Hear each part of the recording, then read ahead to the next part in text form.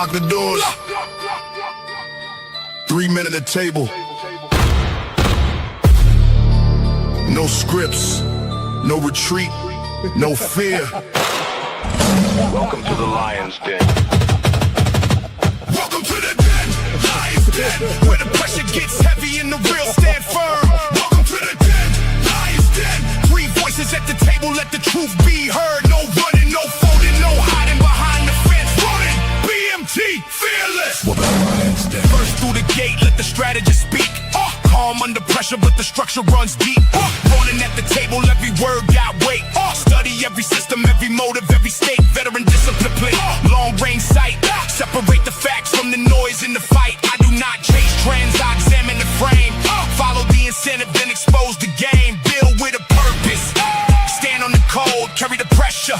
And control the load. No empty performance, no counterfeit shine. Ronin in the den, hold the line. Ronin! Enters with the passport stamp. Global perspective, every pattern gets mapped. Traveled in an unfiltered, no rehearsed disguise. Seen the world firsthand, so we recognize his lies. Facts in the chamber, context and place. Culture and money examined face to face. Cyber mind sharp, business sense clean. He reads the machinery behind the machine. Receipts for the claim, evidence before spin. BMT brought the world inside the den. Bring the facts.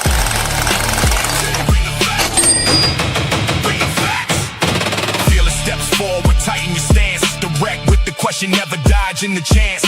Competition in his blood, business in his mind. When the pressure gets heavy, he does not step behind. Challenge every weakness, every gap in defense. Drive the point home with experience and sense. No fear in the voice, no retreat in the chest. Disagreement is pressure, pressure breathe is the test. No apology offered, no convenient bend. Fearless brings the challenge inside the den.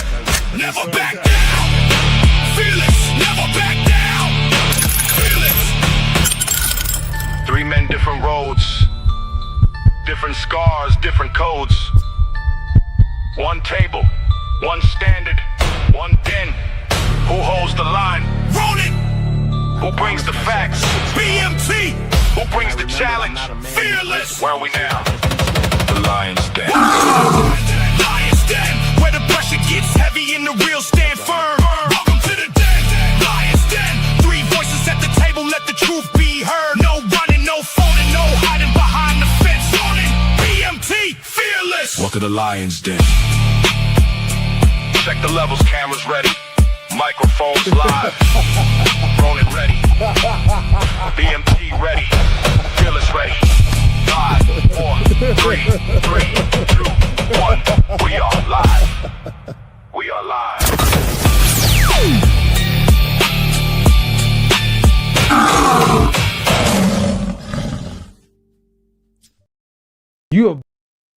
Hold on. You have blown your youth. You spent the years between 18 and 35 doing whatever the hell you chose to do. No heat, no judgment. But you blew your youth. When your counterparts who were looking to marry up and marry well were getting married their junior and senior year in college, the first and second year after college, they were married at 22 and 23, and you were laughing at those white girls and those Asian girls getting married at 22, 23. You get married after college, that's too young. We need to go on girls trips and having our best life and hot girl summer and all this other bullshit. Now they're 10 years into their marriage, 3 kids deep, and their husband's a VP of marketing somewhere.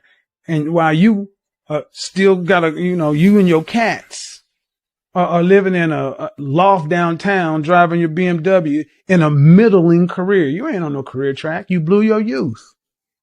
You blew your youth. You can't get that back. You don't have time to play any more games. You don't have another 10 years to try to figure this shit out. You'll be 50. You don't have time to keep playing games. Yo. What's going on, hey, man? That's wisdom from the grave right there. You know what I'm saying? But he's absolutely right. Yeah. That's what we're going to talk about today. We're talking about men and women hitting the wall. Who's getting it worse? Who's got it worse? You know, who's going through it and how much hate is getting thrown out to the other side.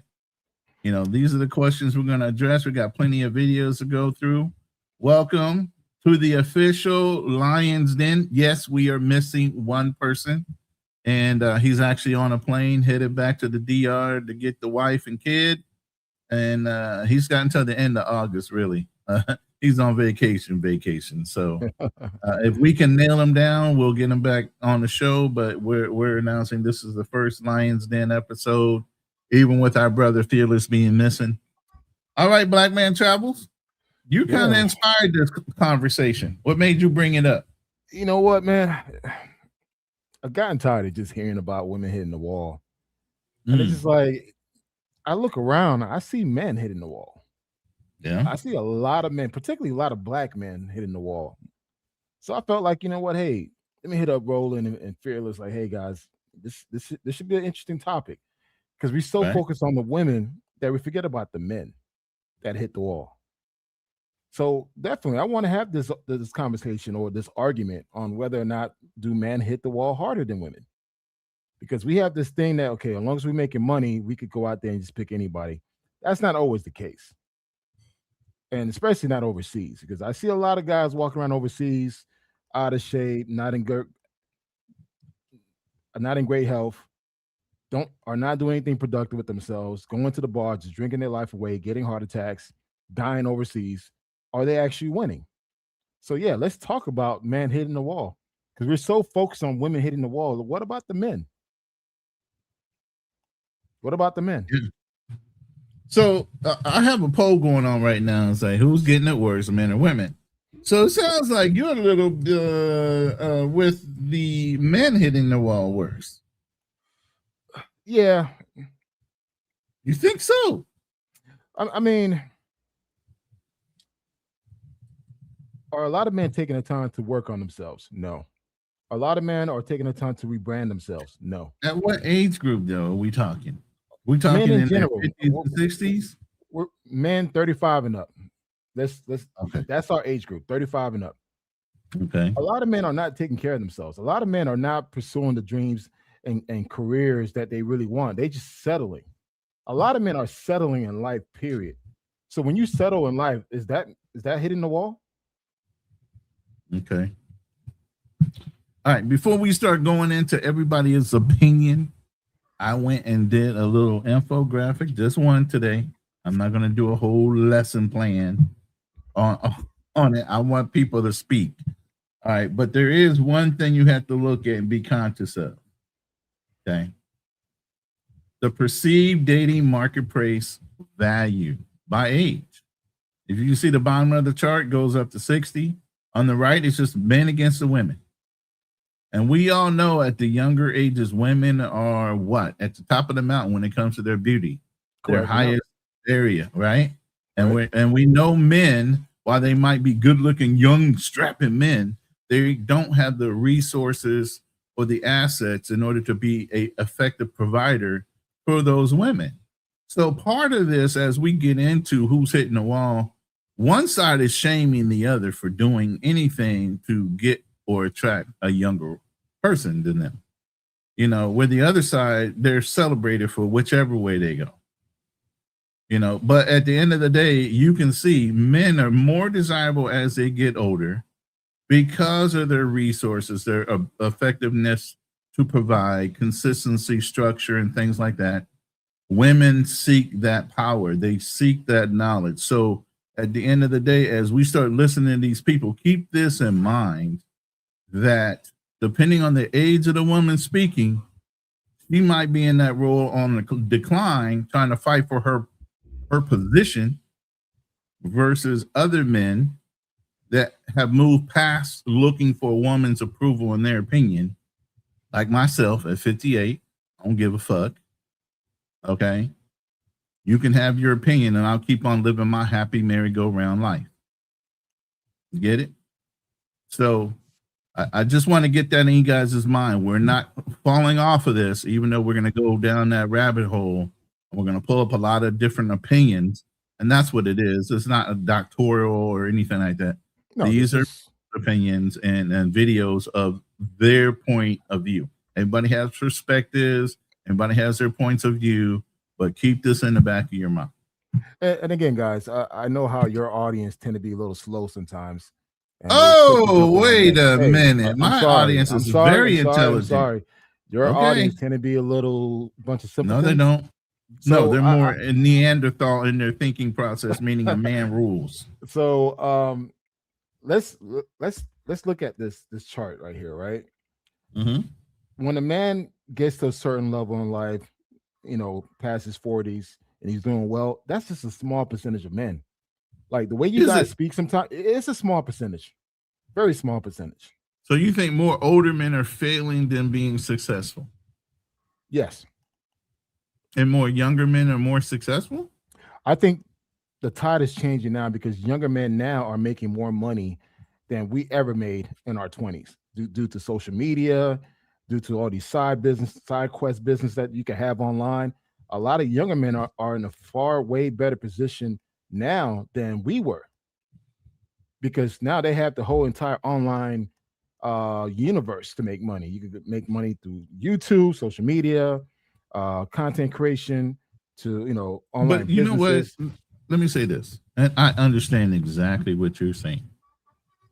But at the end of the day, you still need to be a go-getter to Yeah. learn AI. You still need to be a go-getter and Agree. have drive in order to be successful. And us older guys had that drive way before the convenience of the internet, way before the convenience of AI. But So you either have it in you or you don't. I think you have a quicker access to a larger volume of money. Hey, we had the tech bubble back then. The internet was brand was it new. really the Technology tech was bubble? brand new. We Yeah. had the .com in the 2000s. Yeah, the .com era, But you even had, then, that was technology growing. that was still a small percentage of men that had access. But to that. again, those guys that were visionaries that jump into the tech field or STEM. Roland, today, any kid could pick up a phone, create Absolutely. content, and become a millionaire. But they gotta they gotta have a personality. Yeah. They can't be a fucking closeted fucking incel where they're uncomfortable in front of the camera. So they need to still come out themselves. Studies And are now showing that easy to make money on the internet if you don't have drive. Studies are and now personality. showing that a lot of men are becoming incels. I'm sorry. Yeah, absolutely. 70%, 75%. Hold up. A lot of older men have checked out. And when I say checked out not as traveling and exploring their options. They just checked out and decided to stay the fuck home and not deal with anything. There's plenty of studies that showing that men have checked out. They have no desire to date a woman or even have sex with them. What you guys call monk mode? MGTOW? What kind of shit is that? Is that hitting the wall? All these people, all these shows online that talk shit, never cam up. What the fuck you look like? Have you hit the wall? Right. You're that busted that you're not willing to cam up and talk your shit? Have you hit the wall? I'm serious. Like that's the thing. We focus so much on the woman that we don't really take the time to look at other men. When I was traveling heavily, I haven't traveled in the past couple of years, but when I was, dude, the people that I used to see, guys traveling, were not the best of the best. I'm sorry. They traveled for a weekend, they did their thing, they came back home. If you tell them, hey, look, if you go to Latin America, you got to look a certain way. No, I'm just going to go to a brothel. I'm just going to pay for it because I don't want to put in the time and effort where I could better myself to get the type of person that I want or get the type of experience that I want to have. Fuck it, I'm just going to pay for it. Is that not hitting the wall?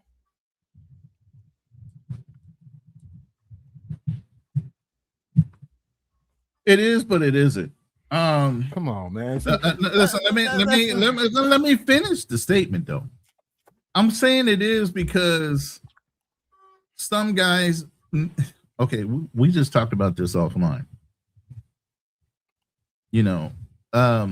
Some guys didn't have it in the United States, and because they go overseas and they have greater access to it because of their monetary level in that country, they still don't get it there.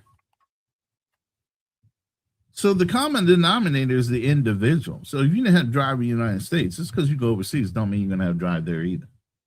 If you don't have drive to make money in the United States, where you have access to greater amounts of money, you're not going to have drive overseas to do anything. You know, so it's the personality of the person, I think, is really the biggest drive. Oh, shut up. You know, but you want to get into this first video? Yeah, but definitely, I mean, I have a strong talking points around this. Yeah. Again, you guys tend to focus so much on the women that you fail to realize and look at yourself in the mirror. I'm like, hey, have men fallen off? Because honestly, I'm still out and about. I still go out. I still mingle, and I see a lot of dudes looking real sloppy. They're not talking to women. You look at their career path is pretty much nothing. So have they hit the wall? Let's talk about it. All right, Kiana, there is a link in the chat that the mods have dropped for Travel Unfiltered. It's the same person, Black Man Untravels, Black Man Travels. So if you see that link that says Travel Unfiltered, that's his YouTube channel. But it should also be in my description. I think I have the hyperlinks for everybody's channel for Lions Den in there. But which video you want to play? I don't care. We can go ring around the rosy. Whatever, bro. I'm about to bury you in these talking points. You're gonna bury me. You're gonna bury those individuals. I'm not part of that. Your audience. Your audience. So what's your sign? So I'm looking for someone who is also financially stable and that has to work a 9 to 5 every day to live their life. You have to have at least 3 cars under your name. Your second car has to have 8 seats because I have 3 kids. So I want them to be comfortable whenever we go with you on a trip or something. You want me to come with you? I'm gonna bring my kids, and you need to have enough space for my kids. So It's just my finances. I did that as a counter argument because look at the expectations this woman has putting on the guy. So then when you say people are checking out, it's because of delusional expectations of the women nowadays, which men set them up to believe that shit can be done and acquired, and the simps are out there paying for it. So they're continuing the behavior. But you can see that women are demanding a hell of a lot more than they're actually giving in contribution. So you literally just answered your own question. It's not me answering my question. Well, simps are willing to accommodate that. So there are men out there, not to marry. Again, but still, they will still accommodate that. What's that got to do with anything? Who's hitting the wall harder? Dude, if a man is compromising his self-respect to accommodate to those and requests, mostly I'm sorry, he hit the wall. He hit the wall. Oh, he feels like so he's tricking. Better. So if he's tricking or being a provider for somebody he thinks it might be a future mate, wait. That's 2 different scenarios. That's 2 different scenarios. We're talking about the video you just played. So we're just talking about dating, not marriage or courting. Yeah. Because you like to crisscross a lot. What you mean? Let's get to the point. The video, they're actually talking. They're in the talking phase. How many men are quick to accommodate and meet her demands? There's a lot of men that are willing to do those things. There's a lot of desperate men out there, period. They ain't part of that 20%. So if you're desperate, does that mean you hit the wall? You feel like, hey, this is the best thing you could do. So you're gonna okay, then what is it then? I feel like they don't understand the value they bring to themselves and who they are as individual men. First, you ain't done the mental work to understand your power as a man in a relationship, that you are subservient to that woman because you've always been taught and brought up in a female environment that women are the ones you should be trying to make happy, not yourself. I'm going to put my glasses on because I'm about to school your ass, man. You going to school me? Okay. Here's the thing, man. Look, if a man's willing to compromise his self-respect just to get some ass, that means he hits the wall. He feels like he can't do any better. So you know what?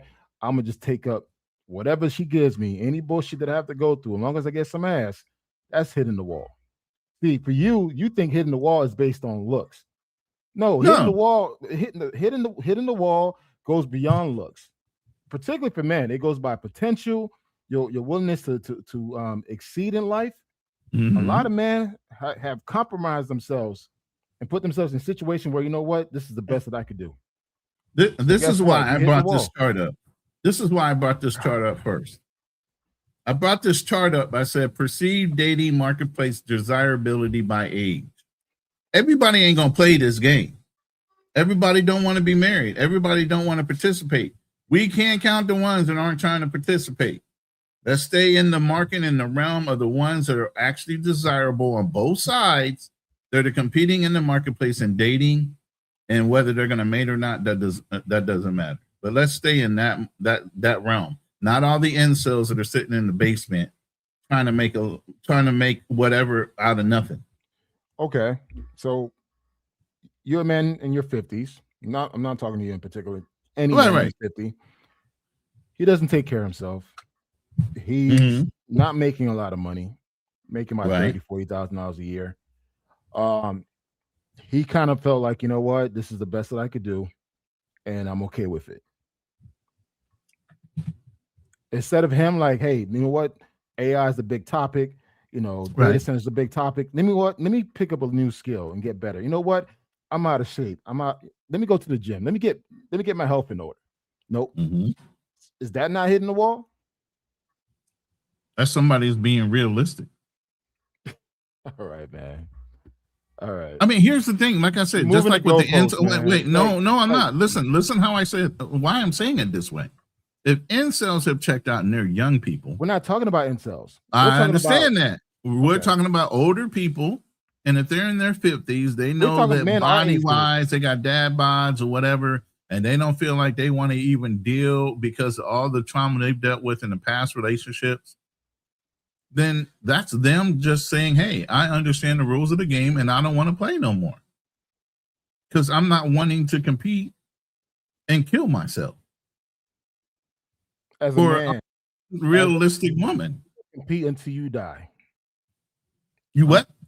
As a man, you will always compete. And some things you're comfortable with whatever your life gave you and you're ready to settle down. You're done. You're done competing with others or you compete against yourself because you always seek to become a better version of yourself.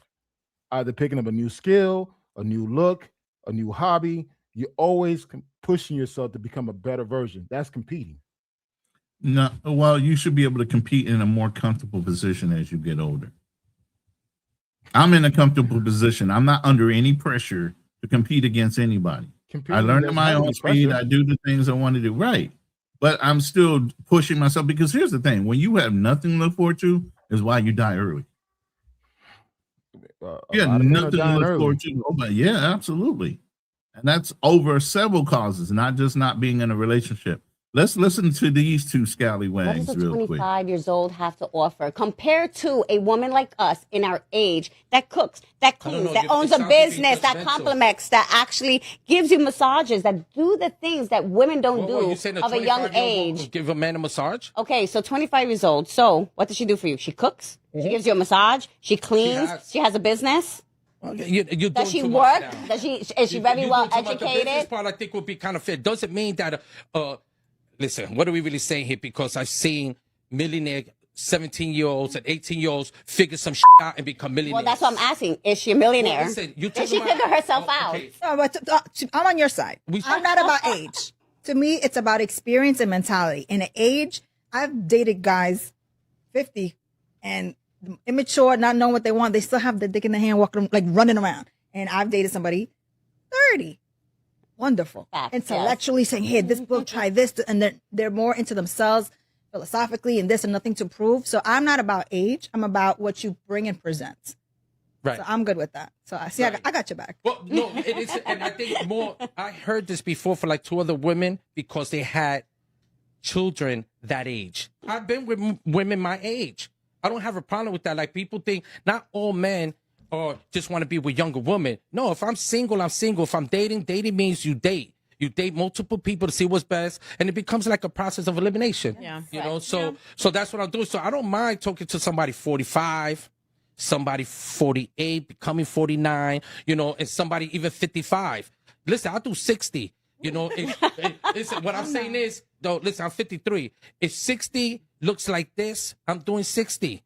You know what I'm saying? It's that simple for me. Somebody. I don't want no wrinkle balls. Well, listen. But going not wrinkled. It's sad because going back to that in reality, Hey guys, Really? if you Really? enjoyed She that don't clip, want no make sure you wrinkle check balls. out the full episode on YouTube. All the full episodes are there, so check it out.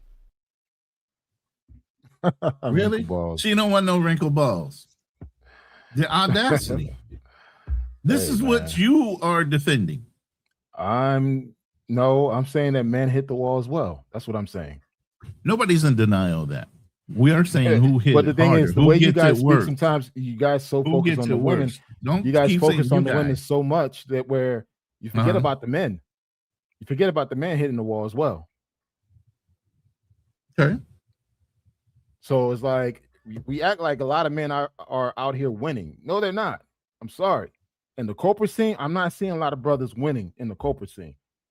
In the traveling game, not seeing a lot of brothers winning. I'm sorry. So it's just like we're so focused about, oh, women hit the wall, hitting the wall, and hitting the wall, and they're laughing. Like, brother, look at yourself. What do you look like? What are you doing? If you're not doing anything better, shit, you kind of somewhat hit the wall yourself. Kiana, I appreciate your input, and I always like a female's point of view. And she goes, why can't men be grateful and content with their lives? Why do they need to constantly be involved or competing? Because it's life. You're always going to compete. You're going to compete until the day you die. You're going to compete with your health, trying to get your health in order. You're going to compete with your finances. That's not competition. That's personal welfare. I mean, okay, all right. You're taking the word literally, meaning that like life in general, you're going to compete, man. It's what it is. If you're out there in the dating scene, or you want to speak to somebody, she's probably entertaining other people. So guess what? You're competing.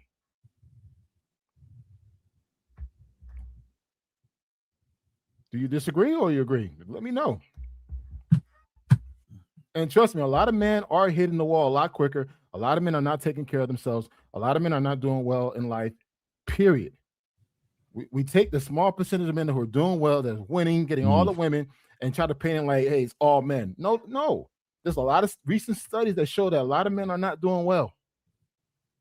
I mean, that goes on both sides. And like I said, discounting incels and older guys that have just checked out due to whatever trauma they might have dealt with marriages, going through paying their child support. Let me tell you something. That shit is heavy. And a lot of men don't know how to go out and seek the help they need. And they go into a deep, deep depression. And they just throw their hands up and say, fuck it. You know, and I'm telling you, I was almost there. Isn't that hitting the wall? You know, no, it's not. No, it's that's slamming into the wall because you fucking gave up. Listen, you fucking gave up. Listen, I'm never going to fault a man that fought a battle and has trauma from fighting a battle. Obviously, I've suffered from PTSD, and that's trauma from dealing in battle. Now, within life, you deal with your battles either at work, you deal with your battles at home, you get disconnected from things that are maybe your offsprings and legacy. There's so many things, especially with the government and the laws that are built to help women take advantage of the system more so than men. That a lot of men don't know how to do the cry for help because you've always been told you can't go out and say shit to anybody without looking weak. That's bullshit. Okay, I'm sorry. You can say that's bullshit. Every day you wake but up, it's true. Every day you wake up, God has given you life to do better. You choose not to. So when someone cry, oh, PS, all this bullshit.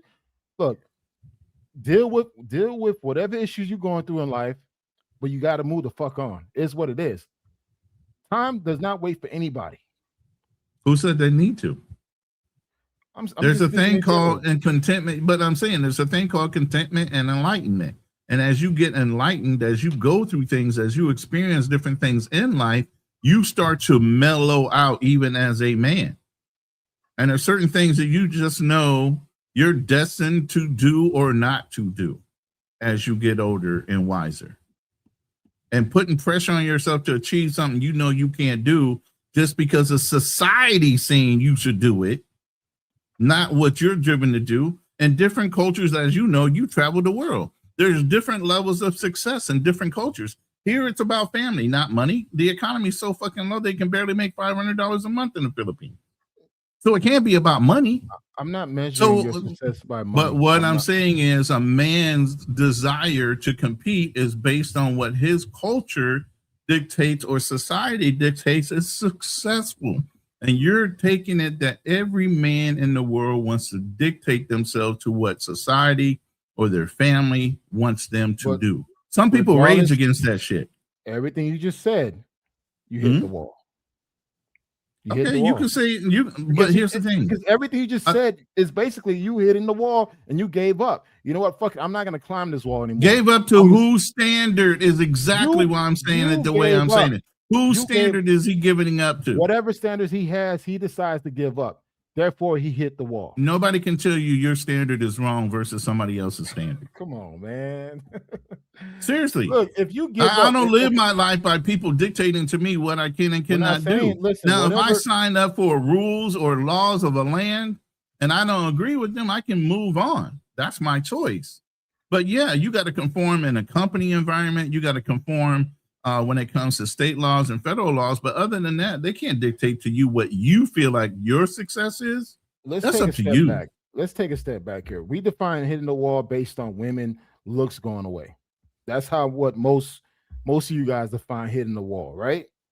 But yet for a man, I'm saying hitting the wall is somebody that basically has no ability to continue to move forward with what they're saying they want to do. A lot of women try to compare their beauty in their later years, and there's a lot of beautiful older women, let me tell you. But as far as them competing against somebody younger, I don't think that's like the lady was just saying. You want somebody who's younger, and I already have a business, and I have a house, and you have all those things, and all those things belong to you. Women are hypergamous. It's in their nature. They will never get around it. So no matter what you do, if you're not earning more than her, you're not at a higher level or echelon than her, she is never going to pull you from down there to up to her level. Where a man could be a CEO and meet some chick at a freaking pizza joint, see the beauty in her and bring her along. But what that has to do with hitting the wall? Has everything to do with it. No, it doesn't. Because women get upset when they can't pull that same desirable man at their older age when they don't or can't do it. There's a comment by I Really Want to Know podcast. What Black Men Travel is saying has more to do with doing the work for men, more to the point, not doing the work. Incels haven't hit the wall if they're young. When I say incels, I'm speaking men in general. A lot of older men are incels. You'd be amazed how a lot of men in my age group, I'm 48 years old. A lot of men in my age group are incels. They say, you know what? I'm just going to be online, pay OnlyFans, just talk shit, don't do nothing else. I'm going to go to the liquor store, get my case of beer, my vodka, go back to the crib. A lot of men my age are doing that. When I go to the gym, I don't see guys my age. But then again, people think I'm a lot younger. But the older guys that I see in the gym, man, you could tell they got bad health. They're huge, walking issues. And I'm like, dude, how old are you? I'm 52. I'm 53. I'm like, shit. Is that not hitting the wall? No, some people legitimately got pains because of life. Well, let me tell you something. I'm going to say this is deadly, not towards you, but because I know my brothers in arms. A lot of military guys that were at their top echelon come back hurt, wounded, and mentally fucked up in the head. Okay? And then eventually they feel like they are not of anybody's service and they don't want to be a burden to somebody. And they wind up offing themselves instead of trying to be in that mode.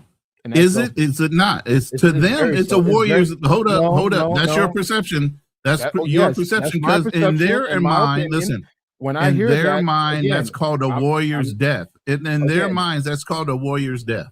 But yet, if you have a wife, children, a family, you're selfish. You're fucking selfish, man. I'm sorry. Ain't no warrior death. Ain't you don't get no fucking medal for that shit. You decide to quit You on don't your get a family. lot of- Hey, hold look. up, hold up. You decide to go to fucking war. No one never forced you to sign up for the military. You decide to take your ass Here we to go. fight another man's war. Hey, it is what it is. You decide that shit. Guess what? You decide to marry that woman and have kids. But yet, because you decided to go overseas, fight a war that is not your battle, come back home and kill yourself, and now your wife and family has to suffer for that? Fuck you, man. You selfish for that shit. I'm sorry. Wow. Hey, wow. Is what it is. And Because that, I'm and that, seeing it. that, here's I'm the thing. seeing it. That's, I'm seeing it that's, from look, no. I'm seeing for it from my a family listeners, perspective. listen, see again. for- You're seeing it from okay. a soldier. I'm seeing it from No, a family but I'm perspective. seeing it from all the sides because soldiers are fathers too, like you just said. Again, And but if you everybody decide to doesn't take your listen. Let life- me finish. You just got out your point. Let me say this. Everybody doesn't join the military to go win medals. So the fact that you reference that as a speaking point is how much or how little you know. Some people do it out of honor. Some people do it out of necessity in order to get out of a situation they're in. And whatever economy, whatever city they're in, that's their only way out is to join the military so they can get an education and see the world while they're learning to grow as individuals. Okay, it's not always about medals. What we used to hate is lieutenants. First of Hold all, on, let me finish. The medal Let me finish. reference was just like Let me I finish. just threw But it out see, there. people throw those facts out there without knowing. You know, that a lot of people that do service do it out of obligation, they do it out of honor, they do it out of so many different things to belittle them and just say they did it for the opportunity for medals. They did it to go wage war against other people. No, they did not.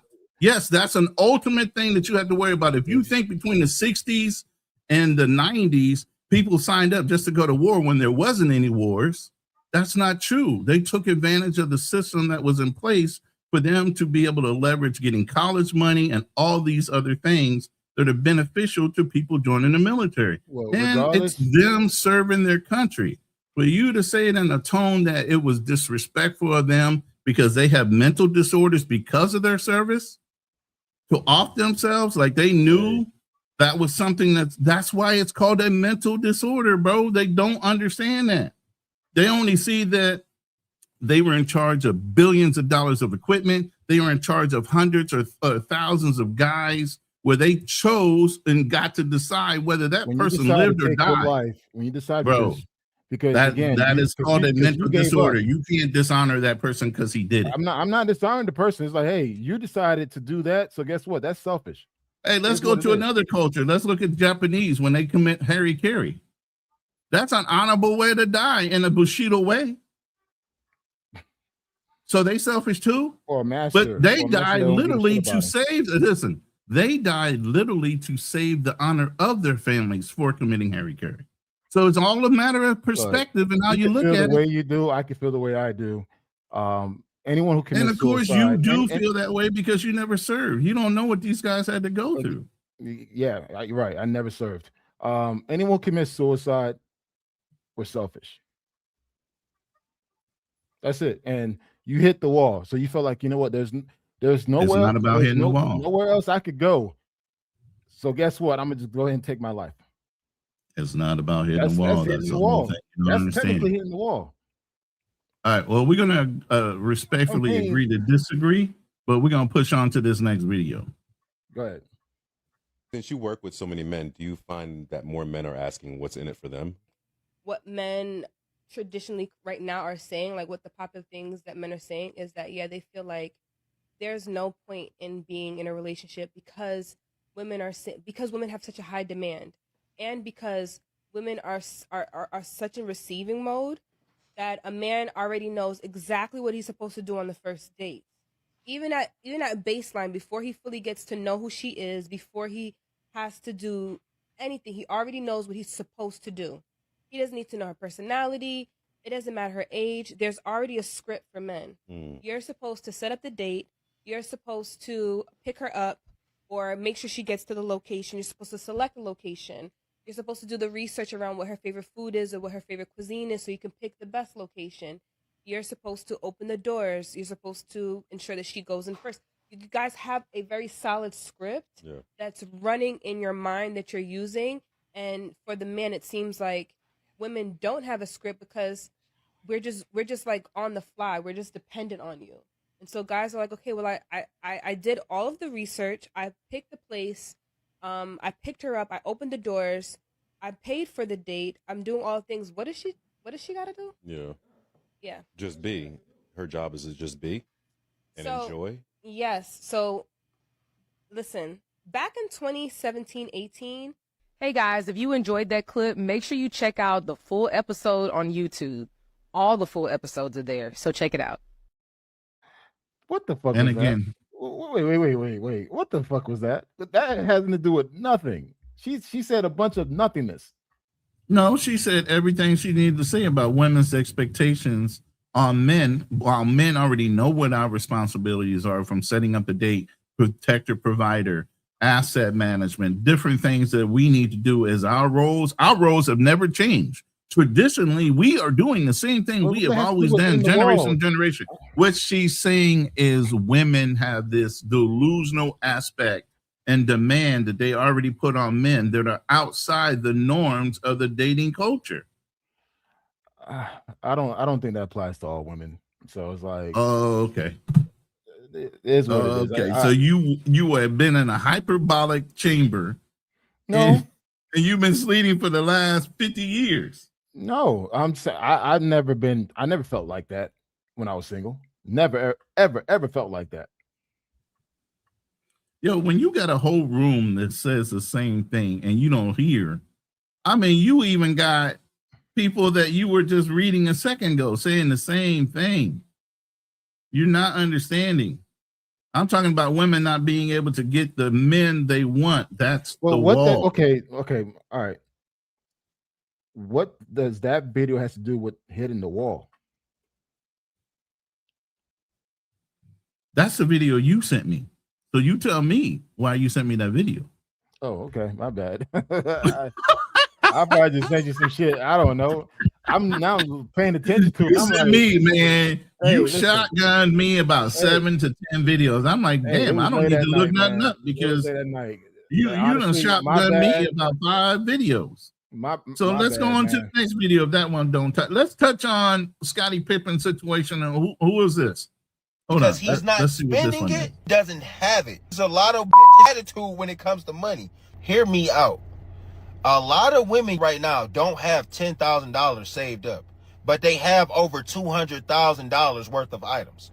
You can meet a woman right now that makes $5,000 a month, right? She spends $4,500 of it every month, keeping up with her car, her high-rise apartment, and her lifestyle. And she sees somebody who don't got a car that's more as current as hers, or if she sees a man that doesn't have a crib that's as fly as hers, or she sees a man that doesn't wear the type of designer clothes that she wear, then she thinks that she's doing better than him.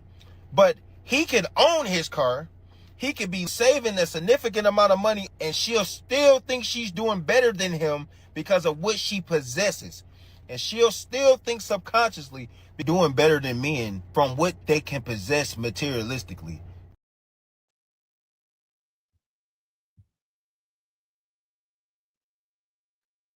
Nothing? Crickets? Am I getting crickets again? I mean, I don't understand what he's saying. Like, okay, bruh, this is another video you sent me. So yeah, I probably sent you a lot of shit without paying attention to it. But the gist of this video is basically women are spenders, men are savers. Absolutely, and unrealistic as far as where they're placed. What is the number one thing? Most women that have college degrees are more in debt than men that did not go to college. But they'll say that I have a degree and you don't, so I'm at an upper echelon more than you are. And that's not necessarily true. There's plenty of guys out there running trades. There's plenty of guys out there driving trucks. They're making a shitload of money without a college degree and aren't in debt as much as the women trying to hold on to a job. There. You know, so that's what they think. They think because they're earning a certain level of money, they're at a certain educational level, that any man that might approach them, like old girl said, Ebony K. Williams, she said, what? If he ain't owning the bus system, if he's just driving a bus, I don't want to deal with it. That's on them, man. So then when you're talking about a woman that wants somebody of stature, because of hypergamy, she needs a man at least her age or older, typically, to be that high earner for her to look up to and feel wisdom. Because women want somebody that can teach them something, right? I mean, if we're speaking about most women don't want an older man. Let's just keep it honest. Like, especially here in the United States, maybe so overseas, then they're already that's losing. common. Wait, let me finish. Mm-hmm.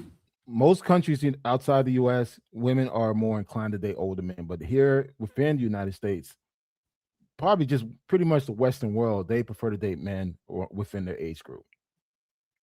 So, but ideally, a man within their age group, depending on what phase that they're in, their 20s, 30s, or 40s, the 20s not going to have as much money compared to a 30 or 40-year-old. Correct. It is what it is. That's the whole point in that chart. That's the whole point in that chart, and that's why I started off with it. Because as we go through it, we're going to rock some balance it right off of that chart, which we know is true. So while women are aging, they are gaining in wealth, whether it be through death, inheritance, or whatever, from their ex-husbands or widowed or whatever it is, through their education, through them buying their first car and so on and so forth, and buying a house and saying, I did this on my own. It's still debt. They accumulate so much debt by themselves that they are upside down, and then that's what you have to inherit. Now you go into the fact that not only are they upside down with all the debt, but they might be a registered nurse running up the numbers as far as their income, but they owe so much more. Now they got 1 to 3 kids. So now you're on the power curve as far as you're not even second in the relationship. You're not first to her, you're third. Besides for paying all her bills and being the responsible one, being the provider, protector, and all those things, she's got this mountain of debt where her money is going to go to her debt while you're paying to support her and her children. Even though she's going to say, no, I get child support. You ain't never going to see none of that child support. Take it from the stepfather.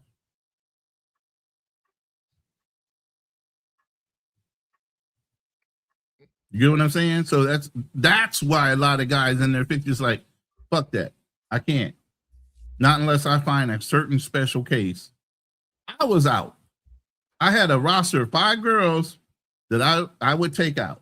I had a roster of 5 chicks if I was going to go vacation. You've seen it. I take one. You know, even when I was in my 40s, my family would see me trip into a town. I might have a chick. Next time I come around, it's a different chick. What happened? Nothing happened. I just dialed out from wanting to get married. It takes a special case when you want to get outside yourself to want to involve somebody in that kind of detail in your life again.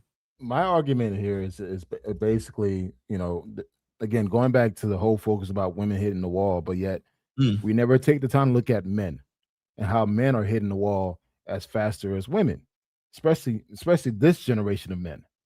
So again, I'm not talking about the older generation. They're gone.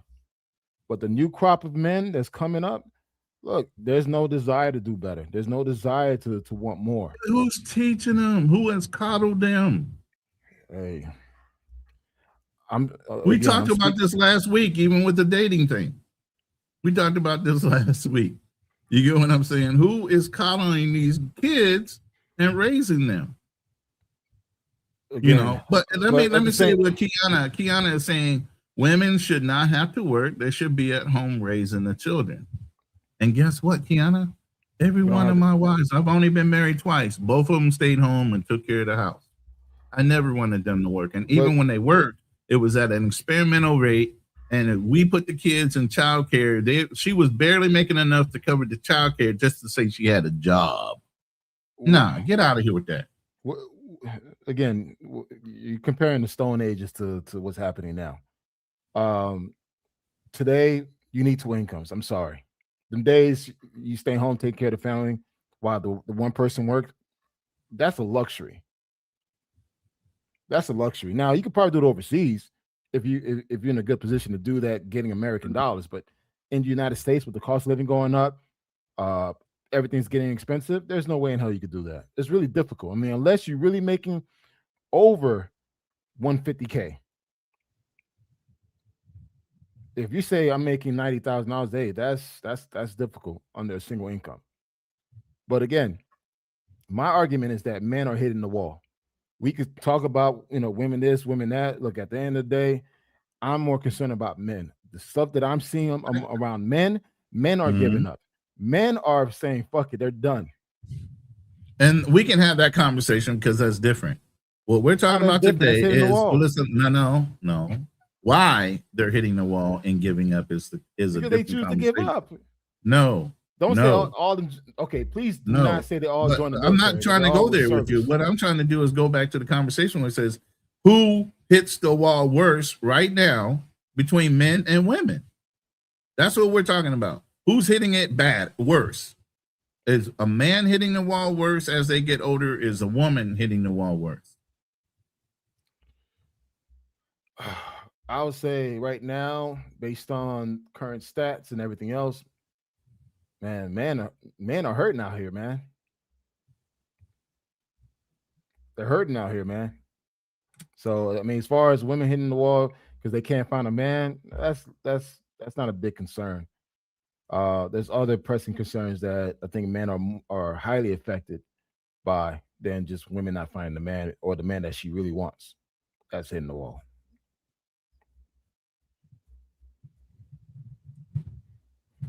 I'm searching something real quick. So if you want to address something to the chat, no, I mean, again, I just want to focus on men. I want to focus on men. They're like, hey, listen, don't get caught up in this echo chamber where everything is bad. Everything a woman does is bad. But yet there's no one that willing to turn the mirror around and look at themselves and say, yo, do I have my shit together?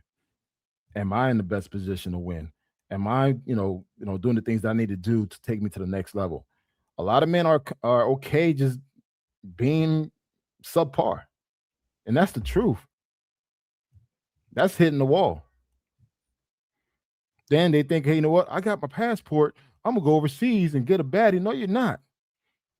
You're going to get the same woman that you're complaining about in the States overseas, but even worse. I'm sorry, man. Look, I see the shit. Again, I'm not stuck on these YouTube channels debating with other men on the same talking points. Like, I really see what's out there. And again, a lot of men are not so-called winning in these streets, especially men in our age group. They're not doing too well, man. All right. So somebody said, look up the definition of manosphere. Manosphere. Yeah. Well, no, I'm looking up something totally different. So it says romantic dating market dynamics, psychological, and long distance physical endurance. So basically what it's saying, for a woman, it's anywhere between 30 and 35. When a woman's youthful physical attractiveness and fertility begin to decline. For a woman, that's the marker when her value in the dating marketplace is starting to drop. For men, it's in their 30s or early 40s, late 30s, early 40s. Rather than sudden physical change, it's often described as a decline in high energy dating, flexibility, or the point of which previous unmarried or divorced men realize the pool of available childbearing age partners is shrinking. So here's the thing. Here's the rub. I'm taking that word beyond dating. You guys are keeping it within the dating. Here's the catch-22. If a man is in his late 30s, early 40s, and he still hasn't had children, and at this point, now he's looking to have to date into the high value dating market when it comes to women that are in their 25s, the 30s. That is where the competition begins. Because you're an older man, you have more resources, but you're not as young as some of these other guys. And if they're successful, hell, they'll get the first pick and you'll get second. But the guys that aren't doing anything, those incels and everything else, are the ones that are going to be the problem. Those are the ones you're trying to count, and I'm trying to tell you they're not even trying to play the game. She can be sexy, Kiana, but that doesn't mean she's desired by men when it comes to being able to have children. A lot of men want to have their own seed. They don't necessarily want to take on a older, mature woman that might already been past her time of fertility where she's already gotten other children by other men, they don't want to be stuck in that. That's not necessarily fair to the young man that's looking at that woman. Now, if they're both the same age, then fine. But if you're looking at competing, and that's when you're talking about hitting the wall, are you in the competitive market by age? By all definition, anybody over 40 is not necessarily in the competitive market. So then what do? You leverage what? Resources, assets. You get what I'm saying? To make yourself more competitive in that age group than the younger men that are in that group but don't have those things. You get what I mean? Same thing for women. They start leveraging, oh, I got this, I got that, I got experience, I'll cook for you, I'll do all these things that a younger woman won't do because she is beautiful. Because she knows she has the advantage right now. She has 20, 30 guys that are hunting after her to try to lock her down. You just said competitive nature, right? The competitive nature is in what? I'm waiting for you to stop talking so I can. Right, but I'm just saying, you said that everybody's in competition. Well, in that market, the competition is for what? Legacy, children, or even just having intimacy. Real quick, shout out to the $10 super chat by Just Not. Appreciate you, brother. Oh, brother. Yeah, you can say that again. I say this for someone. I'm 48 years old. If I were to be single, I'm competing. Although my age group will be 35 and up. Well, you competing, get married again, or just competing for your best pick of somebody to hang out with? Just competing in life. I want to be the best version I am. I'm not gonna be one of these slouch old men that can't do nothing for. So I'll be still in the gym, hitting the bags, lifting weights, learning a new skill set. Yes, I'm competing. I'm still living. And if I'm single and actively dating, yes, I'm competing with the 35 and up. That's the age group that I want to date. So guess what? I have to make myself, perceive, doable. But if I was 48 years old with bad health, doesn't take pride in taking care of himself, looking presentable at all times, then yeah, I wouldn't even care. And that's hitting the wall to me. Okay. All right, let's move on to this next video. I can see, hey, we're going to open the chat. And Kiana, I hope you feel comfortable enough about hitting the link.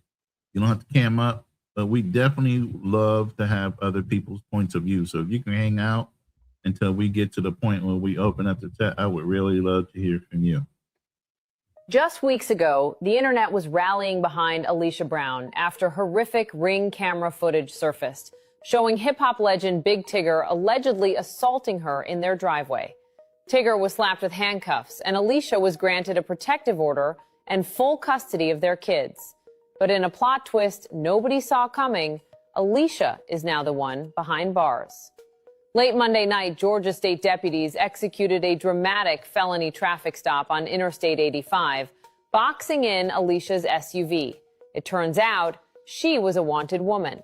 Authorities revealed she was running from outstanding kidnapping warrants out of Maryland, warrants tied to the mysterious 2019 disappearance of a 10-year-old child. When cops opened her car doors, they found 2 young children inside, including the toddler she shares with Tigger. While the kids are now safe, Alicia is facing felony charges for interference with custody and is currently sitting in a Georgia jail cell waiting to be extradited. In a matter of days, this messy celebrity divorce has spiraled from a toxic domestic dispute into a multi-state criminal manhunt. What do you make of this insane escalation?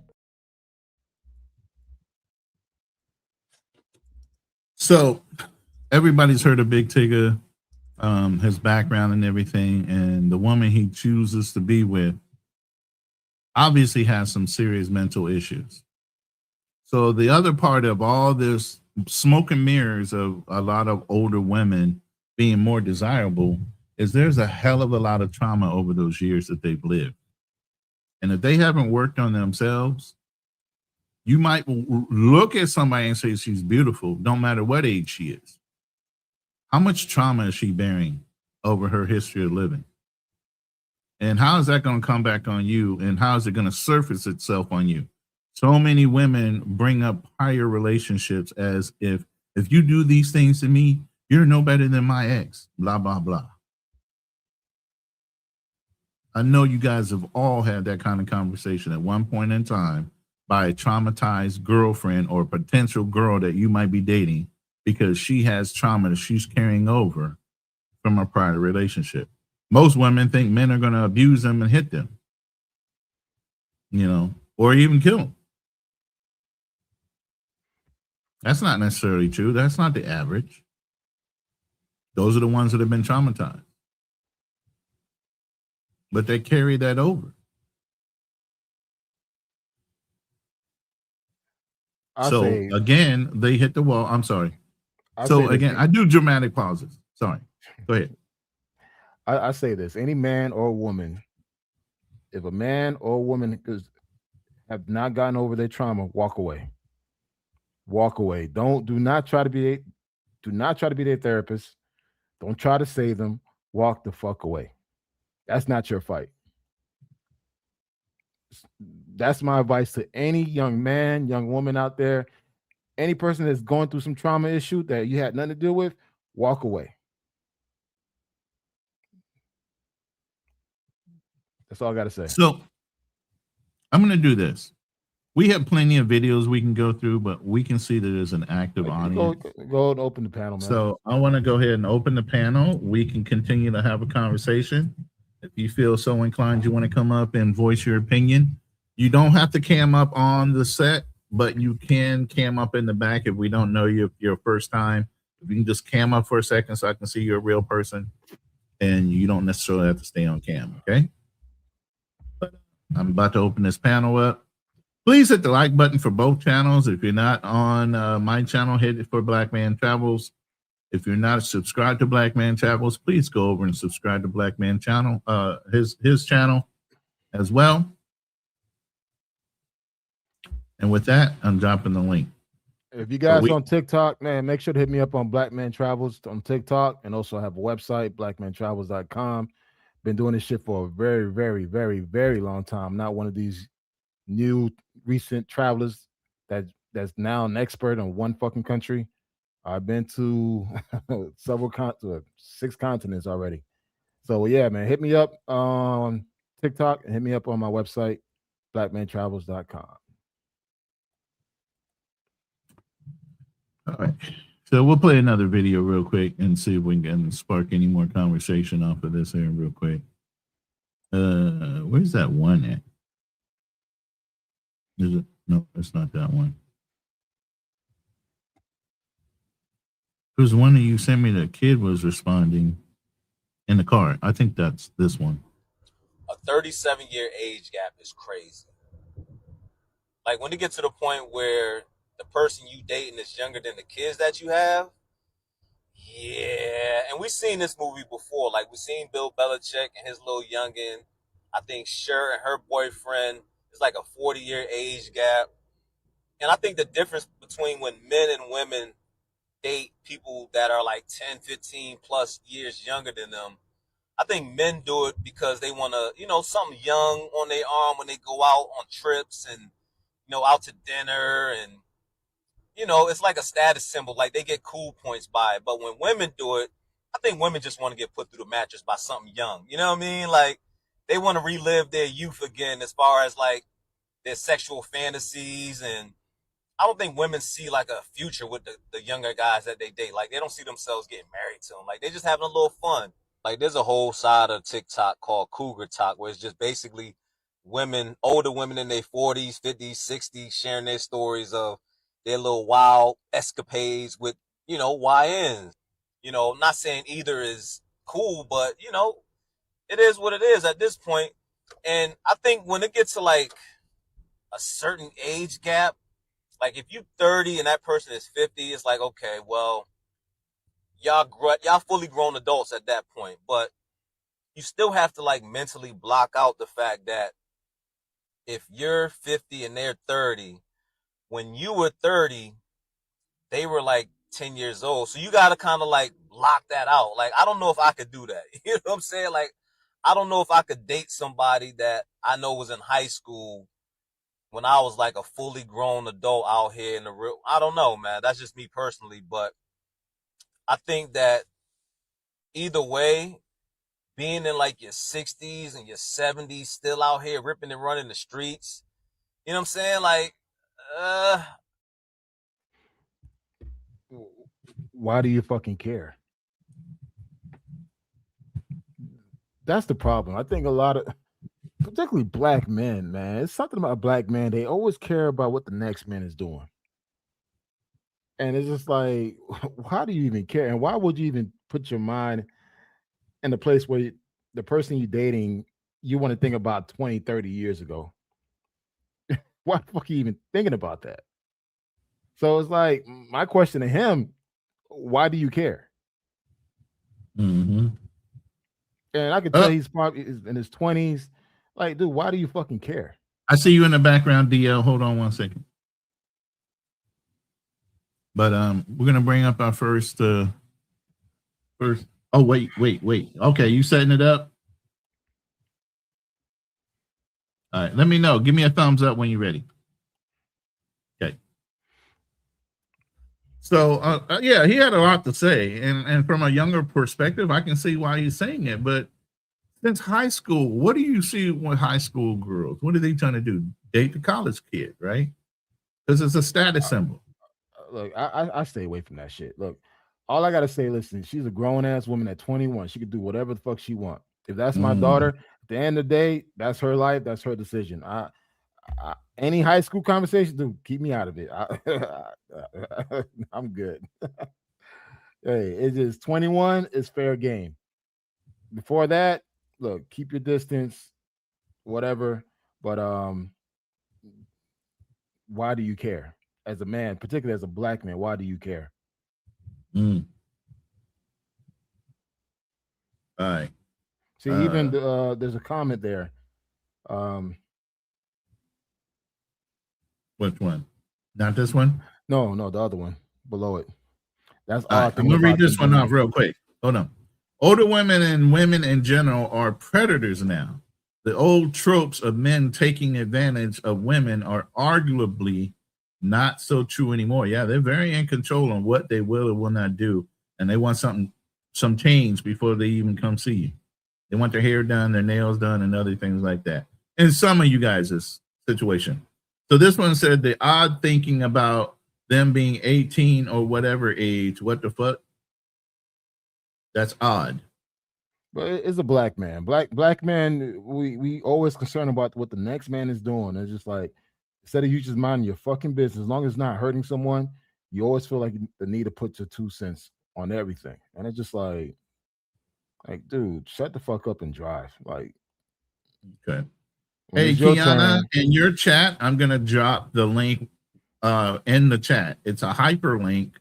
So all you would need to do is click on the link in the chat, and it should take your phone over to StreamYard so that you can log in through StreamYard, okay? So I'm gonna drop the link. It's in the chat right now, and you should be able to click on that and bring yourself into the room. All right, you ready? All right, we're gonna go ahead and welcome our first guest of the night, DL Saint. Welcome to the chat, my brother. What's good, brothers? How y'all feeling? Doing well, man. How are you? Doing well, thank you. That's what's so up. I see you, Devil Dog. You know what I mean? Yes, sir. Simplify. Simplify. Yeah, something wrong with y'all. Something wrong with y'all. But I'm a paratrooper, so wherever I was, y'all were. Wherever y'all were, we were. So I don't know how much you've listened in on the conversation. It just stems from, is there a difference between hitting a wall as a man, a woman? Do men actually hit the wall since we're actually gaining in our worth and value and resources? Do we, or are we just opting out at a certain age and not even caring about that? I've been watching this almost from the beginning. I was on a Black Man Travels page at first, and then I saw that you were kind of running and putting up the chat, so I jumped over here.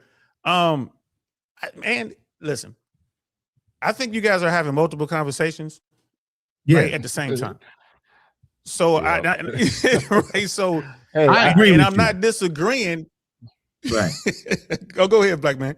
No, you're right, because Roland always take multiple topics and marries into one. That's why I was a little confused myself. I'm like, don't what blame the hell me, has to bro. do with this topic? Oh, you do this a lot, Roland. Right, because Stop. because I'm listening to you guys and I'm like, all right, so I saw the topic or whatever, and I'm like, okay, they're talking about hitting the wall. So just a little bit about me, man. I've been like YouTube been doing this thing since 2021. I started in that Mental Swamp Red Pill world. Like I was, one of the guys who would I was rocking with Fresh and Fit Heavy, and then got to know a bunch of people like met a bunch of folks like Andrew Tate, almost all his people, the Rich Coopers of the world, all this stuff. So I'm over there. And I'm noticing what you guys are seeing, especially to Black Man Travels' point. I'm probably noticing the same thing he's seeing. It's like this isn't about like the wall per se, because the wall is a very specific term in that world. And I've been moving around in that world, so I'm like, okay, if you're going to talk about the wall, you have to use their definition. We can't use anyone else's definition. We have to use their definition and then start the conversation there. Okay, so but to answer your question, situation, what is that definition? Let's clarify the definition so we can get on the same page as you. Yeah, and that's what was slowing me down. For whatever reason, man, my computer was acting up, man. It just bogged me down. So I'm just gonna pull it up on my phone real quick. And and let me and I just asked, Chat GPT, or this is actually Google, what does hitting the wall mean? So, and this is what I typed in according to Red Pill metal. Oh, this is my bad. I put in there like, what does the hitting the wall mean in the Red Pill slant manosphere world? So and this is what came back. Within the manosphere, the phrase hitting the wall is almost exclusively applied to women. And that's true. Right? It describes the age-related decline of their sexual market value, SMV. In Red Pill philosophy, this is defined as the point where a woman's physical attractiveness and dating options significantly diminish, usually occurring in her late 20s to her mid 30s and beyond. Right. So that's what they're talking about when they say they hit the wall. Right. And then it ties to fertility and all this other kind of stuff because, well, yeah, but men hit the wall too. Right. So men hit the wall generally later. And it has to do with their physical decline, but more to the point, it has to do with their inability to make money. They're like their bottom line has gone. So the things that again, we're talking about their world, right? This isn't coming from DL saying this is their world. So in their world, the most valuable person in the sexual market value is a woman in her 20s and a man pretty much in his late 30s, early 40s, because what men want in a sexual, mate is, youth, beauty, fertility, what did Kevin Samuel say? Fit, friendly, feminine. What women want in a man is a dude who can provide, provisioning, protection, resources, guys who can provide experiences, basically dudes who are financially together, socially in tune. They can make them laugh. They know how to crochet. They like puppies, all that bullshit that women say they want. That's what they say, so that's, and it's going to take you a while to get there, right? It's going to take you, you're not going to start getting into your bread until you hit your 30s. I didn't hit six figures until I was well into my 30s. So that's what they're saying about hitting the wall, right? So men do hit the wall as well, but women will hit it first and they'll hit it harder. So if we're using that definition, then Brother Black Man Travels, what you're saying about these young dudes, the incels and whatnot, the weirdos, these silly, these black pillars, these looks maxers, you can't say they hit the wall because they can still turn around. I never imply that. For one, I was never talking about the younger guys. I was talking about guys our age. Okay. And then so when you're talking about guys our age, because I'm 55. So I can still go out, just like you say, I can go out, and what I'm seeing in these trenches is the young girls are gunning at me. Yeah, I'm just going out doing whatever I'm doing, and you look up and you it's way easier. Why is this the case? Because back to Black Man Travels' point, we have so many young men out here who aren't trying. They're just fucking quitters. right? They just quit. They just gave up. And they didn't hit the wall, brother. They just quit. You know what I mean? Old, young, middle, it doesn't matter. They fucking quit. And I kind of, my thing is, I have no data to support this, but I think it's more of the everyone gets a trophy, timeout, participation awards, all that bullshit has made it to where we have, generation after generation of, just losers. I can, it's okay to fail. They don't want to win. When I was in school, in elementary school, when they just tell us to line up, we were all raced to be number one in line. You know what I mean? Now, ain't kids like, whatever. So dating, getting out here and figuring this shit out takes work, and no one wants to do the work. And I think that's what's going on. So like I said, I think you guys are having, different conversations. And that's why I was I was in the chat like, wait, what are y'all talking about here? Like, let's define it before we keep going. But it's a great conversation, by the way. Thanks for having me up. I mean, oh, no problem. Even for me, like, I'm 6 feet, 260. I stay in the gym. I make sure I look good, smell good when I step outside. Yeah, I don't have a problem meeting women. But if I were to say, you know what, I'm gonna let myself go, not take care of myself, not continue to try to increase my salary or learn a new skill set, can I still compete if I was single? No, I would hit the wall. And I'll probably be happy to talk to a woman that has 3 kids. Not true. All right. Go ahead, Roland. You got it. Yeah, you got it. Go ahead. I mean, it's not my fault you can't see it. But let me put it this way. The problem is, let me put it this way. Hold on. You were just talking and then you stopped and said, go ahead. Okay, so what I'm going to say this, just like the brother just said, incels, whatever. Men always have the ability to get back up and thrive. You can fail so many times and still be successful in your later years. A lot of famous, wealthy people didn't start thriving until their mid 40s and up. Okay, so while they might be incels in their 20s and 30s and they're still trying to get it together and they're still mentally bound by what society dictates as successful and other things, they're listening to people like ourselves telling them you still have an option of getting up and still making a way out of no way because you're a man. Women can never fight back to get their beauty again. They're the ones on the declining scale. Yes, they can look pretty. They can't be fertile. They can't do certain things, and they come disagree. with death and other things. I disagree. Okay, no. Man. Go ahead, Saint. Your ass, you're not going out, man. I'm sorry. So let me jump in. Yeah, let me jump in real quick. So using Black Man Travels example, you saying that you're 44 years old, you let yourself go, like, so now you're fat, you move back into your mom's basement, you lost all your money, right? And you just, at this point, you just gave up at 44 years old. I could say, all right, maybe you hit the wall, but here's the thing. At 50 years old, you can shake back, get all that shit back, get you a condo in South Beach. You know what I mean? You don't even need a Lambo, but get yourself like a nice BMW or Mercedes, right? And guess what? Your condo will be full every weekend with beautiful young women trying to holler at you. You see what I'm saying? Now, same thing for a woman at your age, right? And she doesn't have to lose her job because it doesn't matter about how much money she makes. She doesn't have to lose her social standing because men don't care about that sort of thing. All she has done is lost her youth and beauty.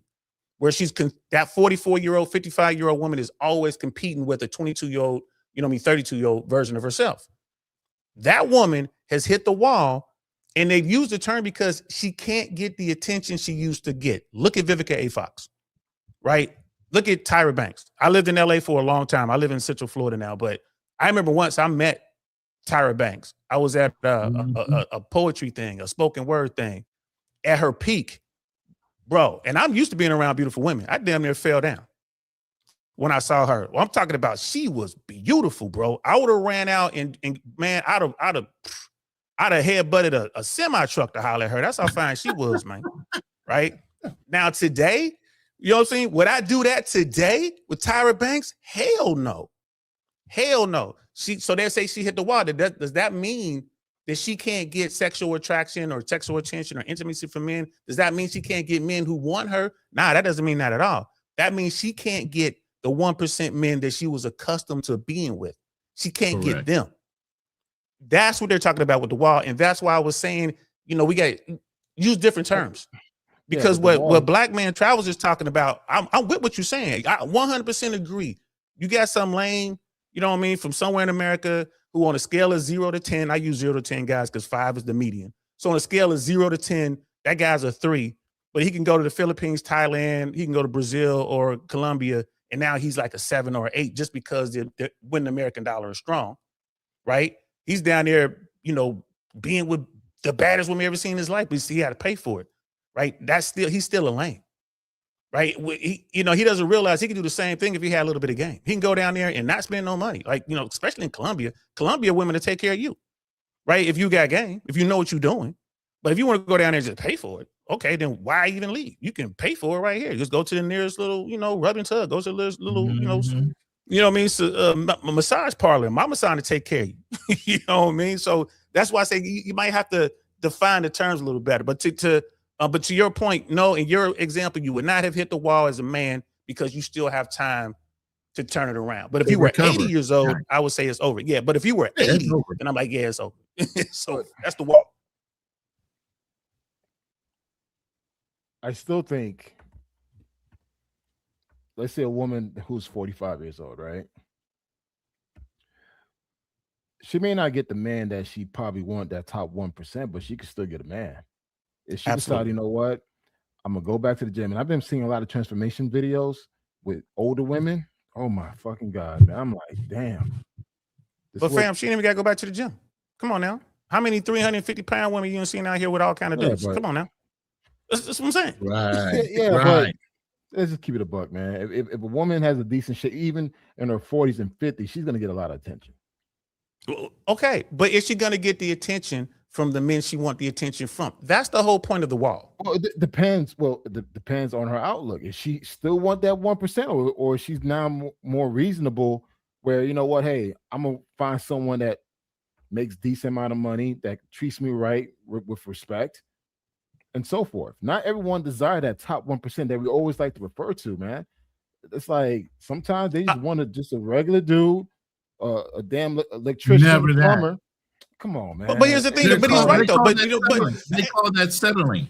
If they go for anything less than what they feel like they demand, they use that word. I'm not going to settle. What's the percentage? Now you're 45, 50 years old, and you think you're settling. Who actually think like that? No. Let's is what hypergamy is, brother. Let's turn off YouTube and let's go out in the street and talk to someone. Let's talk about natural genetic drive of a woman. A drive of a woman is hypergamy. She's always going to want to seek the best result when it comes to genetic and reproduction and the best looking thing. A woman is hypergamous at best. That's it. That, man. You're using. So you're saying that she's gonna go down some. She's never gonna go down, bro. I said that. Hold on.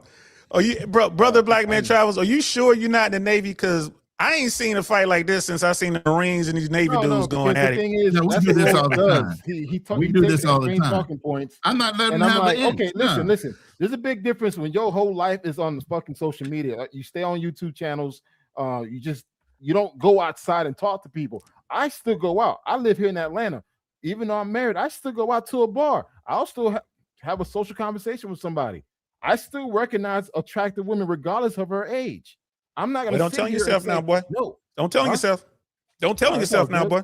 It's all good. I mean, I'm good, man. I'm not gonna cheat on my wife, man. But good say. The thing is, people get caught up on these echo chambers on YouTube and TikTok, whatever social media platforms, that don't really take the time to go outside and see how the real world operates. Yes, but he has a good point though, Ronin.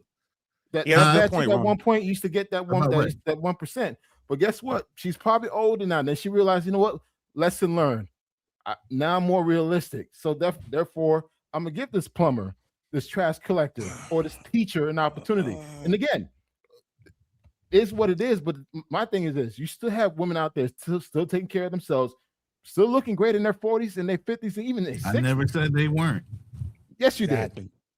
Y'all drifted into, but y'all drifted into another conversation. Yes, I know. Y'all drifted. But here's the thing, though: women in their 45, 50 didn't look fine. I said that right off the top.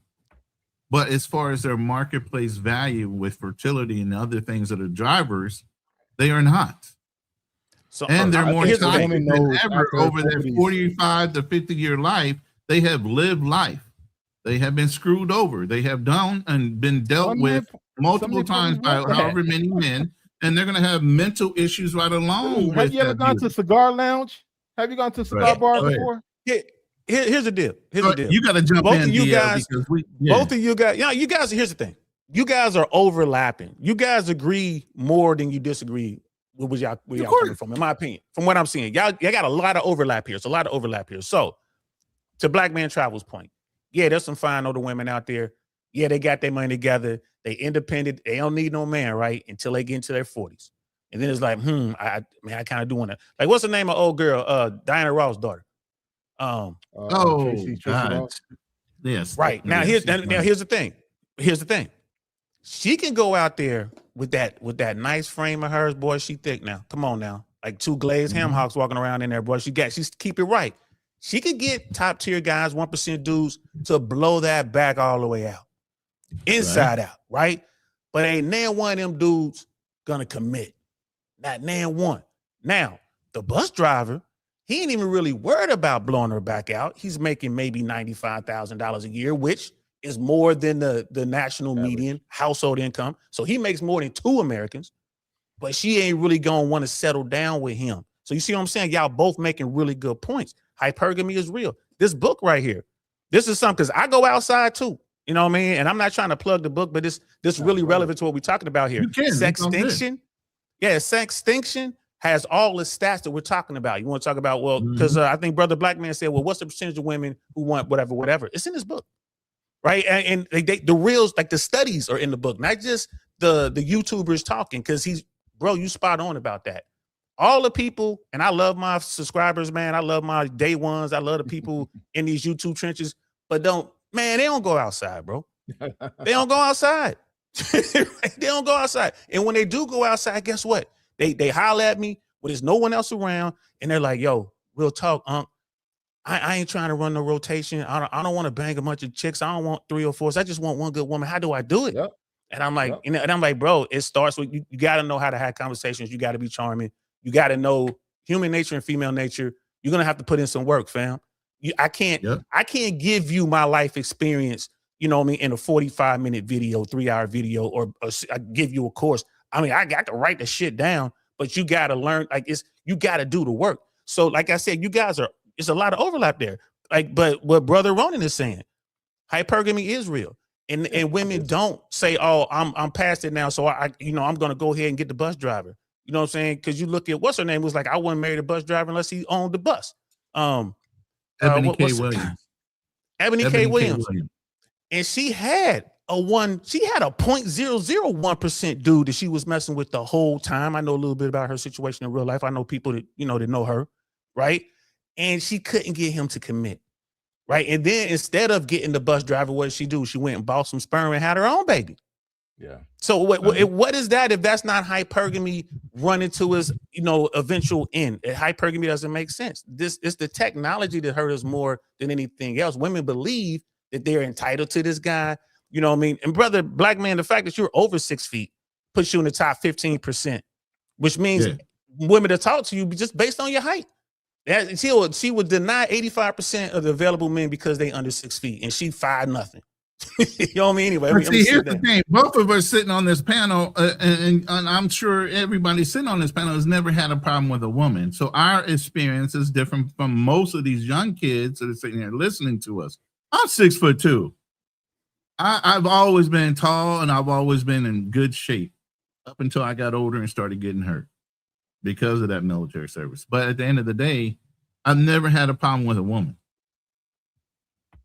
So I don't have the same lived experience as a lot of people that we're talking to when it comes to being an incel or being raised the way they were raised or uncomfortable with being able to go outside. Hell, when you grew up as Generation X, there wasn't much that you can do on the internet. You had to go outside and play. You had to go outside and invent things.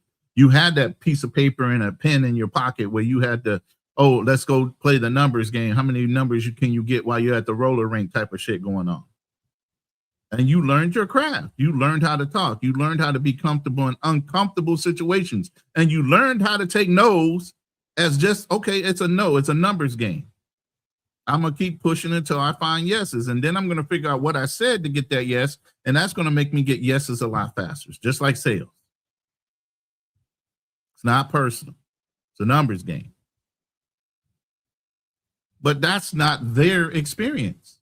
So I'm drawing from my experience at 58, and these guys at 20-something and 30-something don't have that same lived experience or life experience because things are way too convenient with the internet.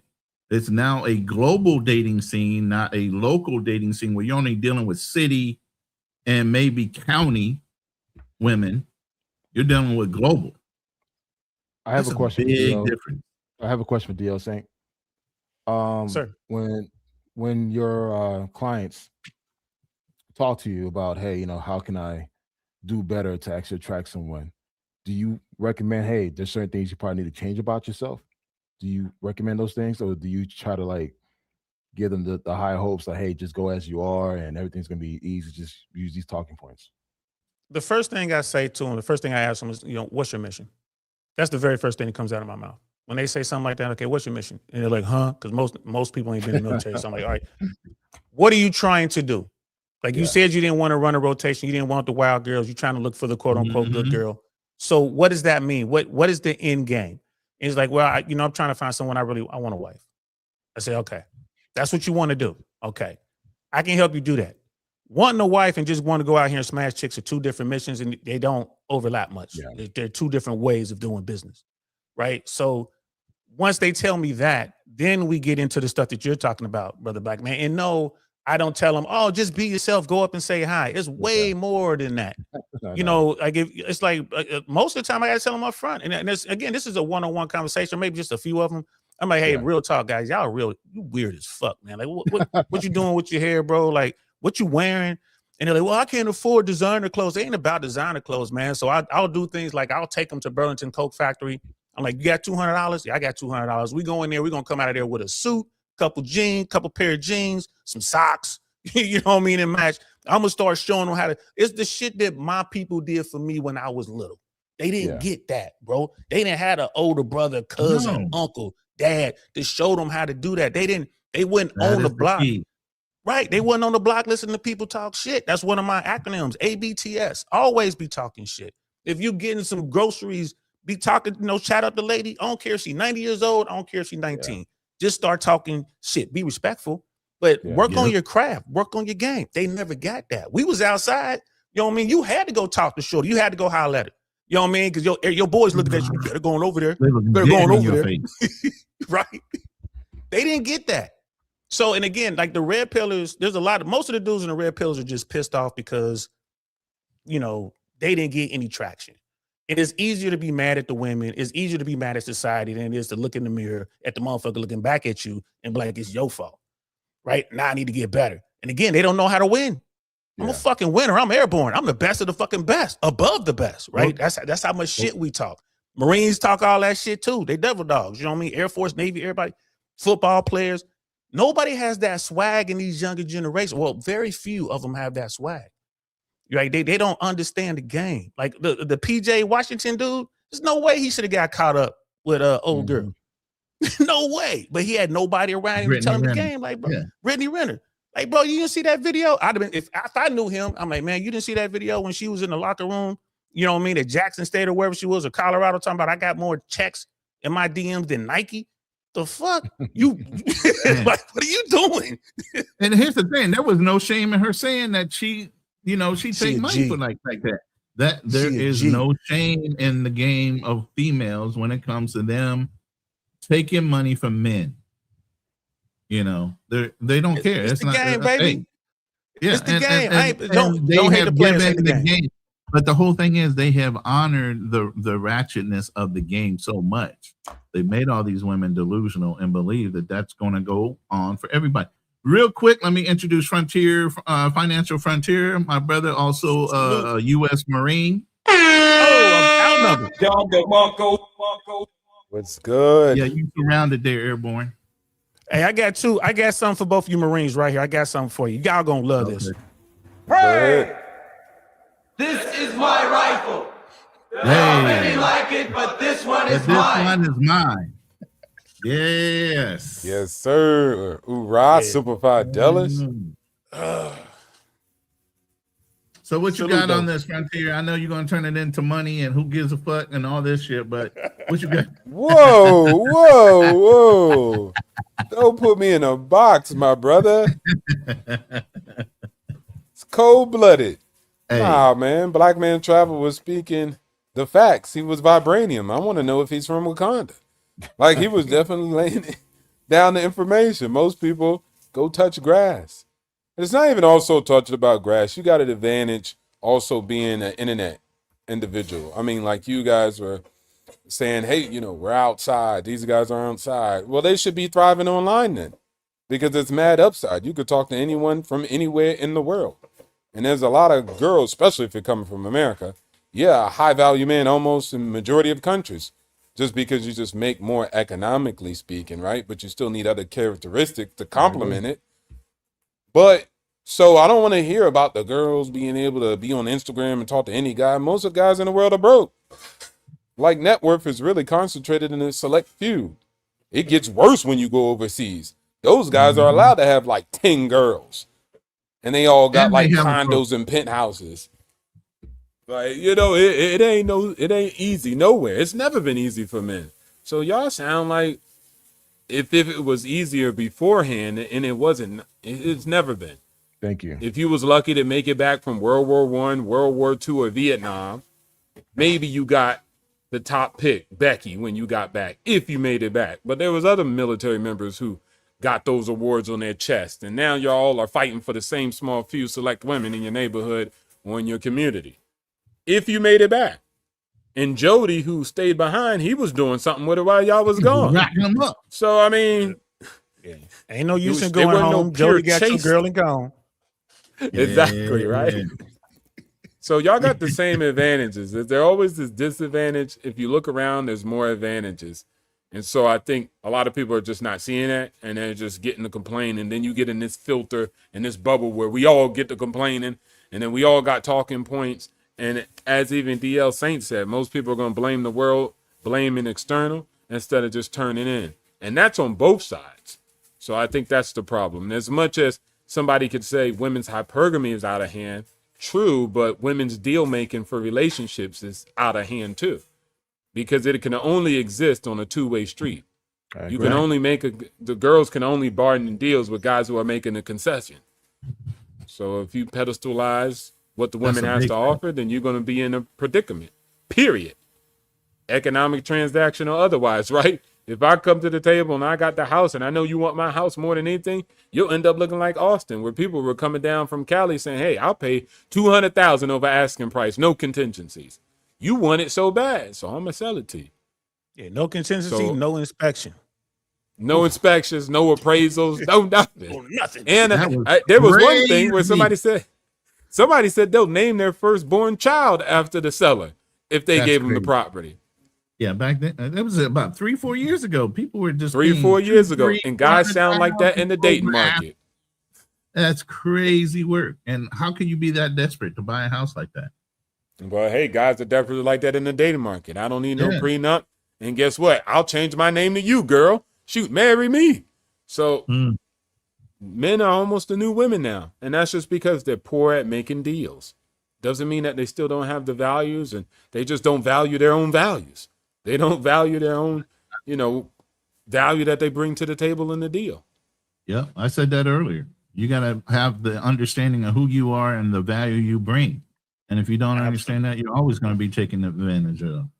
But back to what I said initially, what really drove me to this conversation. This is a great conversation. I love everywhere it's going. But when we're talking about the wall, brother Black Man Travels, where are you now on do you agree that we're kind of, what you're talking about isn't the same as what they have termed the hitting the wall?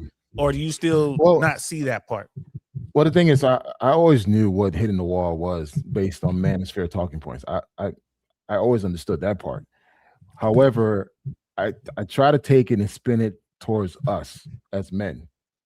can men hit the wall? And I'm looking at what I'm seeing out there. It's like, yes, we could hit the wall based on our finance, our looks, our health. There are other factors that plays into it compared to what women will go through, but we still hit the wall. Some of us hit the wall a lot sooner than later. But to say that, hitting the walls just only applies to women, I disagree. I think that men hit the wall as well. Once you start losing ambition, you decide to let yourself go, and you decide not to do nothing with yourself, you hit the wall. You kind of settle with yourself, like, hey, you know what? I'm done. I don't want to compete. I don't want to move. I don't want to do anything. So guess what? You hit the wall. And I think you should just call that something else because it's confusing. Yeah. Because men do hit the wall. I call that aging out. I call that aging out. You're just done with the game. No, I disagree. That's not even aging out. Again, because historically we take hitting the wall applying to women. Historically. However, I took it as like, okay, does this apply to men? Yes, but in a different way. So can men hit the wall? Yes, but not in the same way as a woman would based on her looks and her fertility. No, but it could be for men, it could be fucking low sperm count, prostate issues, whatever, health issues, finance, education, his looks. It could be other factors. But to say that is not hitting the wall, that's a medical condition. Again, I'm not taking the fucking term literally as hitting the wall, but can men hit the wall? Yes, in a different way. So men can never retire. They got to go 100% up until the day they die. They don't never get the chance to step back and relax. I know a lot of men who are retired enjoy in their 50s, the wealth and all the prosperity they provided for men who are everybody else. retired in their 50s are still pushing themselves. Yeah, still trying to be a best version of themselves. They ain't just give up. It's like, oh, I'm done. So I'm about to like just drink beer all day and enjoy whatever life I have left. I'm not. I mean, just call them. I would call them dropouts.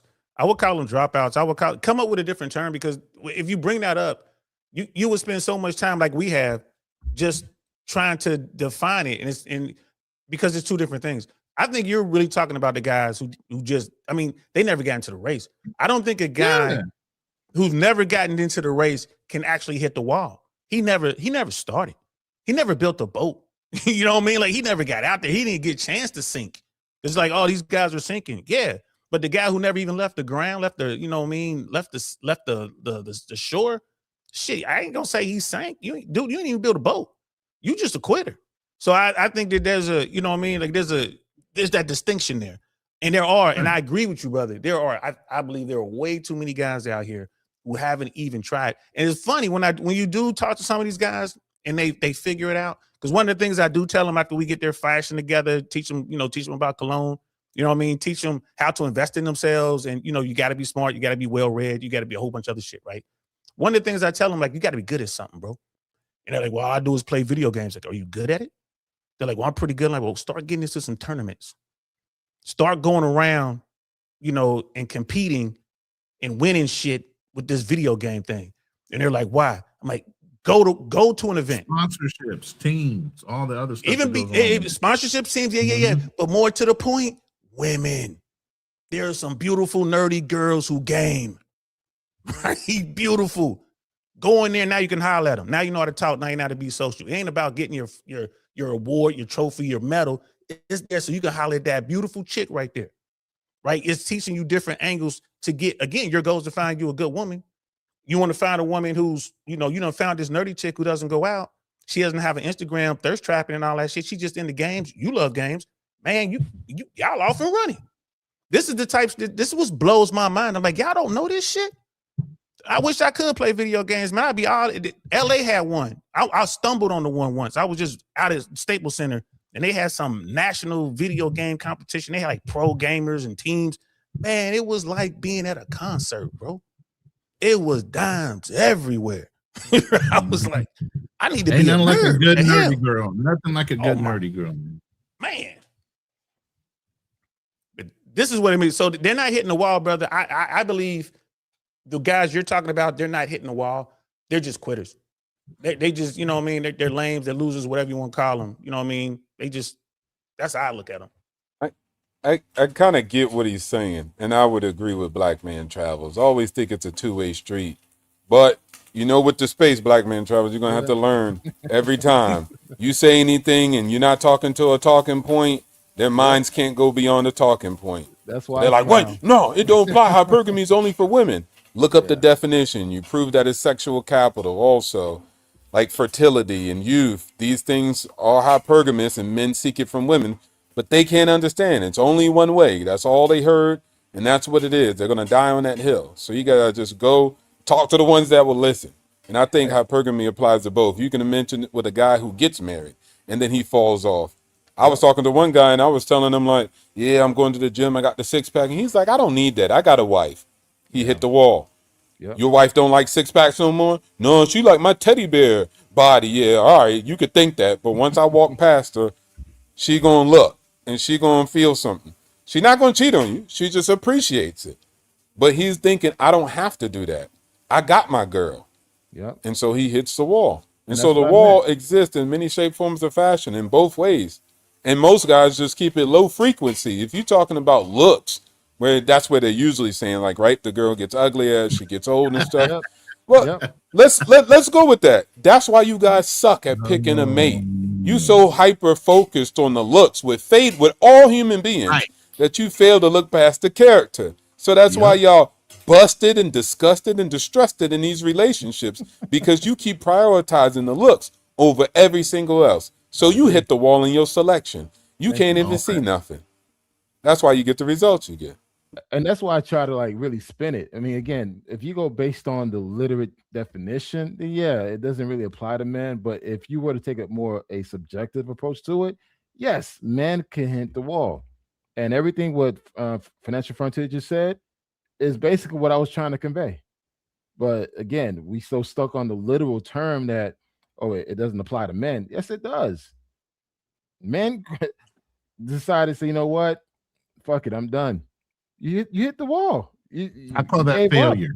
I don't call it hitting the wall. I just call it failure. I wouldn't even call that a failure. Because You men stop always, trying. like we were talking about earlier, have the ability Again, to you get back. taking the literal term of And I what it just means. said I don't call it hitting the wall. I call it failure. Women can never recoup that age Wait. and that fertility and all the things you that don't- make that you go word back to the literal valuable. Yes, because that's the way the term is All right, used. man. But let me Look, read these we're super all chats real quick. educated people here. We could take something and make it more subjective, right? We can do go have the brain abstract all day capacity to do long. that. We can go abstract all day long. Let me read these real quick. Jay Kaysen, salute thank to you, you, Frontier, brother. I man. appreciate you jumping in. You know, you're telling the secrets. I gatekeep for years. So you guys are speaking a lot of facts, and he agrees with a lot of the things that are being said in here. And obviously, hey, this is what we're here for.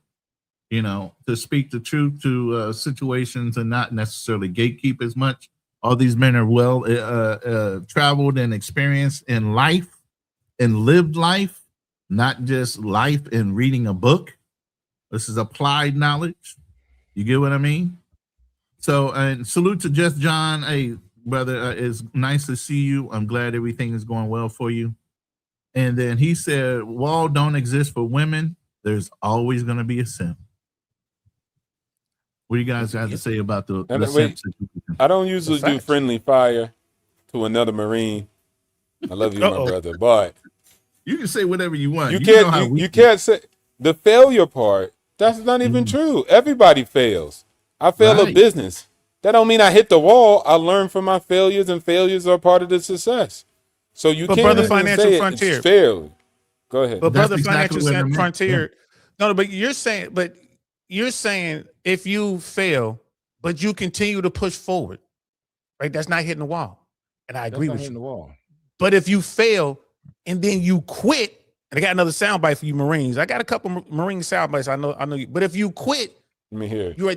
That's not quitting. Is not hitting the wall. Quitting is fucking quitting, right? This is quitting. Are you quitting on me? Well, are you? Then quit, you climbing fucking walrus fucking piece of shit! Get the fuck off of my obstacle! That's quitting. That's not hitting the wall. Private Powell did not hit the wall. He fucking quit, and they squared him away. Hoorah! You know what? You know what? Nah, he hit the wall. He deleted himself. So that's hitting the wall. But he made it. And majority He of made it. He the was a majority of men are Marine. doing that. And majority of men are doing that. Financial Frontier. Thank you for saying that. Oh my God. Majority of men are homeless. Deleting yourself, I would argue that deleting yourself is quitting at the absolute highest level. You still quit. He made it. You don't think that's hitting the wall? I think that's the ultimate that's wall. Quitting.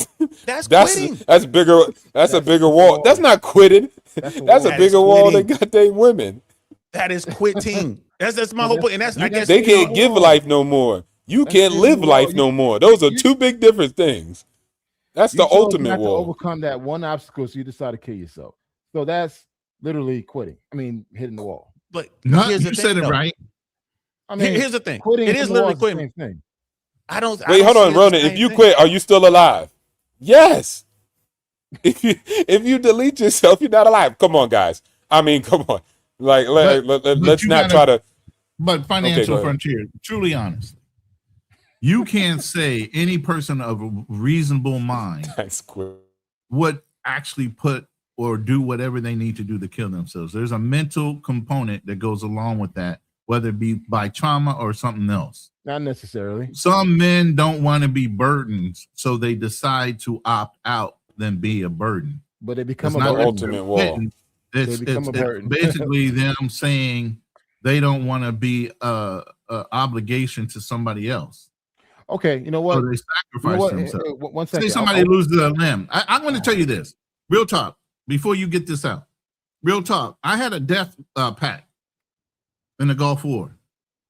If I got injured to a certain point, I had a death pact with my buddy. He had the same death pact with me. If I got injured to a point where they were going to try to save me and it looked like I was going to be, just put a bullet in me. Oh, that's two different scenarios, man. No, I did not want to come back and be a burden to somebody. You always do that. Stop it, man. That's the whole thing about war. You have extreme. Let's take a step back. I want to use a Financial Frontier example about the married man that he decided, you know what, I'm married now. I'm gonna let myself go. Fuck it. You know what? I'm not gonna go try to, I got fired. I'm not.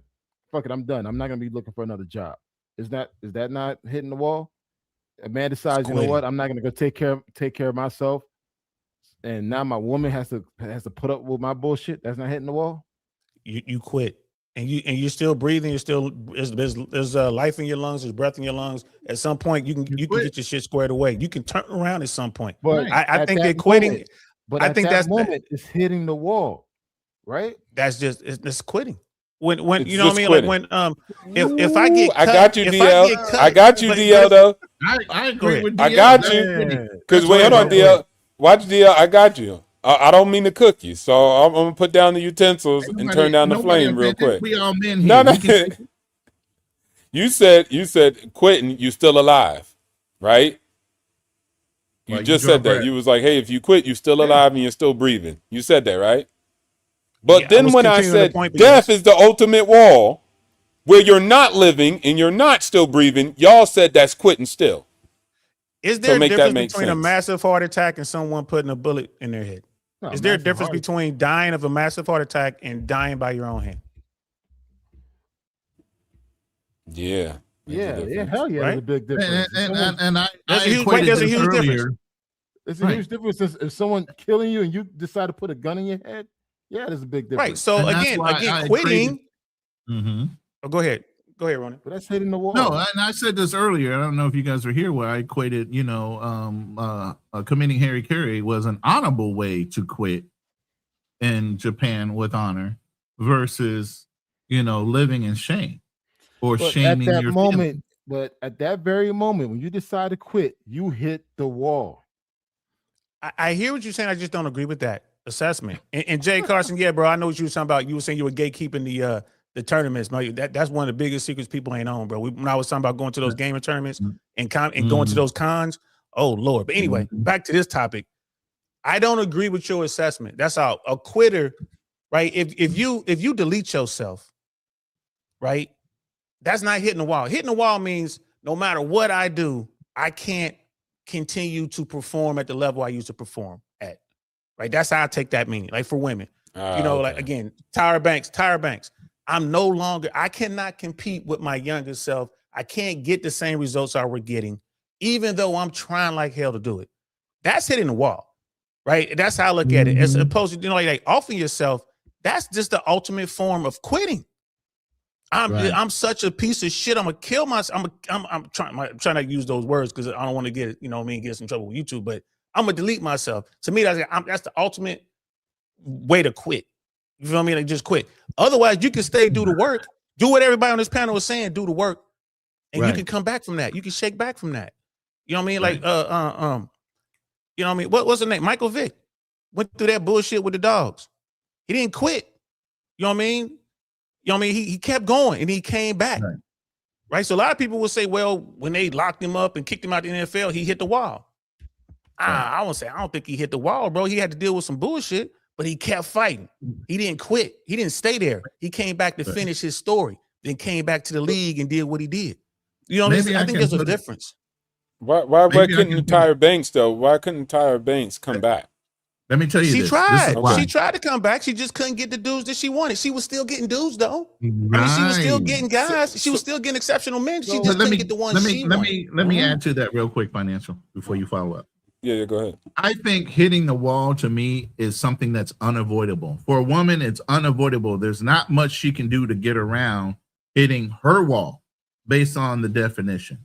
For men, you're quitting more than just there's no way for you to avoid hitting the wall. You just quit. You have a way out. You can go over, you can go under, you can go around the fucking wall. Women have no obstacle to go around that fucking wall. You're going to hit it. It's just a matter of time for a woman. For a man, he has options to get around the wall. So in that respect, it's called quitting because you're choosing to hit the wall and allow that to affect your life and stop. That same woman that can no longer get that top 1%, she can get the 10%. She can. That's not what she wants. But and that's the whole point. That's not what she wants. Yes, you're right. She can. No, we're going on the premise. We're going on the premise. However, wait, did they say Lauren Sanchez? What did she get? Jeff Bezos? Lauren Sanchez? Yeah. They're always outliers. And and shout out to her. Shout out to Dirty Sanchez, man. She a real one. Shout out to her. Because Jeff Bezos is a fool, in my opinion. But he was in love. She got him. Good for her. I ain't mad at her, bro. And men do hit the wall, though. Men do hit the wall as well. But the thing is, how many average women do that? Oh, go ahead. Go ahead. No. Financial Frontier, you made a point. How many average women are still able to at least get the top 20, 30% of men? And that we say, hey, they hit the wall, but yet they still may be able to still back that type of person. You just never know. Again, you got to understand, bro. Here's the deal. Almost every woman, from the 4s up to 10s, no matter what age they are, if they got that body and everything, they look like, that the Sister Ross or whatever, you know what I mean? They could get the dick, right? But they want the relationship. We're talking about getting a relationship. And to your point, she's like, okay, here's a woman who's a 5. Let's say she's a median, right? Half the women are finer than her and half the women aren't. Hypergamy says she wants the absolute best. Okay, so she wants, and you're saying, how do we know that? We're just going to accept that, right? Just for the sake of this argument. She wants the absolute best. She wants the 1%er, but she can't get the 1%er, but she gets a 10%er. Okay, is she going to be happy? Sure, she'll be happy with the 10%er, right? For a minute. But she'll still be happy with the 10%er. But honestly, she really should be down there with a 70%er because that's where she is, right? Because that 10% is going to get tired of her too. So she's going to wind up falling down to her level. And that's all that is. But men don't have that. It's different for men on the other side of that. But we speak as though women, a lot like a high percentage of women want the top, the top 1% of men. That's not the case.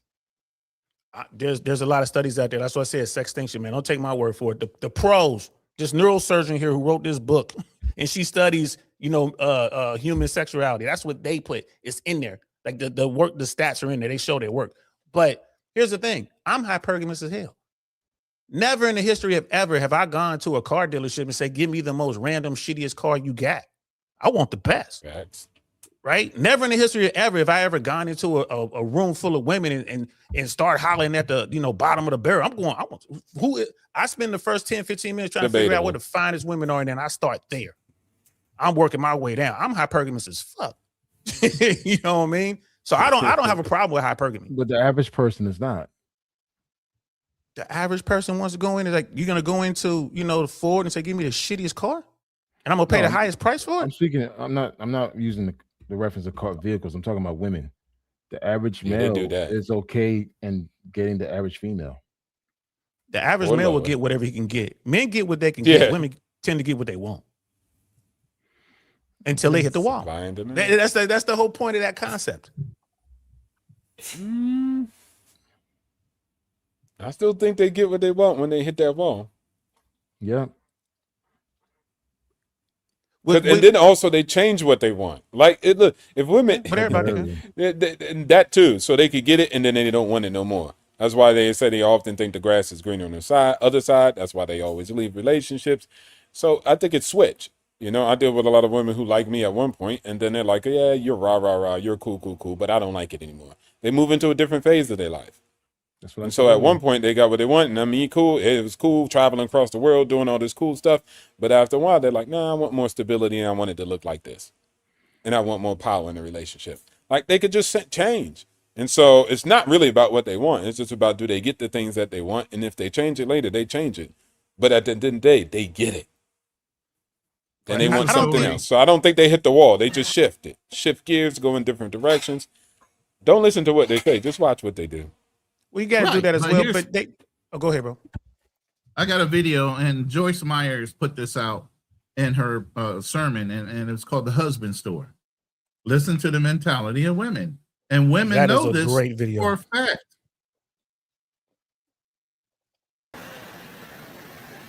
And you can go there and shop for a husband. There's 6 floors in this store.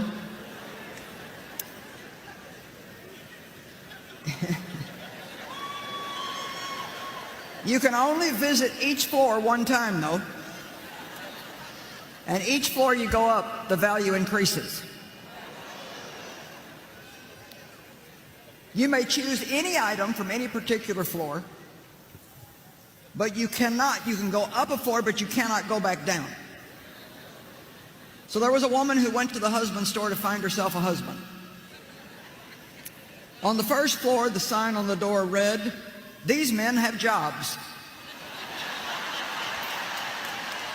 Hey.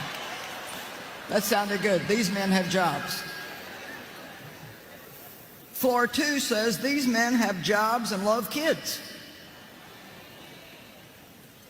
Floor number 3 said, "These men have jobs, love kids, and are extremely good looking."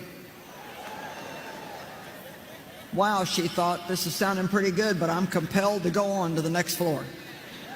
Exactly. Well, she does go to the 4th floor, and the sign reads, "These men have jobs, love kids, are drop-dead good looking, and they help with the housework."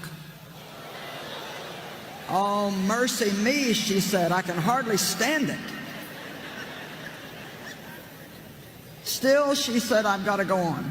She went to the 5th floor. "These men have jobs, love kids, are drop-dead gorgeous, help with the housework, and have a very strong romantic streak."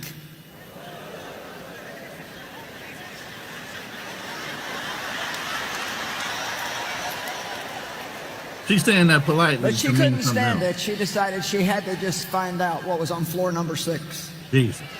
Floor number 6 said, "You are visitor 31,456. To this floor, there are no men on this floor. This floor exists solely as proof that women are impossible to please."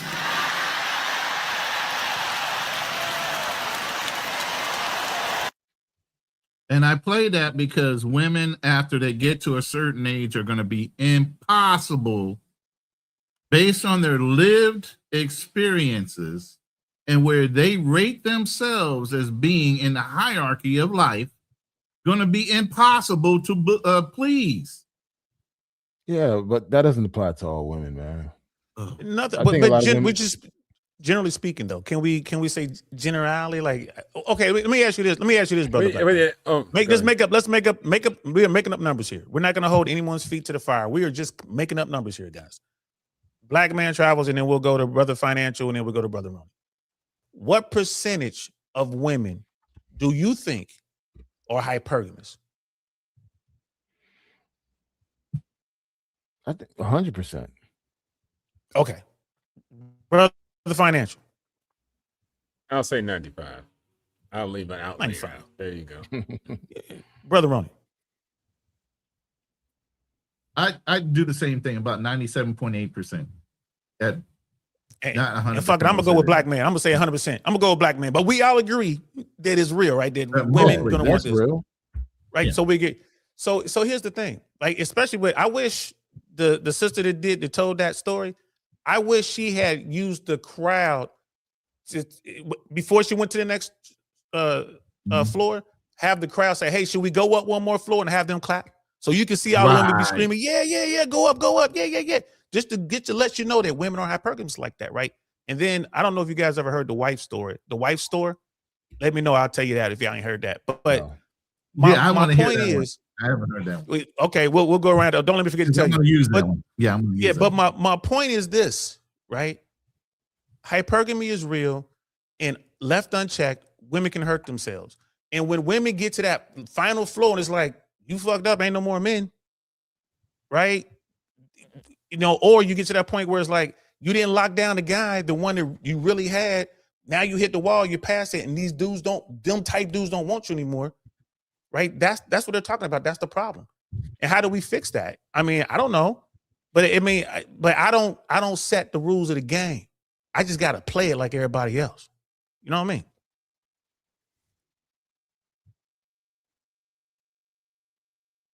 But real quick, I'll do the wife story. Yes, and I heard please, this. share that. I can't take credit from this. This came from Myron Gaines. I can't take credit for this. I don't know where he got it from, but same thing. You know, same store. Men get to go in there. You can only go in, and you can't go back to another floor. You can only go up to the floors, right? So going to the first floor, you get there, and like all these women are beautiful, and they love to have sex. Okay, that's cool. Go up to the second floor. All these women are beautiful. They love to have sex. They love to cook. They love to clean. They'll work if they have to. They love sports, and they just want to. If they choose you, they're dutiful wives, right? Mm-hmm. I don't know what's on the other floors because no man has ever made it past floor number 2. Exactly. Exactly. Because we know what we want. We're not delusional about it. I'm pretty delusional, but y'all ain't just ain't going to the next floor. Now, see, I ain't leaving floor 2, bro. I'm good. I'm good with that. She like the Bengals? Yeah, that's cool.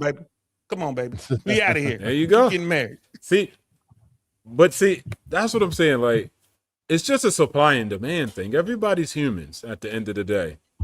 And it's just, y'all can't live, most men, not talking to y'all on the panel. Y'all haven't lived in abundance. At abundance, it's the same thing. When you have a lot of options, it looks crazy to somebody who's getting into real estate that you didn't accept that deal. But for somebody who has massive amounts of assets, he say, look, I'm very specific about my deals. I got options. I live in abundance. So what seemed good to one person don't look good to the next person. And women are in abundance like that. I don't know if y'all know what a girl's life is when she walk out that damn door. Men are thirsty. Highly thirsty. I'm talking excessively thirsty. Yeah. She hears everything. Man, she opened up a Tinder. She could be a 4. It's about to be 3,000 guys up on her swipe. Yep. That is the reality. It's not even hypergamous. It's called options. They got choices, and a lot of them. And so when you have so much choices, your criterion, your filter starts to stack. You're like, well, I don't like the way you wear that hat. Now it sounds crazy. Like, really? The way he wear a hat? You got so much options. It's like, bro, that's just my filter. I really just don't like it. So I think a lot of times it's not a conversation of supply and demand, and that needs to be understood when you're looking at that hypergamy or quote unquote women never being happy. They got so much options, man. It's ridiculous. And so what you see is a never ending thirst. You just ignoring it's literally the supply and demand. They have massive amounts of abundance. That's why they choose like the way they choose. Here's the thing, bro. And this is something I believe. Well, here's the thing. Go ahead. If you find a woman that is really into you, you know, all the red pill talk and all the blue pill talk and all this bullshit, whatever, don't mean nothing. You find a woman and she's like, yo, that's the guy for me. I want him. I don't care what height he is. I don't care how much money he make. Whatever it is, she's into that guy. And she gets that guy and they get married. That woman won't look at another man. That woman gets disgusted when men hit on her. I mean, she's, social and everything, but she's the first one to tell you, like, I have a husband, right? That's the woman that when y'all kids, she's practicing spelling your last name, her first name, your last name. That woman, she ain't worried about hypergamy because she's found her perfect guy. She has found her perfect hypergamous mate. And she won't look at another dude. And I talk about that in Red Pill Space. Like, no, that never happens. Like, bullshit. Y'all got to go outside. Y'all got to go outside. It happens all the time because women don't want to bounce on a whole bunch. They don't want to be on that dick carousel, bro. I don't care how many women tell you that. They don't want to be on that, man. That's why they lie about their body count. You know what I mean? Guys will go out here. Why do you think guys get so much praise for going out here? If you bang 5, 10, 100 chicks, dudes are like, man, you the man, right? A woman could go do that in a day. She could do that in a day. And she ain't got to be nowhere near pretty. She could be fat, nasty, disgusting. She get 100 dudes to run up in there. I know 100 Marines right now. If they could figure out how to get an angle on it, bro, they up in it. Well, DL saying that's your time when guys would say that's cool and they'll want to learn from you. But now they might call you a womanizer and say you the problem. So guys are the new women. They wouldn't support that for the most part. But I get it. And I often tell people, like who likes you. That's it. That's my requirement. But most men do the opposite. They like who don't like them. Then try to fight for the like. Then if they get the girl, quotations on that. If they get the girl, quotations on that again. Then they say, stop, turn around. I'm the leader now. Follow me. It makes no sense. You can't be a leader if you don't even like who likes you. Because that's not a paradigm. You had to convince her. You had to get her to like you. And like you said, when a woman really likes you and want to sniff your dirty drawers, that type of love, you can skip all the other talking points. I don't give a dang how broad look and all this other stuff and what she did. I want the girl who likes me and to smell my dirty drawers, because that's the woman that will go to war for you. And once you get that love, there ain't no makeup kit.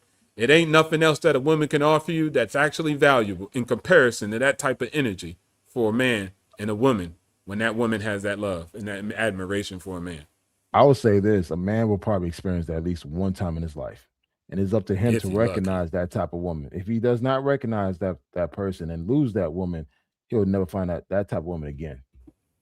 He gonna skip on her, Black, because she ain't got the fatty like he wanted, or she ain't like this, or she ain't like that. It's some reason. I'm not gonna just say it's looks only, right? But it's just some reason he ain't gonna look at that funny looking girl in the corner that's looking at him. He gonna worry about this other girl who ain't paying him no mind. That's the problem. So you always gonna end up in a situation, ain't nothing you could do. But if you get that girl who loves you and want to sniff your dirty drawers, there ain't none of this. Oh, she never happy. She happy because you is it in her eyes. Yep. I mean, yeah, I agree with you, but guys who truly understand the dating game, he's not gonna overlook the quiet girl in the corner. He's gonna holler at it. Now, if he goes over and says something to her, then she clams up, don't say anything, she doesn't give any choosing signals or anything like that. He'll just, she's not communicating. He'll walk away. You know what I mean? Like, I guess you ain't trying to. Sorry to bother you, love. I'm out. But again, let's make up some more numbers, and we'll start with Brother Financial this time. What percentage of dudes do you think women find attractive, generally speaking? 5. Yeah, 10. You say 5%? Yeah, 10? yeah. God damn. Below 10. Yeah. Yep. Below 10. Well, if it's All a right. 20, Brother if Ron? it's 20-80 rule, No, I would say at least 20% of the men. Okay. Nah, 10 of them just got something they want. So Hold on. attractive. Okay, so like I said, if it's 20-80, I would go 15%, and the other 5% are talking themselves in it or offering that chick something for her to want to go for. So I'll say 15%. Damn. When you say attractive, are you going based on looks alone or just based on the entire package? Just on not who women say they want, who women reward with sex. What percentage of men do women 5%. actually reward with sex? 5%. 5 to 10%. 5 to 10%. Right. So it's striking that no man on this panel said anything close to 50-50. No man on this panel said anything close to the majority. We're not delusional. Yeah. Right. And that's the thing. And when you go and you talk to people, just regular folks out there that they call them blue pill, whatever. I just call them citizens. When you just talk to people, people are like, oh no, it's like these big numbers. Like, no, most women like, oh man, it's like, nah, they don't. And then women will tell you what they're supposed to say, what they think you want to hear. But when you see who they're actually, have you guys ever seen those videos or talked to anybody who will show you like a dude who's like really good online or like, buff guy, they'll show you what women in the DMs are saying to him, like what he's saying to them and what they're saying. Like, I just want you to come over here and, bounce up and down on it. I want you to come over here and give me some dome. And these are just strangers that he did his own, Match or Hinge or Bumble or whatever. And these women are like, yeah, what's your address? Like, I'm on my way. It's not even set up. Like this. I got a buddy who's really good at that. And he was just like, yeah, man, we were having a conversation. He's like, yo, I'm about to set up. He's like, I just set up an account. The account was 15 minutes old. He had 50 women in there. And he was saying some of the crazy. He's like, what should I say? Like, I'll say anything you want me to say. I'm like, I'll say this. Tell her you want to put your pinky in her butt or something. She's like, okay, when are you free this week? I couldn't believe what I was reading, bro.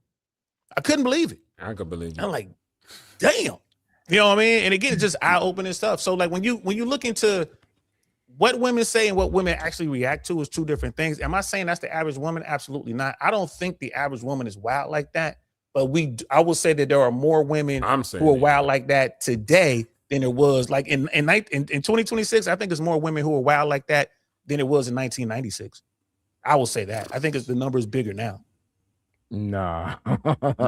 Yeah. They just kept it on the low. Yeah. Look, I'm from Miami, man. I used to have a field day when Freakniks. Wait, hold on. Freakniks. That's Atlanta. I was in Freaknik. That was the best Freaknik. But that was in the past. That was in the past, though. That was in the past. In that time frame, it was more crazy than what we got now. Freakniks. Oh heck, nah. That's wild. Freaknik was cool, but it was nothing like this. I ain't gonna lie to you, but it was nothing like the technology today and what women are doing today. Like they'll send me the link coming through and just bang. The access is just way too high now. Back then, like I said, it was city, county, maybe even state. Yeah, but that was technology, but the people were still freaky and wild. That's the purpose of it. Yeah, I mean, they've been wild since what was it, the 60s? Man, they've been wild since Eve. But yeah.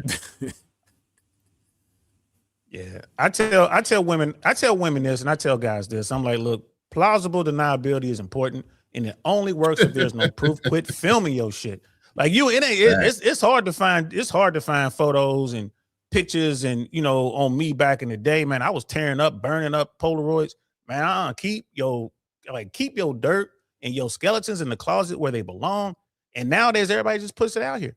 And it's like, and you think that's not gonna hurt you down the road? If you do find that 1% dude and he stumbles on your video or you know what I'm saying, busting it down with something. Why would we wait, hold on. Let's look at that.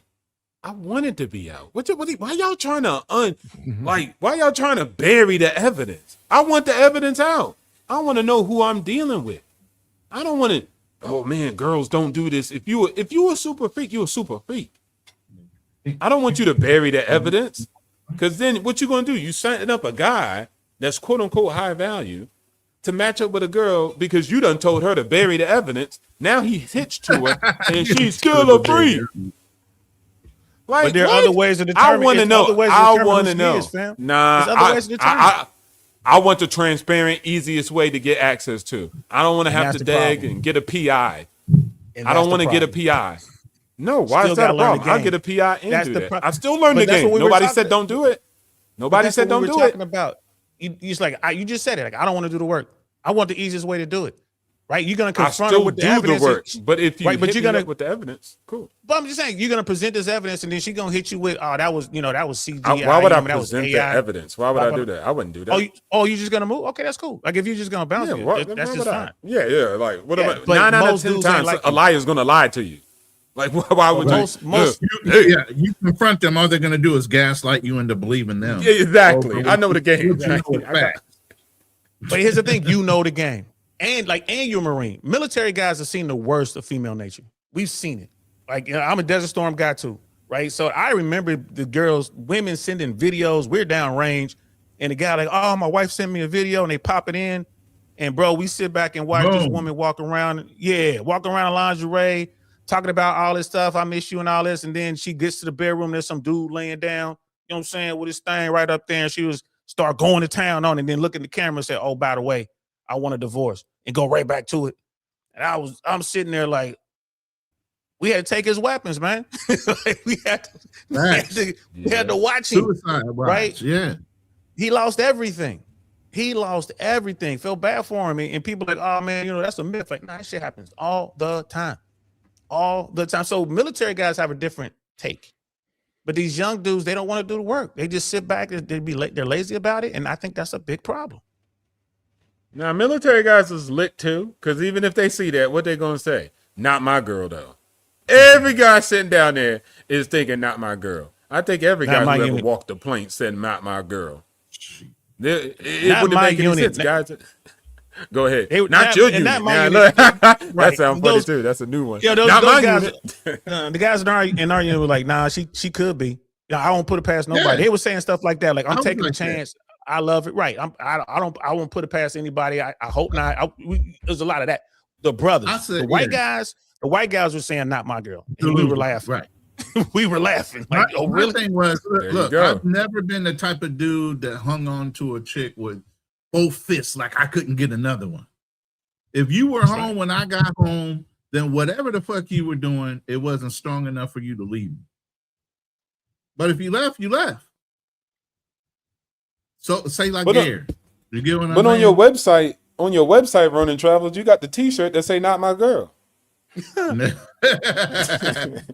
that. I got too many stories. Shots. Hey, we got shots fired, bro. Get some. Right. Get some. Hey. I know the movie that came off of. Wasn't that all that's Full Metal Jacket. Come on now. Yeah. That's right. How do you shoot women and children? Easy, you don't lead them as much. Come on, that had to be one of the best lines in that movie. Some people are offended by that, though. They don't get our humor. That's their problem. I don't care, man. I'm airborne. I got PTSD. It ain't my fault. Go ask the VA. It ain't my fault. I can say it. I got to pass. Brother Black Man Travels, man. What say you on the overall topic, man, like hitting the wall? Like, I mean, you still locked in. I get you. Like, you're saying guys hit the wall. I'm saying it's a different term, but I agree with you. These dudes ain't trying.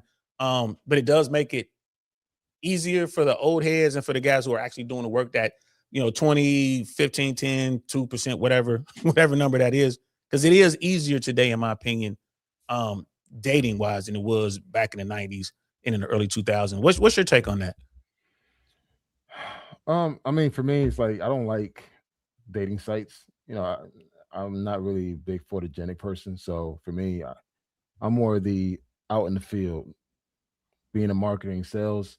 I talk to people. I talk to everybody. So once I'm in front of someone, I'm speaking to them. They see my personality. They see my size. They see me in person. It's not that hard. But also too, it's like that doesn't apply to everyone. But I always say water seeks its own level. Like, I know for a fact that I will never get that bad chick that everyone wants. I have a certain type that I like, and that's what I shoot for. So I think men need to be more realistic, similar to what Financial Frontier said earlier. Dude, you like people who like you. If that person's showing interest, explore that. But if you're trying to chase someone that's like a bottle chick, a bottle model chick, whatever these girls are doing nowadays, yeah, more than likely she's not going to talk to you because she's surrounded by dudes that make more money than you. But if you're around other geek heads, like like you said, you're a gamer, or you're into books, or you're into like festivals, go meet those type of women. You probably have a higher success rate compared to you trying to want someone that you see on Instagram. So that's just my take on it. And also too, in regards to men hitting the wall, yes, a lot of us older men, we don't take care of ourselves. We could hit the wall. So it's just like, as we get older, yes, you got the resources, but don't forget about you. Don't forget to continue to work on yourself because, yeah, you got money, but doesn't mean that you'll probably live long enough to spend it or enjoy it. So that's it. But I feel you on that. But you do realize if you have enough money as a guy and your goal is just female companionship, like you ain't even trying to smash, you ain't hitting shit. You ain't hitting no wall. You know what I mean? You got a boat, you got a jet.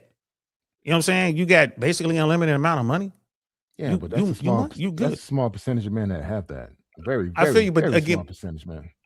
And to your point about not having any money, like someone like you, bro, I promise you, if you want it, like you say you don't want to do this, but if you want it, if you wanted to get the bottle girl, if you wanted to get the bartender, if you wanted to get the, you know, the YouTube influencer, like you said, bro, you over 6 feet, you in shape.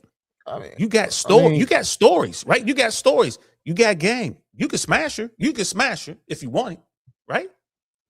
Yeah, I mean, I'm not denying that, but also too, I realize I'm beyond just the over superficial things. Like I really got to fuck with you to really like you. Like for me to be sexually aroused by someone, dude, I gotta like you.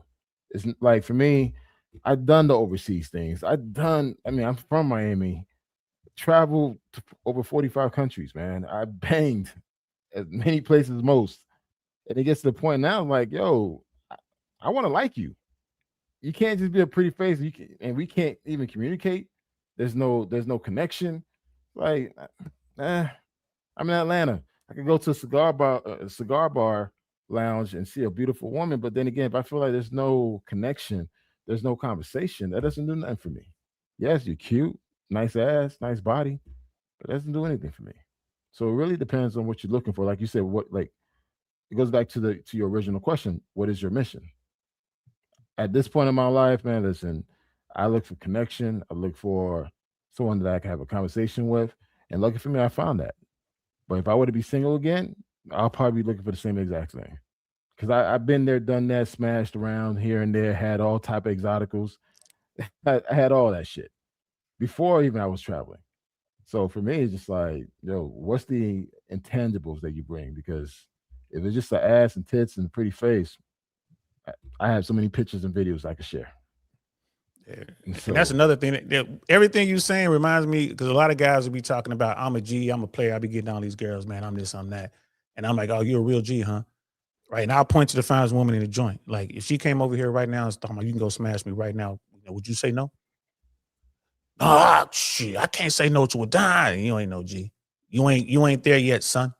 You know what I mean? Keep working on it, young Jedi. You'll get there. You'll get there, young Jedi.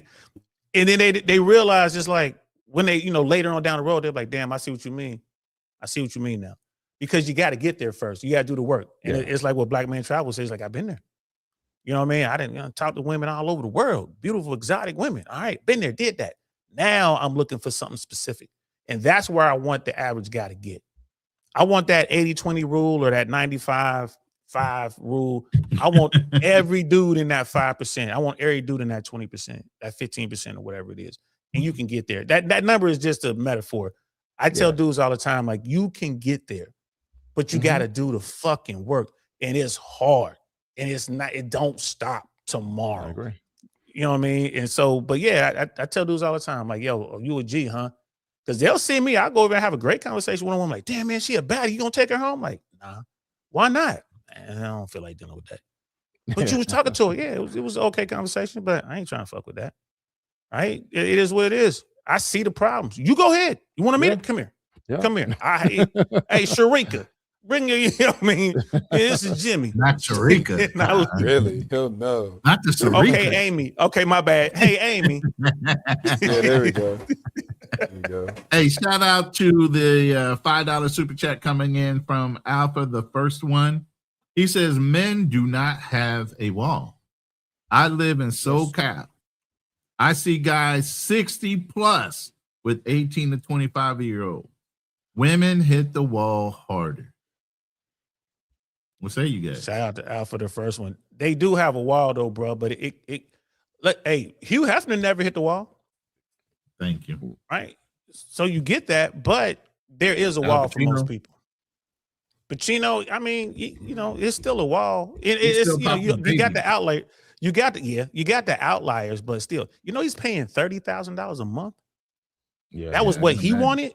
That's what he wanted. That was what the judge didn't order that. He was like, oh, I'm gonna give you $30,000 a month. My goodness, she won. Hey, when you have that kind of wealth, you don't care. It's going to your legacy. Right. So let You know what I'm saying? Let what's her name do it? Tyra Banks or the other one? What was it? Vivica Fox. I don't care what Vivica Fox paying me, bro. I don't care what. What's the big girl that's on Ozempic? You know what I mean? The musician. What's her name? Lizzo. I don't care how much Lizzo talking about.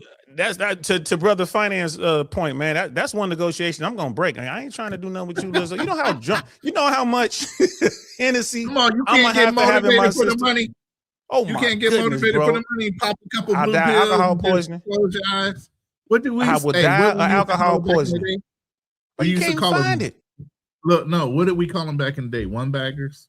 If you were just that hard up, put a bag That's a over your Marine head, Corps go to thing. work, bro. That is a Marine Corps thing. We ain't do that shit in the Airborne Army. I don't know what you talking about, son.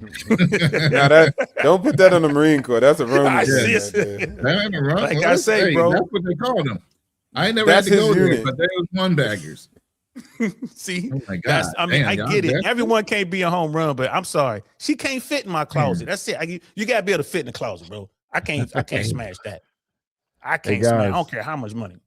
Hey, I appreciate the show. It's 1 o'clock my time, and I gotta be up at 6. So Take got your an early old morning ass workout. to bed, man. Hey, we don't Yeah, man. we not shutting it down. Oh man, wait. You hit the wall. Come on, man. He hits the Yeah, wall. he just hit I the hit the wall. wall. I hit the wall so I He can hit get the up. wall. No, he did. He just I can quit. get up and try again. He He just can't He hit quit. the wall. hang. He just quit. I hit the wall so I could get up and try He again in the can't morning. hang like Bebe's kids. Yeah. You can't hang. No, but honestly, Hey, you guys can keep the show going, man. This is a great topic. And before you go, brother, I would love to have all you guys on my platform. And you know what I mean? I'm on Instagram. I really want to know podcast, all one word, bro. I would love to keep this going, man, because I like having discussions. Damn the debate, that's bullshit. I like having real discussions, man. Like, because we're brothers, we're leaders, and you know, I'm sick of the crazy YouTube shit, man. So I would love to have you guys on the platform, man. I'll be reaching out to you. I'll find y'all. Yeah, if you can hit me up on Instagram or TikTok, if you're on TikTok Right. or whatever, you can hit me up Oh, on my my- website, blackmantravels.com. I'm more than happy to come on your show as a guest, man. Please feel free to reach out to me. Yes, sir. I will appreciate it. All right, guys. Same thing. Oh yeah, all my stuff is on my bio, so you can hit me up on anything. I don't hide who I am. Hell yeah, I'm gonna hit you up. And Black Man Finance, I want to holler at you too, man. We can talk. That's what we really need to be talking about is finance. What to do with this little money when you get it. You know what I'm saying? And Yes, especially since sir. I believe there's a massive recession, maybe small D depression coming.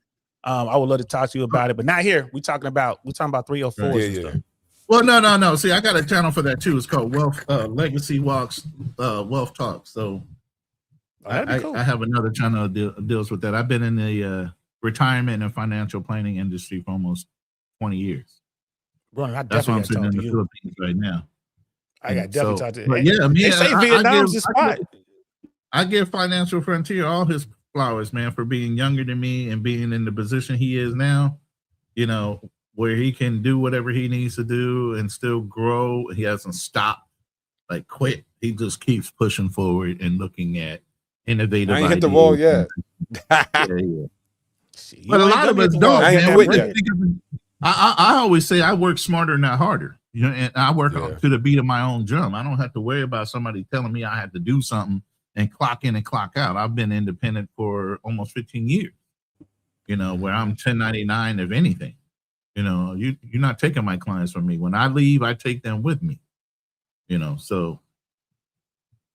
But yeah, man, we can continue the conversation. I've told the chat several times. The link is in the chat. It is an open panel, and we'll keep this running a little bit longer. We're at about 2 hours and 33 minutes, which ain't nowhere close to. We've done marathons of 8 hours, bro. Oh, I won't be doing that, but damn, that's crazy. Damn, My man G Complex. My man G Complex, he's in Texas, and he's definitely a finance guy. Like he's out here working with these dudes. We're like in the same spaces, and he's out here working. So Casa hollered at me about the whole social thing. Yeah, there's a lot of us. Yeah. But it all works in tandem. And that's another thing too, man. And I don't call myself a coach, although, you know, there's coaches out there. I just like to try to help if I can. And, you know, I tell guys all the time, like, you know, well, if I just make a lot of money, I'm gonna be able to get baddies. I'm like, you know, money helps. Being tall helps. Being fit helps, right? All those other things that they talk about in the red pill world, that shit helps, but it's not an end all to be all. I tell guys all the time, I'm like, bro, first of all, when I was young and I was at my peak, with womanizing, I was broke. I was what these kids call a brokey. You know what I mean? But I had mad women, tons of women. I had women all over the place. Didn't know what to do with them. Right? I didn't start having problems until I made six figures. Once I started making six figures, it changed. Right? You got It's like you get reckless become with it. Not just being reckless, but you kind of become a target. Because there's some women out there who they know what they're looking for. And I moved from Cincinnati to LA, so it was like a whole different kind of world. I'm out there doing that. And I'm like, yo, I'm in Hollywood with the cool kids. I thought I had a little bit of money. I'm sitting there with my little 150,000, whatever I was making. I'm sitting there next to a dude who made 150 million last month. It's like, damn. Like, yo, how you do that? There are levels. Absolutely. Oh, man. So many levels. So I tell dudes all the time, like, you got to really work on a bunch of things. But I would say the number one thing for what we're talking about, you want to meet women, you're trying to get out there, you got to get your social skills together. You got to look the part. And, you know, you want to be charming. You want to be charming, right? And that takes work, bro, because most of the guys in the red pill space, man, they don't have those tools. And that hurts them. Yeah, it does. But yeah, man, like oh, go ahead. You getting no, old, no, man. go ahead. But yeah, I am. so I ain't gonna lie about it. So the talk about, you know, men hitting the wall, women hitting the wall, but you start talking about hypergamy. There's a lot of stuff that I agree with you there, but there was some things there that I'm like, it's not. I was like, I don't know about that part. You were saying some things. So give me your take on that, like the whole thing with your take on the wall. Now that, you know, Black Man Travels is gone, let's hear your take on that and your take on, you know, hypergamy and stuff like that, and like dating in America or the West for that matter. Yeah. I always say global because I've been living overseas for all time, and people just think it's strictly to the West, and actually it gets a little bit more fierce and aggressive when you go over to the East. Depending on it. Southeast Asia, you'll be all right, but we're talking about China and developed countries, you're going to be dealing with some issues there that are more intense and fierce, what you got in America. So when I was just talking about hypergamy, I mean, if you just look up the definition, we could talk about looks, we could talk about fertility, and these things is what a man seeks from a woman sometimes, right? They're looking for fertility and youth. And that's hypergamous because they could be 60 and then they're looking for a girl that's younger, right? And that's the definition of hypergamy. It's sexual capital, it's money, it runs across all segments of life. And so both groups can do it. I mean, also, if you just look historically, men have also required dowries from females, meaning capital money invested. It's not only to the women, it's also to the man in different societies, different times, right? Julius Caesar, he married a woman of wealth and of power, not just some girl who worked at, let's say, the steel mill, you know, or somebody who was a bread keeper's daughter. He married into families that were equal or above. And so it goes both ways, but how it's practiced mostly today in the West, let's just say USA, right? It's mostly, yes, women are the ones dating up and males are not. Now, of course, most situations are just a little bit up. It's not a dramatic increase because there's not so many available men that have all that wealth. But as women get more opportunities, economically speaking, right, now they start to kind of stabilize with the rest of men, right? They're making as much or just as much, not as much. So I think the deals that couples make get a little bit kind of hard to figure out at that point. It changes the paradigm. But when I was just saying hit the wall, I always like to apply things two-way and not just look at it as this only applies for women, because it could always go the other direction. And I think hitting the wall does have its, it has its standard and requirement for men. We just haven't created it. We just usually apply that word to only women. I think we should apply it to men too and figure out what that would look like. That's called expanding the space. Yeah, but I'm with you on that. I'm with you 100%. It could be a different word too if you want to do that. I'm cool with that too. I'm not like, no, it has to be the same word. Like, it could be a different word, but we just need to figure out what that looks like because it exists and it's a two-way street at all times. I mean, you could ask Rollo Tomasi if men hit the wall and he'll say yes. And then he'll say, but it's different. And he'll go ahead and describe what they mean by that. But no, the red pill guys they've acknowledged and accepted that men hit the wall too, especially if you don't do the work. You brought up dowries. Do you follow This Is Shaw by chance? Yeah, that's my homie, the gold pill. Shout out to the big homie. Hey, Yeah. because when you said dowry, I'm like, this motherfucker been talking this show. Like that's my I homie. kind That of is the homie. understood it before him, but I'll give him his credit and say he actually helped increase it. But it all originates from Peter Wright, which is really out of the loop and nobody sees him. He's almost the source. But yeah, historical sense. And then it just didn't make sense to me. I'm like, what? I could have swore Julius Caesar and all these guys in Pompey, they made sure that their marriages correlated with wealth and status. They just didn't marry who, whatever. They had concubines and they had fun with other women, but they married at their class or above because they were ambitious men. Well, at one point, Julius Caesar just had name. He didn't have wealth to go with it. So he had to go find a woman with wealth in order to get himself insulated in wealth, and on top of that, his story, which he came from tradition. Yeah, and then he blew it all on what's her name out of Egypt, Cleopatra. Cleopatra. You know what I mean? He over there getting in love with Cleopatra, and she banging Mark Anthony. But hey, it is what it is. But that's always been the case, right? That's always been the case with with the elites, the true elites, especially when you're talking about royalty and you're talking about royal blood. Throughout history, that's been the case. So, but there's no talk until Shaw. I'm afraid I don't know the other brother, the Peter something I think it was. But Yeah, Peter when Shaw brought it up, yeah, Shaw does a really good job bringing that up, man. You know, shout out to him. If y'all haven't checked out this Shaw, man, that's a good brother to listen to, especially if you got questions about the family law system, because he works in the family law system in California. And bro, when I tell you California taking heads, bro, I know what I'm talking about. So when it comes to that, that's what's up, man. Yeah, bro. I travel a little bit, man. I've been through China, at least Shanghai and Beijing. And I tell you what, I doubt if I ever go back. But then my people like, nah, you got to go to Guangzhou or you got to go to Macau. And I don't know. And my visa just ran out recently, so I'm like, I don't know if I'm gonna go back to China. Like, I don't know. Yeah, right. It's fierce over there. Yeah. Go ahead, Ronan. I just don't think China has they're not going to do anything like kidnap you or anything like that. So I don't think it's a bad place to travel to. I mean, business-wise, especially into import-export or technology and other things like that, you're looking for angles of making money. I always look at angles for import-export or something like that as far as a business aspect that keeps my mind going. So, and it's a beautiful country. There's a lot of natural vistas and things that you can see in China that are worth seeing. I mean, I think that's in the south. China itself. Well, I've been to the wall. China itself, yeah, that's a beautiful thing. I've been to the wall, bro. I ain't gonna lie to you. Okay. I was on their bullet train. I went from Shanghai to Beijing, and Beijing to Shanghai. Sorry, it wasn't pretty. I ain't gonna lie to you. Like the country, what I saw on that train ride, the bullet train was better than the Japanese bullet train.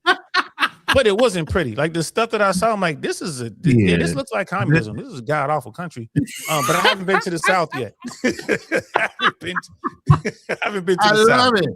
But see, that's the big thing, man. People make things look out to be more than they are. I mean, even here in the Philippines, there's extreme poverty versus extreme wealth. There's a huge, vast cavern between the two. Not that the land in certain areas, Palawan, Iloilo, Boracay, and places like that aren't beautiful, but in between that, there's a lot of like, God damn, really? This is how these people are living. But the whole thing is, when you look at things like that, you look at how are these people happy? They don't know any better. In spite of, right? You don't miss something you never had. So you learn to appreciate the things you do. Well, we have so much stuff in abundance in America, you don't even know how to appreciate how much America offers you as a citizen because you don't know no better. You don't think it gets any worse until you travel. And that's why I say when people travel, they get more enlightened, they get more worldly when it comes to advantages and disadvantages from looking at different cultures to being in America. I think it gives people a greater appreciation of what they do have in America. And you still decide to leave, you leave, but you're never going to say that America doesn't give you options more so than some others. America's a beautiful country, bro. And like to your point, like a lot of Americans take it for granted. Most Americans haven't even traveled America. Like, if you go, exactly. I challenge people like, man, drive the 10 from the East Coast to the West Coast. and give yourself a lot of time just to kind of stop in different places. Like Texas is beautiful. Louisiana is great. You know what I mean? It's hot, sticky. You know what I mean? Like New Mexico, like going through the deserts, going through the Great Plains. Like it's amazing. Way better than China. You know, and I see your brother Anthony in the chat. You know what I mean? Like they don't like black people. I don't think it was a problem with me being black, to be honest with you. I don't think that was it. It's just, you know, the extremes in China are way more extreme than they are in America. Like the extremes from the have and have nots in China is way different here. And the people that don't have over there, like they'll slice your ass up in a heartbeat. You know, those little back alleys or whatever in Beijing, kind of, you know, going to a little tea house or whatever. And they get your ass. But I wanted to ask y'all this. I'm hearing a lot of talk about Vietnam. What's up with that? A lot of expats going over there. A lot of people are loving it. They're saying the dollar is really strong. I'm not even sure what their currency is over in Vietnam. What are you guys hearing about that? The same. I'm hearing people, even YouTubers, leaving the Philippines, going to Vietnam, and saying the advantages of maybe switching from being here in the Philippines over to Vietnam. You know, there's still communism or that socialism type of mentality there. So you're still giving up something for something. Your cost of living is one thing, but the society itself, you got to be able to handle that too. So while it might be cost effective, I would look at the bigger picture of everything else you have to deal with while you're there. And when you stay for a short time versus a long time, it's a big difference. Facts. So a lot of these YouTubers go off of short time visits, not I live in Vietnam and this is the way it is. And it might be pockets of people that are very accepting. And then there's pockets of people that were like extremely against you being there. You know, Thailand, same way. I mean, I ain't trusting no commies though. Boy, so I'm good. Exactly. Yeah, he's right there. Walking down the street and there's communist flags everywhere. I ain't seen never so many flags. I'm like, get some roads. You're right there, and look at how some of the expat life, like the Israelis or the people from Israel that are staying in Thailand, and they're trying to push them right on the hell out. Same thing with Russia and not Pattaya, but in Phuket. The Russians took over Phuket and started pushing their agendas there, and they don't like that shit either. So even if you build your own community in a certain area, the Indians are abusive of the Thai people, and they don't want the Indians there. So after a while, it doesn't matter how much you set up, man. You piss some people off, you get booped the hell out. You know, I'll tell you this. I'll tell you this: as far as communist nations go, bro, I would rather give Vietnam a try before I try China. You know, it's something about, you know, that the CCP, man, I just can't rock with it now. Yeah, but you know, Vietnam is still, you know, they're communist, but their brand of communism, I don't think is as extreme as China. That's aggressive. Thank you, aggressive, better word. And they could make some, and we got better, you know, I guess we could say we're on better terms with them to negotiate better deals. But the Department of State got a warning right now for Americans that want to go to China. Like, hey, you know, they just been yoking up some people for some political reasons, so you might get Brittany Grindr. But at the end of the day, you know, just know that risk going in. But for me, I'm just like, nah, Vietnam's pretty cool. I've been there. I was in Da Nang, Nha Trang, and then, of course, Hanoi or Saigon. Hey, Philippi, if you can join the City live, hit the link if you can. It's pinned to the chat. This is a like family member to me. He's more family than just a subscriber, but he's been China and he's been to Vietnam. He says it was great. He had a good time. I mean, and I always look at it this way: it's always a perspective, depending on where you come from, how you conduct yourself while you're in the country, that whether you're well received or you have problems. And sometimes it could stem from, you know, people having an opinion based on what they saw on TV about who you are in your culture. You know, so I always go in with an open mind. But again, I'm going to have a different experience than anybody else on the panel. Maybe they think I'm a little lighter, so I'm a little different. You get what I'm saying? People judge you on first vision of who they perceive you to be. And then from there, you move forward. Sometimes you can change their opinion and sometimes you can't. You get what I mean? So while they perceive you one way, once you start talking to them, they see how warm and inviting and how humble you are while you're trying to learn from them, then they have a different opinion from their first initial on-site opinion. You get what I mean? So the longer Well, you're being there, the more you try. So what do you feel about that? Do you think over time, if you're showing humbleness and respect to their culture, do you feel like people kind of change their initial perception of who you are as an individual? it depends. I mean, okay. Again, one of And the you're a things I think military with, guy, so yeah. I'm a military guy. So one of the things with these guys that I'm trying to help them, you know, is their social skills are real important. It's like, hey man, y'all got to work on your social skills because no matter where you are, you can be in America, you know, what I mean, you can be in Colombia, Peru, you can be in Vietnam, you can be in Japan, South Korea, doesn't matter. The way you treat people, you should be treating people the way you want to be treated, first of all. And you should Right. always remember when in Rome. You know what I mean? Like when in Rome, do as the Romans. So you can't be going to, and this is why I have a problem with the passport bros. They went down to Colombia and just fucked everything up. Why? Because they went down there being Americans. Right now, before the passport bros, I'm talking about the black passport bros, before them, white men, you know, white Americans would go down there, Westerners from all over the world would go down there, but Americans were always shunned by the Colombians. Why? Because they're assholes. Most Americans are assholes, especially the ones that travel. You know, they bring their form of racism with them. They just fuck up everything, right? So when the passport bros came, their brothers came down, they weren't in the military, they weren't well traveled. You know, it's the first time they ever had a passport. They're only coming down for one thing, and they're just bringing this hood mentality down there with them, and that made. In a lot of community, a lot of my friends down in Colombia were like, yo, we know you cool, but these other guys, you know, now they're looking at black Americans and they're calling us gringos as well, right? Treating us like they treating all the white people. So I put that squarely on the passport bros because they didn't take the time to get their game up socially and do some research. Dude, for God's sakes, if you go into a foreign country, learn how to say hello and goodbye in that language. You know what I mean? Like just learn that. Thank you. Say thank you. Just that goes so far. So I think it's on the individuals, man. And I think America lives in their own bubble. And when Americans do travel, they think everywhere is America. It's like, no, like it's not. But remember, we used to have unit briefings before we would go in country. They would tell us the temperature of the country. They would tell us what to look out for, the things that how to treat certain people in the country. Yeah. They would give you a brief. They would give you a brief before you got up in there. And so you knew what to expect. And a lot of these kids that are traveling now don't even take the time to understand the culture, the people, or anything like we used to get when we would step off a boat, a plane, or out of the base wherever we landed.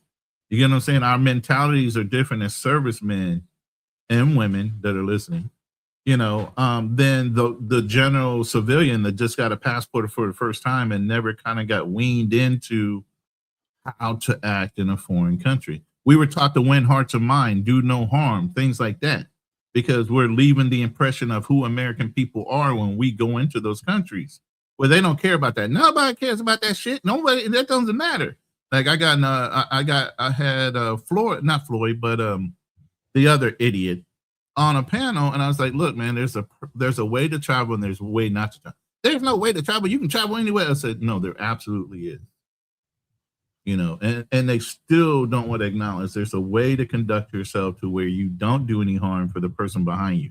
Now, the damage and the incidents that have happened over this, it's going to take years to fix all that. The reputation and us as a people and how we're perceived before we even get off the plane. Now you're profiled in America driving while black. Now you want to be profiled while you're getting off an airplane. You get what I'm saying? Yeah. Oh, it's another black man getting off the plane. God damn, what's he here to do?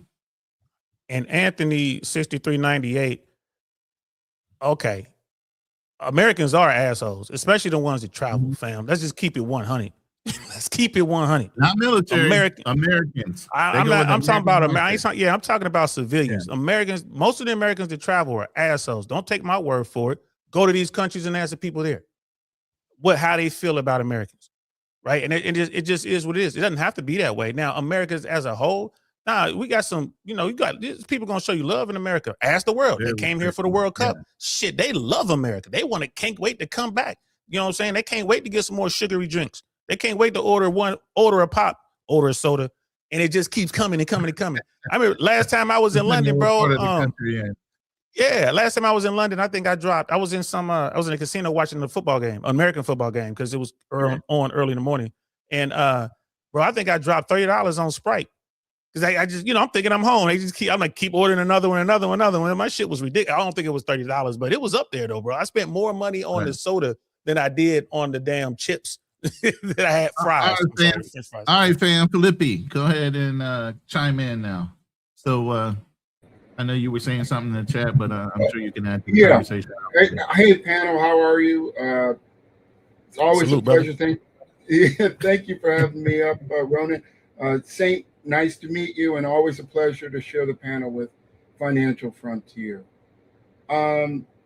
What I was saying in the chat was, ironically, I started doing work with Vietnam in '98. It was really kind of an accident how I wound up doing that. But the Vietnam of that period from 1998 to 2002 was when I was doing work there. That Vietnam and what you see now is night and day.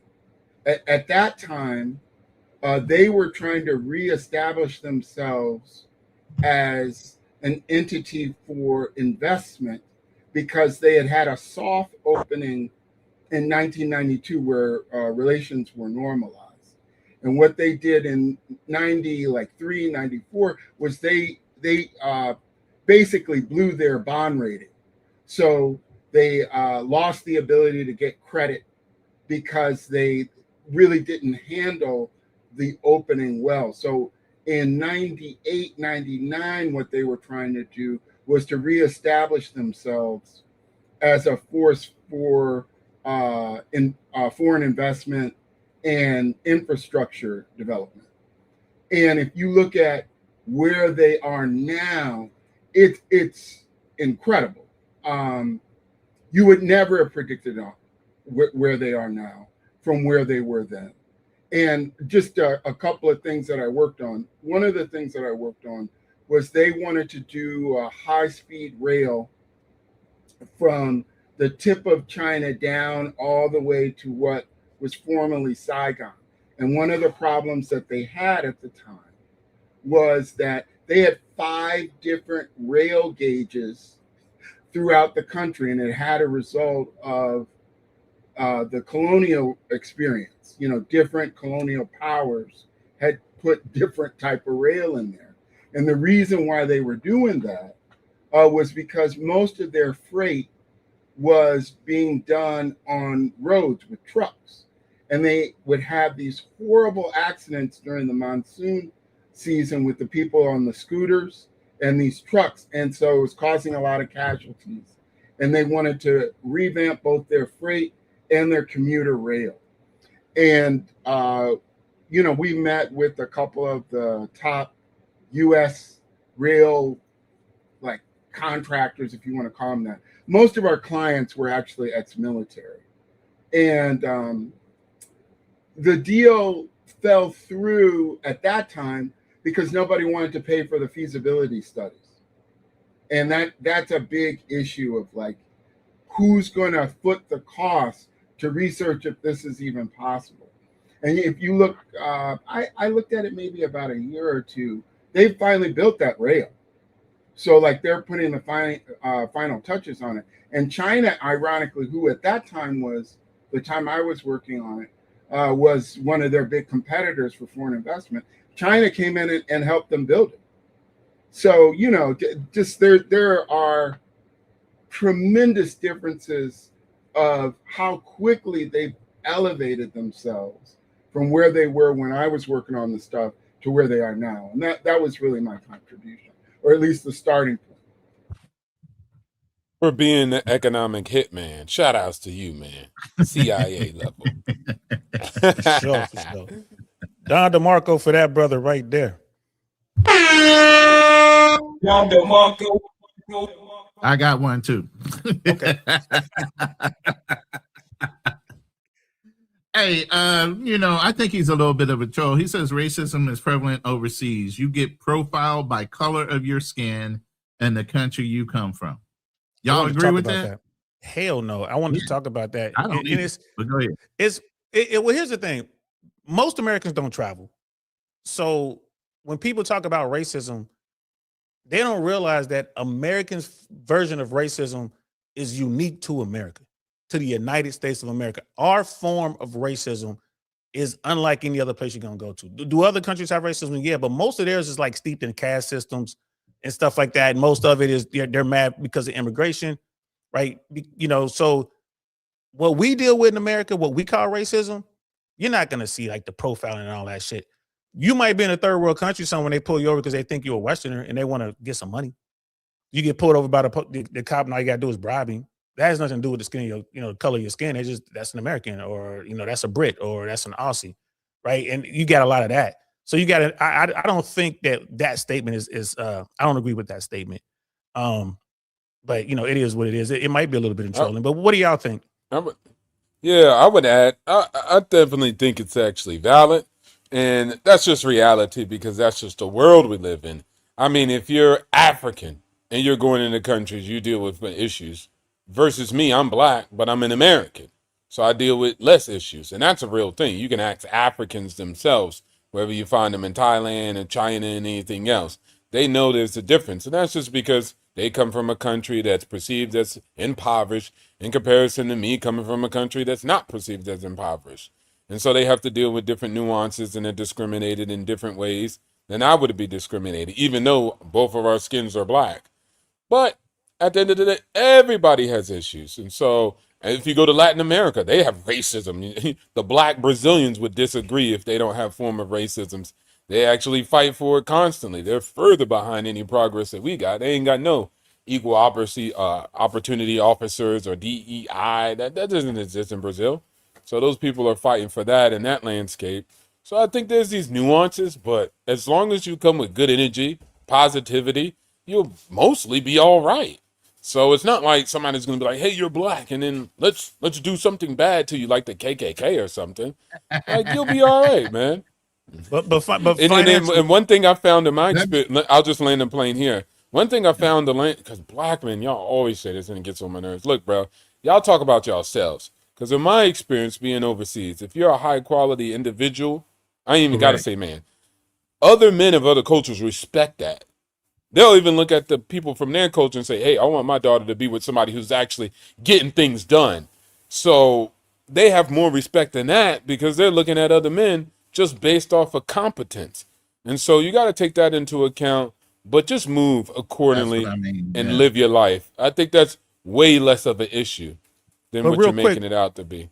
Go ahead. Quick, Brother Financial, are you saying that there's no distinction between America's version of racism and Colombia, Brazil, South America, Vietnam? You saying it's all the same? In a place like Brazil, do you know the history of Brazil? Brazil has blacks outside of Africa. My point is, are you saying that if I'm in Brazil, I'm gonna get followed by the police and called the N-word, and you know what I mean? I don't agree with that. Yeah. Even if you're in Argentina, I don't think it's the same as. I don't think it's the same as America. I'm not saying that they don't have their issues. I lived in those countries. Form of racism. I lived in those countries. I don't think it's the same. And those Brazilians would say that. Brazilians would say that. Brazilians say that. If you go down to Salvador, Bahia, they say our connection. That's what they're saying. So they say our struggle and our connection is similar to yours. They deal with racism. They deal with people calling them names because they're specifically black. It's actually pretty worse, the plantations in Brazil compared to the plantations in actually America. Here's the thing. We have different histories and nuance. Yeah. You're saying they're similar, and I'm agreeing. I'm saying they're not. American racism. I found they're American not racism carbon to be copy the same. Nothing is carbon copied the same. No. But my point is the American version of racism I have found to be very unique to the United States of America. Not even North America. Like, it's very unique to the United States of America. I'm not saying that the Brazilians, and watch this. The racism in Brazil is very unique to South America. Okay, Right. cool. But it's all racism. People getting hung up, people being discriminated, and people getting blasted based off of their skin color. That's a real Let thing. me ask you this, because I want to say, is there a distinction between our kind of racism and just learned colorism based on colonization of these other countries? Because my girl here, it originates from the same. Let me follow up with this. My girl here has been bullied all her life because she was born with curly hair. Still Spanish descent and all the things that Filipinos are, but she had loosely curled hair. And they made fun of her for that. And she had darker skin. So then it was a classism thing or a colorism thing saying that if you worked out in the fields versus being in the homes, similar to Black Americans when it comes to the darker versus the light skinned people. Oh, you're a house nigga versus the ones that worked out in the field and did the real work. It's the same type of thing even here, but the Spanish colonized them.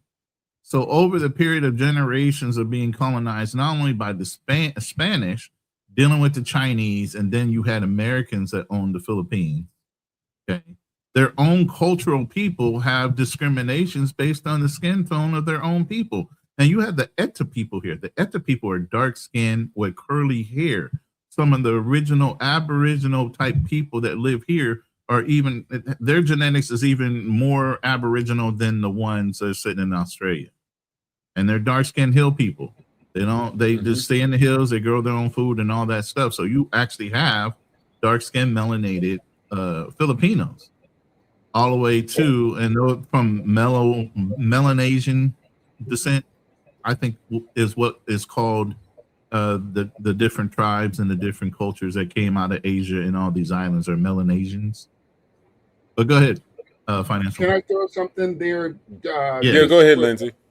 The group discussion that the different colonial powers had different systems of which they integrated the indigenous and other groups that were imported. So the big distinction I want to make is between the English colonies and all of the Latin countries. The English colonies, the colonists brought their wives, whereas in almost all of the Latin colonies that they did not bring their wives. So the structure of the system that was set up was completely different.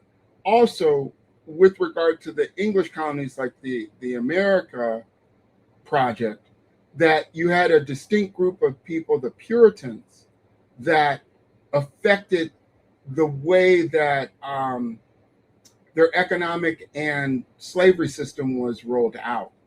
As opposed, like there are only two colonial powers I can think of that have Puritans, which was the English and the Dutch. So you see different things in those colonies than what you saw in the Latin colonies. And what I'm specifically talking about is that the Latin colonies, all of them had some form of what they call las castas laws. And what this was a pyramid structure where the Spanish or the French or the Portuguese were the top group. And then all of the other groups, if you look this up, there are these different pyramids of groups where at the bottom of that is going to be the indigenous and the Africans. And so the way that social mobility was implemented was through the various mixtures of these groups. So like you can go, if I hate to put it there, but like there are 30 different categories at least of different mixtures of people within the various Spanish colonies. And it was their vocation based on their identity. And so that's a completely different system. And here's the real brain twist. Where do you guys think that they got that system from? Europeans, I would think. Maybe India. Maybe India. Arabs. Frontier, what do you think? Arabs. Original slave owners. Ronin? I would have to say Africa, somewhere in Africa, like Egyptians or something like that. It's really interesting. The Moors. Oh shit! The Moors there you go. I wouldn't even think about that. The system. The Moors. Awesome. You guys were all kind of touching around it, but yes, the Moors, because they too were a mixed group. Some of them were from the Middle East, some of them were from North Africa, and they basically created a system where your identity was your vocation. You can look it up. Las Castas for the Moors. You'll see that the system is almost identical. What the Spanish did when they defeated the Moors and kicked them out was they just reversed the system and put themselves on top. And then they Brother rolled Lindsay, that out. I am not smart enough to be talking with you, brother. Thanks for enlightening me, man, because that's fire. I'm definitely gonna look it up, man. I appreciate you, brother. It's all about the love, brother. You know, but it's interesting because then when you see that what I would call the infrastructure of the culture, then it makes sense. Like one of the things in the Philippines that I just discovered not too long ago was he's that, married to a Filipina, by the way. So yes, lucky man. My wife is Filipina. That the Spanish did not mix at the levels that they did in their Latin colonies. So they do have a mestiza or mestizo group, but it's not the prevalent mixture. And actually, what was really interesting was, my wife and I took DNA tests when we first got married. I'm going to do that to my lady too. I can't wait to do it. Do it. See the Do result. it because you're going to find that. And what we did, I suggest this, is we wrote down what we thought we were before we took the test, and then we compared it to what it actually was. And what it turned out, I mean, if you saw my wife, but my wife is like 20% Chinese and 8% Vietnamese, and the rest is Filipino. And it makes sense because one of the first visitors to the Philippines beyond the group that they came from in Taiwan was the Chinese. The Chinese, I think, come or show up in the 10th century. And then later the Indians come in the south of the Philippines. But the bottom line is that the Filipinos are not that mixed racially with the Spanish as a group. They're more mixed with Chinese and with the Indians. And so, or Melanesians, whatever they want to call Melanesians, exactly. So it's an interesting thing that how they implemented Las Castas there. And also interesting with the Filipinos is that a lot of the Spanish that came there were actually in New Spain, which is now Mexico. So you have colonies of Mexicans that were brought to the Philippines and Filipinos that are in Mexico. It was this thing called the galleon trade. And so there's this crazy mix of stuff that they have there. You know, like, well, I won't get into it. I'll let you guys bounce off. I just brought that up to have the topic. Yeah, I can't wait to get her tested as well, because her family has the Tagalog Spanish background, and I know her dad is Visayan, but they also part of the Igorot, which is the headhunters that were on the island. You know, so I'm real interested in seeing how they dilute that out. But go ahead, gentlemen. I don't want to, change the subject. We are on, basically hitting the wall. Oh man, I thought that was dead. You know what I'm saying? Once Black Man Travels left, I thought that was dead. You know, hey, it's like, hey, it is what it is. You're gonna age in, you're gonna age out. It's how you accept it. But I don't think we hit walls. We just opt out and say, hey, it's time for us to retire and slow down.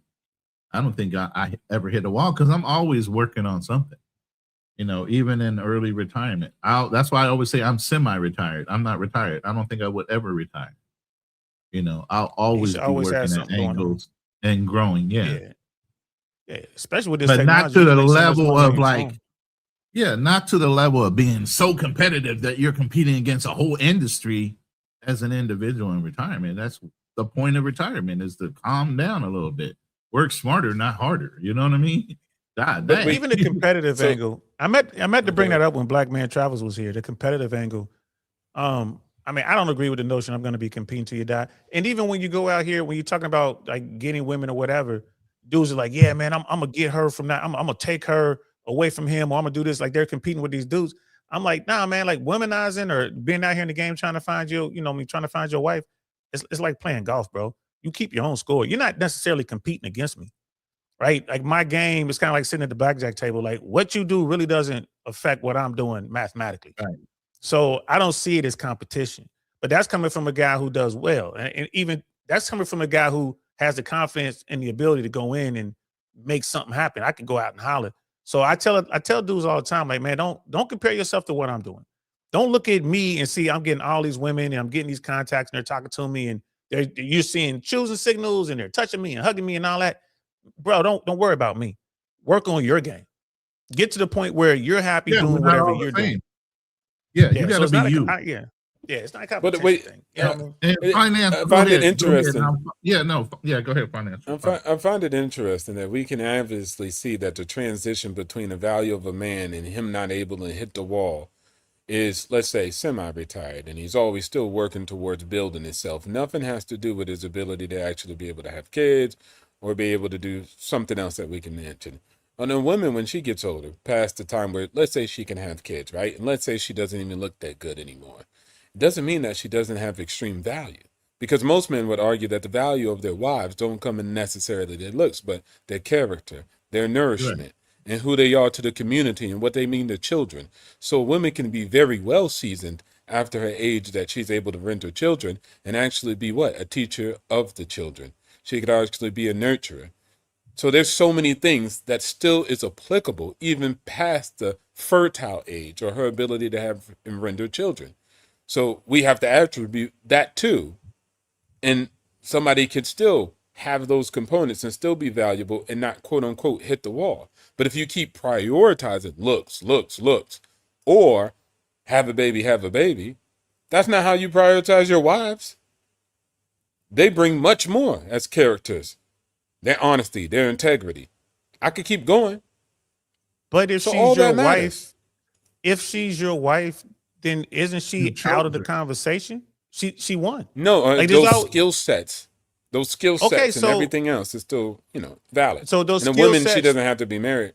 Go ahead. Those skill sets, the skill sets that you mentioned in a single woman.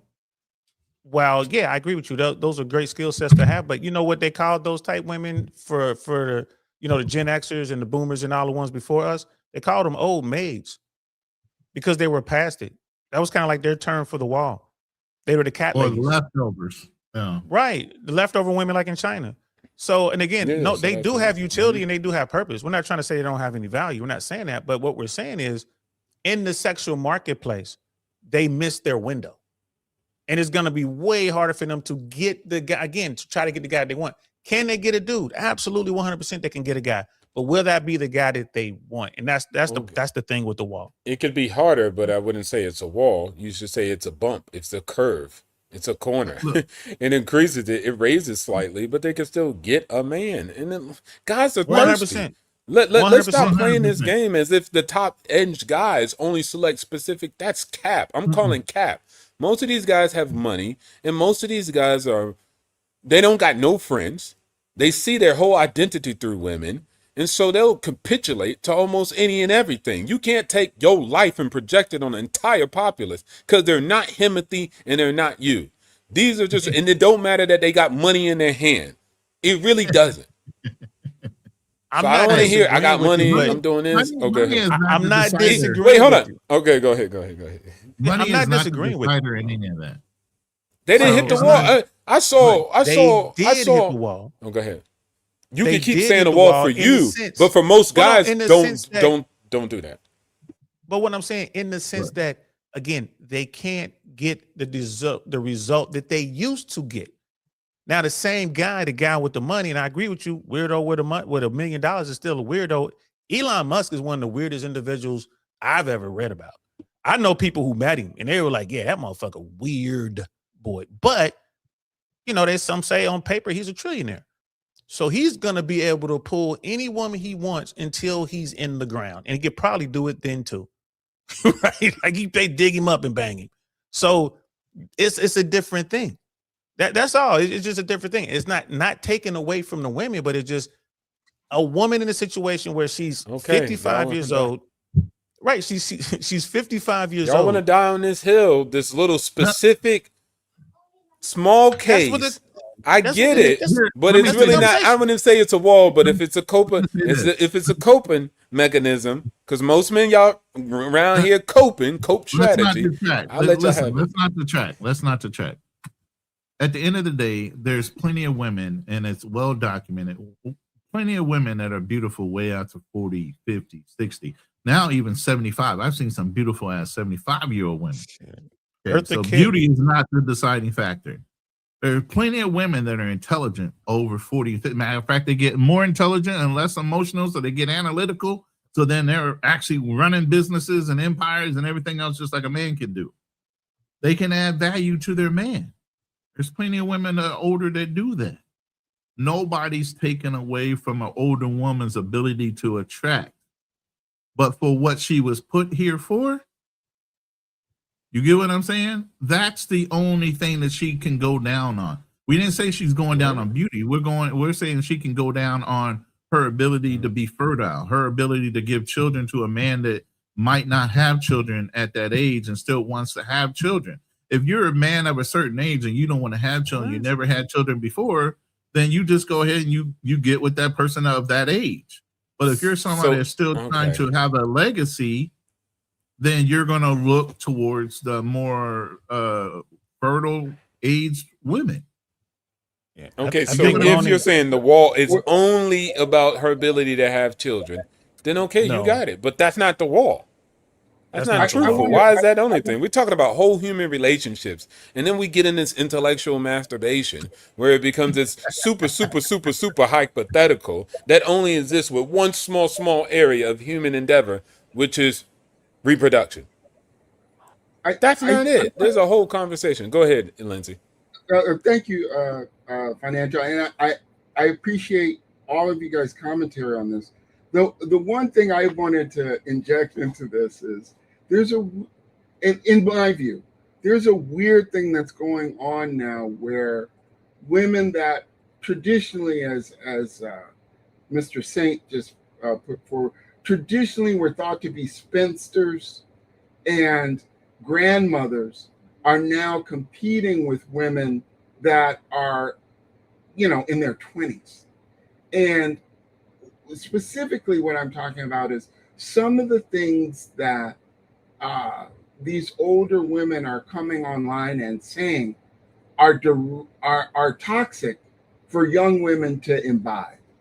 And what it is, in my view, is removing some of the competitiveness of youth from the young women so that the older women can recreate a space for themselves to date in their 45 to 55 period. And that to me is problematic because these younger women are listening to that and not realizing it's an op, meaning that if you take this view or if you take this position, like for example, and I don't want to specifically name this content creator, but let me see how I can raise her. That just say it, brother. Just say it. Fuck it.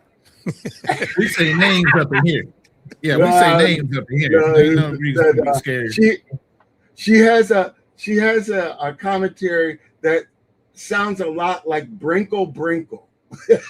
There you go. Oh, Sprinkle. Okay, you're talking about Sheer 7. I'll say her name.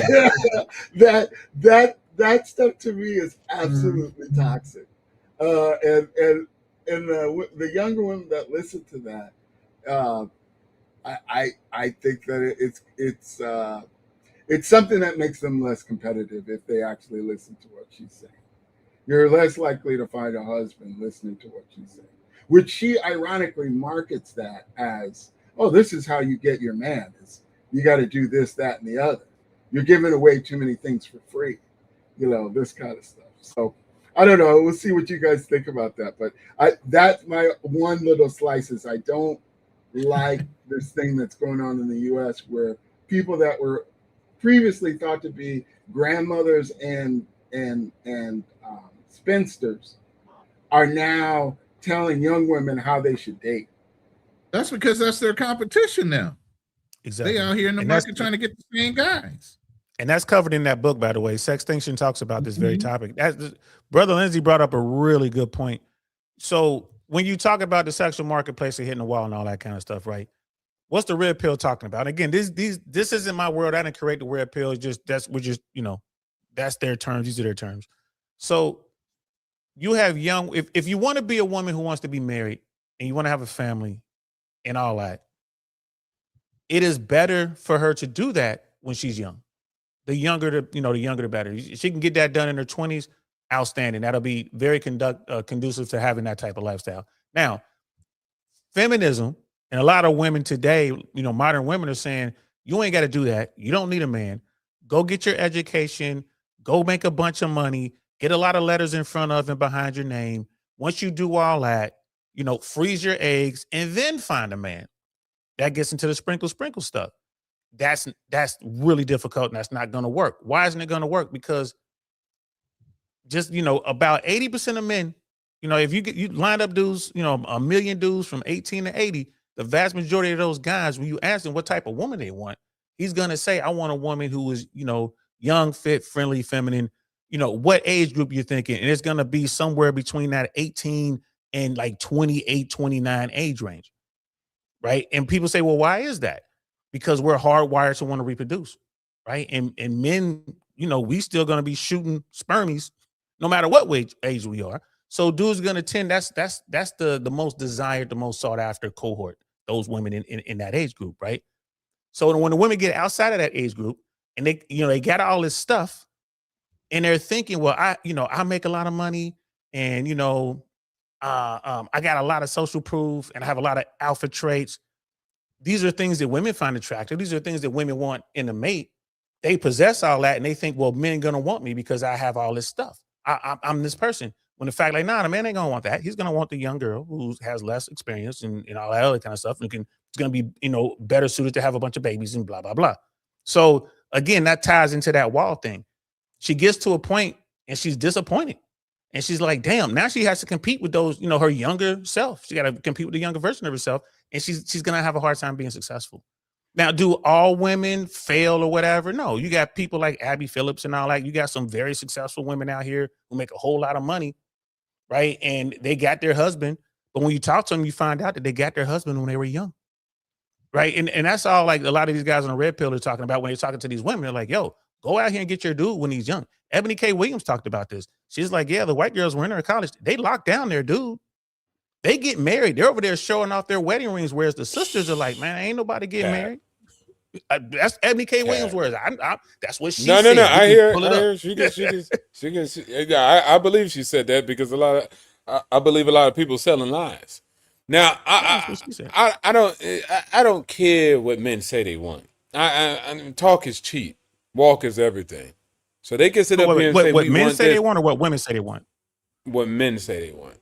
Men say they want this type of women, X, X, X, and X. I don't give a damn. You can ask them what type of salary they want, and they'll say $1 million if they could have it, but they can't get it. So at the end of the day, it's the same thing. They can say they want fertile and young women, and then you're in the deficit. You're starving like Marvin. You want it more than it wants you. That's not a good position. It doesn't matter about what you want. You have no ability to say what you want when you sit in a position of desperation like that. And most men sit in a position of desperation for the box, for the female's attention, for the female's admiration. It is their sole identity. It is their sole purpose on this universe. It's not to have no dang kids. It's to actually get a woman and get a woman to love them. You laughing. This is real talk, true story. I know. No, I'm saying it's crazy because you're absolutely right. That's how many guys all these talking can't get shit. Can't even smell what they say was. Smell, get a smile, get a conversation. And so you got people who's teaching a bunch of other people, and you come from abundance. Okay, you the Lion King, but you talking to hyenas, and you don't know how desperate it get when that carcass is sitting there on the floor. Yeah, we all want to eat, but you as the lion, you say, hey, well, I want a fresh kill. The hyenas get what they can. That's me. Okay, so here I agree with you. I'm not disagreeing. See, here's the thing. A lot of people, they had these discussions, and it has to be one way or the other. I'm hearing what you're saying, and I'm like, all right, yeah, I see that. I see that. The thing you said about the $1 million. A man, you ask a man, he's like, I want to make $1 million a year. All right. right? So I would say the difference between men and women today is that man will say, yeah, I want to make $1 million a year. Then I counter and say, I can't pay you $1 million, but I can pay you 300,000. Will you take that? Fuck yeah, I'll take that. They're taking that money. They're taking the 300. Bring the woman up. I'm gonna manifest $1 million a year. I'm supposed to have $1 million a year. It's my destiny. I can't pay you $1 million, but I can pay you 300,000. Will you take that? No. That's the difference. That's one of the things. Aspect. The compromise. Watch this, Ronin. Watch this, Ronin. They don't do that. When we look at the stats and we say that the pay gap is a myth, when we look at it, do women do that when it comes down to earning their paychecks? The answer is no. They do the opposite. So when an employer gives them something, they don't fight back. They don't fight for more. Wait, let me finish my point. Women just don't fight for more. That's the proof. They have zero to no good ability to negotiate. Men ask for more. Men demand more when it comes down to that. So you see how that works when it comes down to economics? When men are sat down with employers and they say, hey, we're going to pay you about 60 grand. The employers are like, the men are like, nah, I'm worth about 80. And I'll tell you why. When they sit down with women and say, hey, we're going to pay you 60 grand, they say, okay. That's the stats. Why don't they do that with their dating and mate choosing? Because like I said, I'm not Because- disagreeing. And I come from Okay. my background's in government, right? My background's I'm a retired FAA air traffic controller, right? When managers in the FAA, they have to negotiate their contract within a certain, pay range. And most women, like you said, they'll just take whatever's offered for the job. Hey, this super position costs this much. Okay, I'll take it. The guys are like, nah. I know what the cap is. I need to be closer to the cap, or I won't take it as a negotiating tool. So I agree with you there. Yeah. Right. But I will also want to make that jump to, choosing, okay. Back to relationships. Ebony K. Williams says, I won't date the bus driver unless he owns the fucking bus. Right. And it's like, Ebony, you're wealthy. Why does the bus driver need to make more than you? The same guy in that situation, a dude will snatch a chick right out of McDonald's dropping fries if she's fine enough. I don't give a damn how much she ain't got to own the restaurant. She ain't got to be CEO. It hasn't always been like that. But go ahead, Lindsay. Go ahead. This is because you touched on something that a lot of men don't want to talk about, which is the shadow side of this dating. The reason why I don't want to refer to the specific person, but there are men who are willing to do transactional relationships with these women, and that's why the women, when they date men, demand that they're competing against a ghost man, meaning that they have this transactional thing that they're doing, and then they have their dating frame.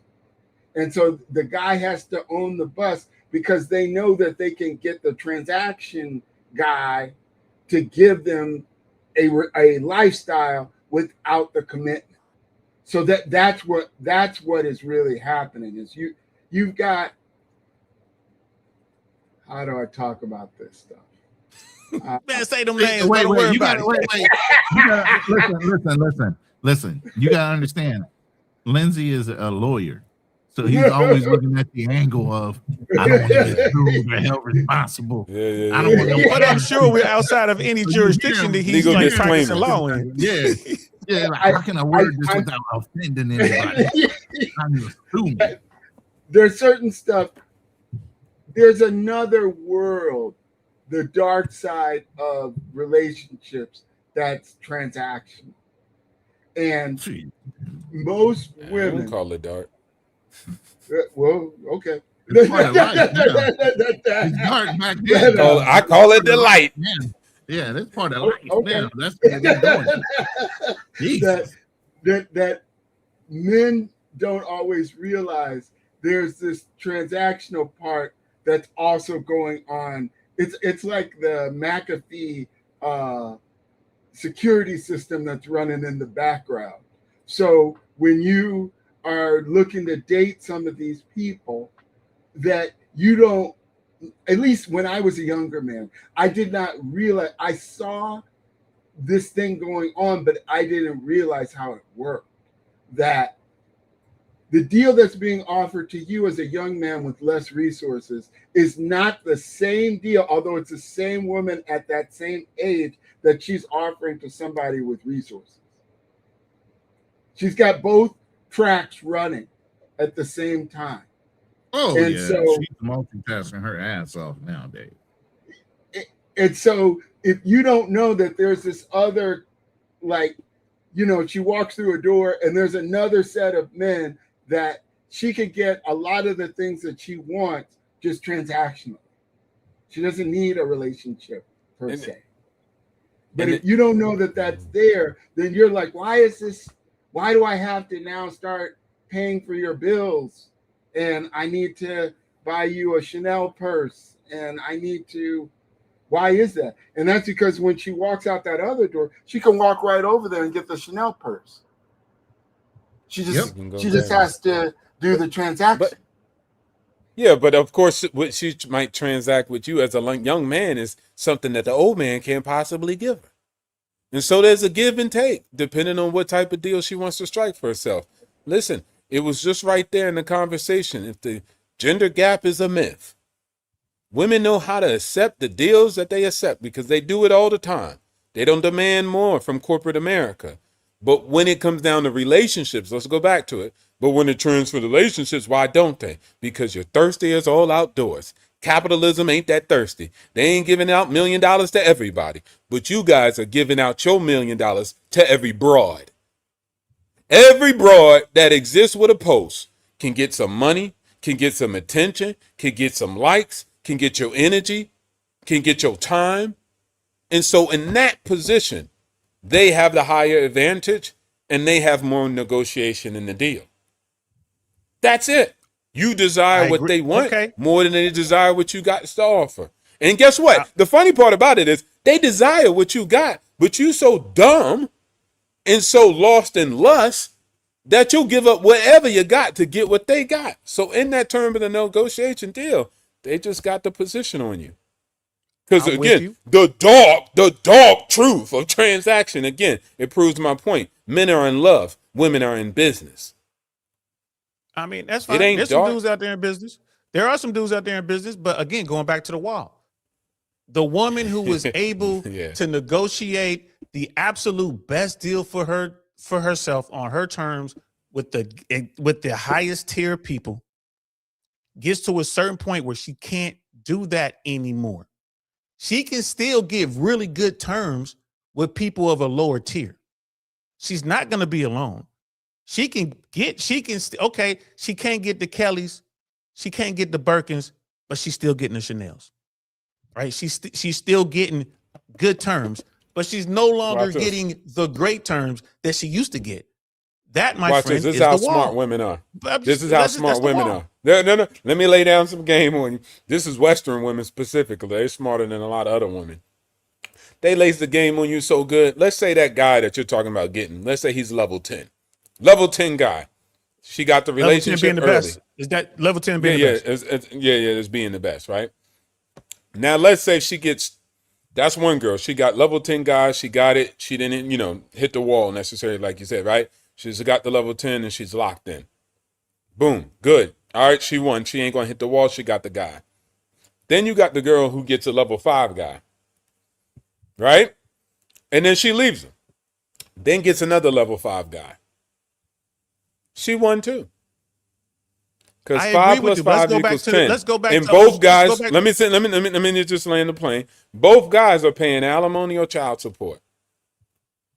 And they got you. She won. What they say, 18 years. 18 years. Got one of your kids, got you for 18 years. And so they lock that in. Watch this. This is smart. They lock you in like that. And then they go to the young bulls. And they get knocked down by the young bulls. So they get the money from the guys that really wasn't nothing that they wanted to be with in the first place, but they needed the cash, the revenue, and the children. So you paid for the kids. You paid for the lifestyle. Then she goes back, spin the block, go back to the market and gets what she wants, which is the burning desire, the guy she really wanted, young, hot, and attractive young boy. And he going to give it up anyways because he just wants some period. So she can still create and cultivate the life she wants. So I don't see the wall. You keep thinking that women really want you men that long. They don't. They say it. Listen, They run a game on you, but they I'm don't not want y'all. So I'm the not war, what you disagreeing with call you. is, you don't get to keep the man that you want. They don't want y'all. Even not- when they get the man, what they I decide was they don't trying want to him no get- more. I'm not disagreeing with you a Financial, little this bit. is what I want you to think about. To get on the yacht or to fly private, what does a woman need to do? I Just know what talk a to a man man. needs to do. Makeup. Right? So a man to fly private, right? That plane flight, depending on what it is, $30,000, $60,000 for one flight. He is working day and night building. The woman that's on the flight with him, what did she have to do? Be pretty. Makeup. She don't even need the Right? makeup. No, I don't think she got to be pretty. It's makeup. Because most girls don't look pretty. They just look better with makeup. We just had the Grand Prix at Monaco. To get on the yacht in Monaco, what does the woman need to do? I know what the man needs to do to be on the yacht. What's the woman need to do? Show up. And there it is. And Monaco She ain't got to no put on the joke. makeup. She got to put on the makeup. I'm a F1 guy. Hey, Lindsay, I'm a F1 guy. And you know, that's on the bucket list. I want to do Monaco. You know what gets me every year with the Monaco thing? It's that damn helicopter flight. It's that damn helicopter flight. If you ain't pulling up in the yacht, you gotta fly in on a helicopter. And it's just like, I gotta go do what you're saying. I gotta go work really, really hard. But guess what? The woman gonna be in the helicopter with me. What she gonna have to do? Sit there. Exactly. She ain't have to do shit. Show up. I'm only bringing this up. I was talking to one of my younger cousins, and he was telling me, you know, about he was dating this young woman who is an esthetician. And he said, he told me, because I had been telling him, hey, man, there's this other door that's going on. You got to know that that's there. And he said, girl, you know, she's got a fancy luxury car and she's got a fancy apartment and she just came back from Grand Prix. And he was like, wait a minute, how are you doing this as an esthetician job? And that's when he realized that the other door is there. But who cares? What are y'all talking about? Like, unless you were. Wait. Let me just say this. Let me say this before we move back to DL. Let's say that's true. Why would we even like the red space? Y'all be cracking me up. Y'all sound like y'all want to be Instagram broads. First of all, I know what the man has to do. That's why I be on the yacht. I'd rather be the owner than to be somebody who's just a guest. I don't care what the woman has to do. I don't care that I have to work. I own the yacht. And guess what? I can own other yachts. And guess what? I go on other ones. And guess what? You're not invited this time. So your future and whether your experience on a yacht or off the yacht is determined by me. And so I wouldn't want to be in that position in life. I'm just a man born as a male. I don't think about if I was born as a woman and her ability to just wear makeup and get on a yacht. I don't give a damn about that. I'm not focused on that. Like, you just a guest, homie. Like, don't get beside yourself. Name off the list. Security, hello.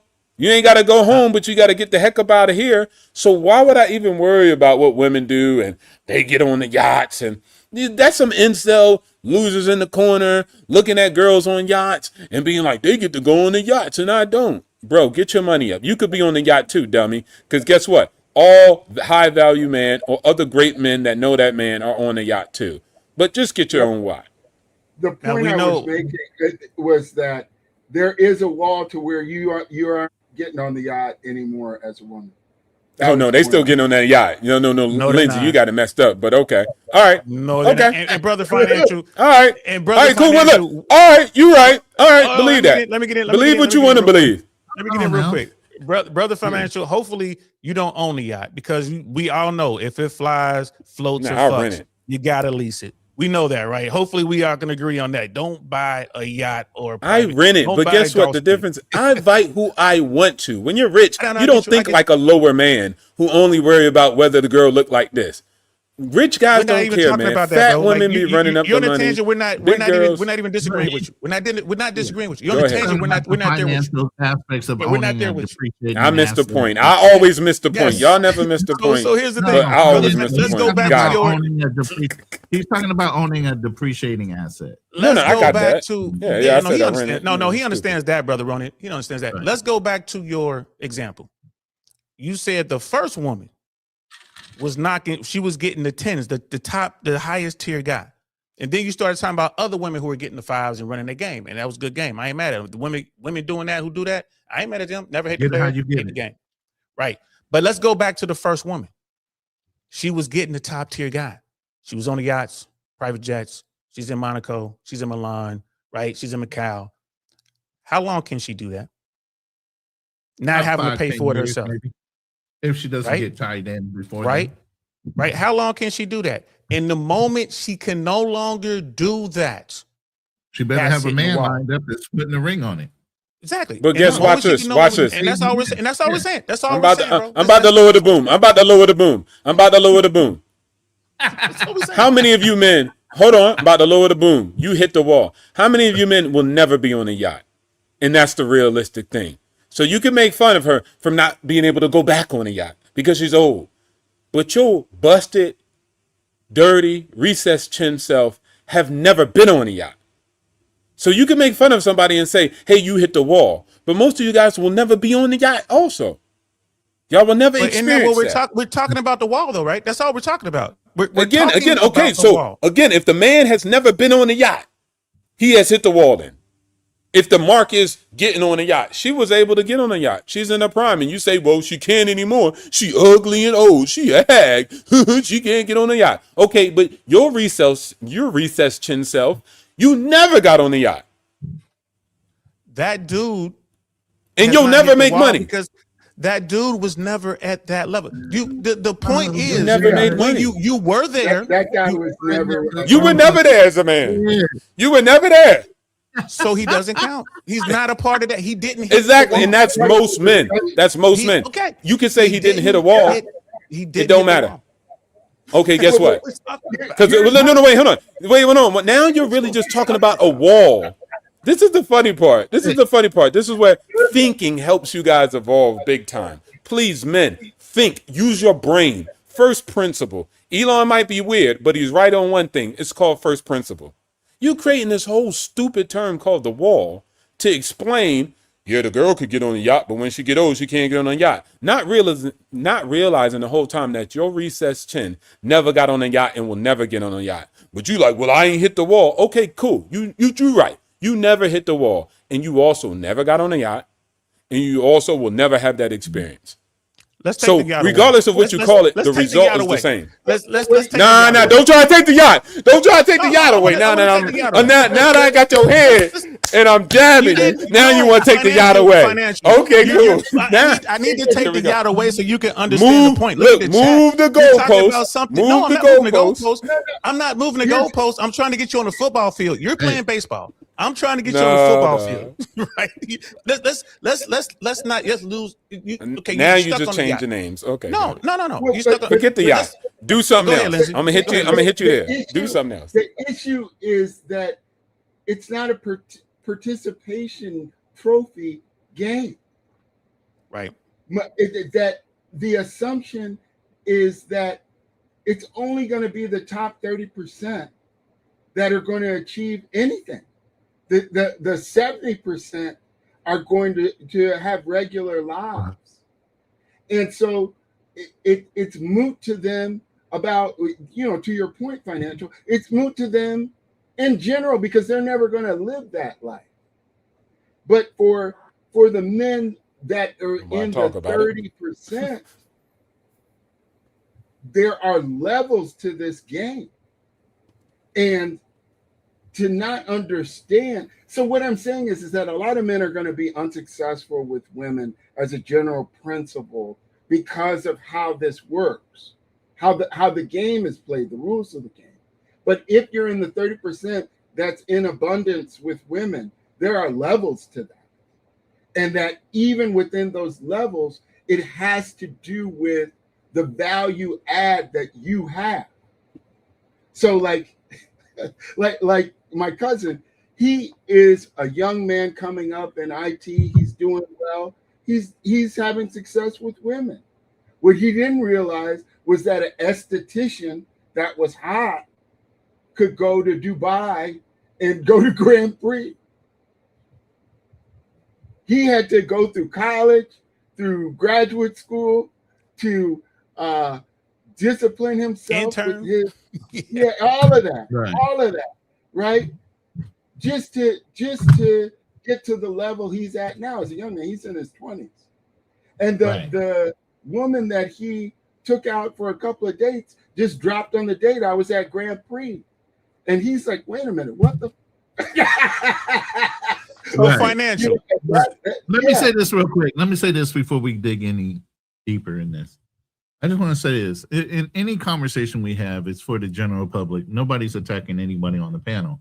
But my biggest thing is to the people that are listening is never envy anything you couldn't do yourself or achieve.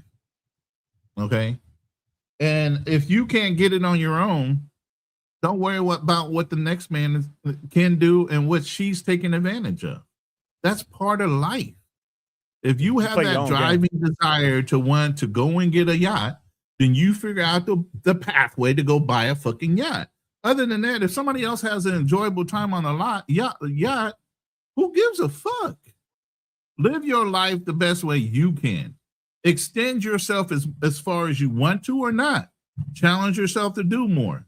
But sitting there pocket watching somebody else getting on this or doing this and the other thing, who really cares at the end of the day? Is it helping you enrich you?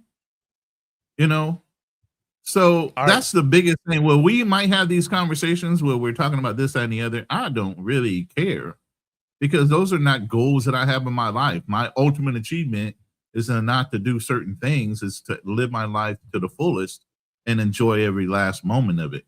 Because there's too many years where I've been focused on way too many other things, and not myself. But again, continue the conversation. So we're going to switch the yacht out with White Castles, right? We're going to switch out the yacht with White Castles. Not White Castles. White Castles, right? So, all right, you got a woman in town. She's the hottest of the hot, man. Everybody loves her. She's amazing. And whenever she goes to White Castles, no matter which White Castles it is in the whole state, she gets a free cheeseburger. Every time she pull up the White House, here you go, free cheeseburger. Here you go, baby. Here you go, free. One day, she's going to pull up to White Castles, and they're going to charge her the 35 cents or 55 cents or whatever. I don't even know how much they White Castles cost. I ain't had a White Castle in probably 50 years. I think it was 55, 75 cents the last time I seen it in Vegas. But there you go. So, and she's going to pull up, and they're going to charge her. And she's gonna be, what is this? Like you always, that's how much it costs for your cheeseburger. But don't you know who I am? I'm the hottest of the hot. You ain't the hottest of the hot no more. Little Sarah is. So Sarah getting the free cheeseburgers. You gotta pay now. That's the wall. And that's all I'm saying. And I'm not saying it's right or wrong. Like I said, it's the game. I didn't make the game. Hell, I didn't make these terms. I didn't create the wear pill. I didn't create the man on swamp. Let me say mine. I gotta read this. I gotta read this because this is one of the hosts of the Lions Den. Even though he can't be here, he was flying back to the DR to meet up with the fam. He says Kim Kardashian got 4 kids, a sex tape, and a list of dudes, divorced millionaires, and she got to Monopoly with Lewis Hamilton. I don't get it. She getting banged. She getting banged by Lewis Hamilton. She getting banged by Lewis Hamilton. Monaco. All right, so Monaco. She's in Monaco. Let me tell you about the other story because I had to come on the screen for this, man. Let me tell you about the other side of this. Hold on. Salute to the setup, man. Salute to the studio, fam. It's looking good, trying to be like you one day when I grow up. Don't do that. So let me tell you about the man's wall, right? Now, there's 2 sides of this story. Let's not worry about the story that the brother just provided. That was a good story too about the woman, right? She showed up for the burgers a little bit later, and they said, "Hey, you're gonna have to pay." So that's the woman's experience of the wall. Now, the man's experience is gonna be, he always got charged at that price from the jump, right? He never got the discount. But then one day he comes back in. He says, hey, can I get that burger? And they say, hold on, you got to pay. He said, no, I'm the owner. Now, for the men who don't do the work, what I call hitting the wall, your raggedy self, the price went up and you still paying. You'll pay all your life for the same burger, your whole life. Then you'll be crying about inflation. So you have a wall too. My brother. I'm not disagreeing with you. It's different from men. I'm not disagreeing with you at all. The vast majority of dudes will never know what it's like to have dinner at Carbone's or Mr. Chow. You know what I mean? Hell, they ain't never heard of these fucking places. The vast majority of men out there.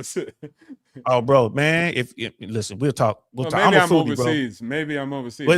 Well, I mean, shit. You can go like. There's let me see, overseas. Mr. Chow. Mr. Chow's in London.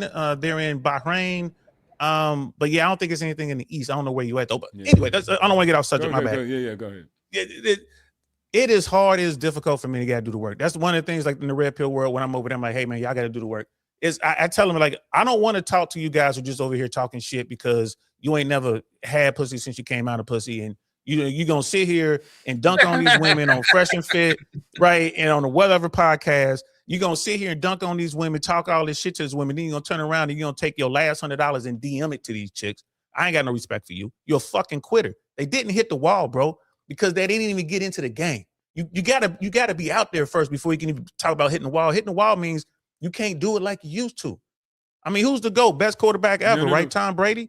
Tom Brady, bro, he hit the wall. Brady want to keep playing. He just can't do it. He hit the fucking wall. He didn't quit. The skill set ain't there no more. He's still the GOAT, though, but he did hit the fucking wall. Otherwise, he'll still be out there.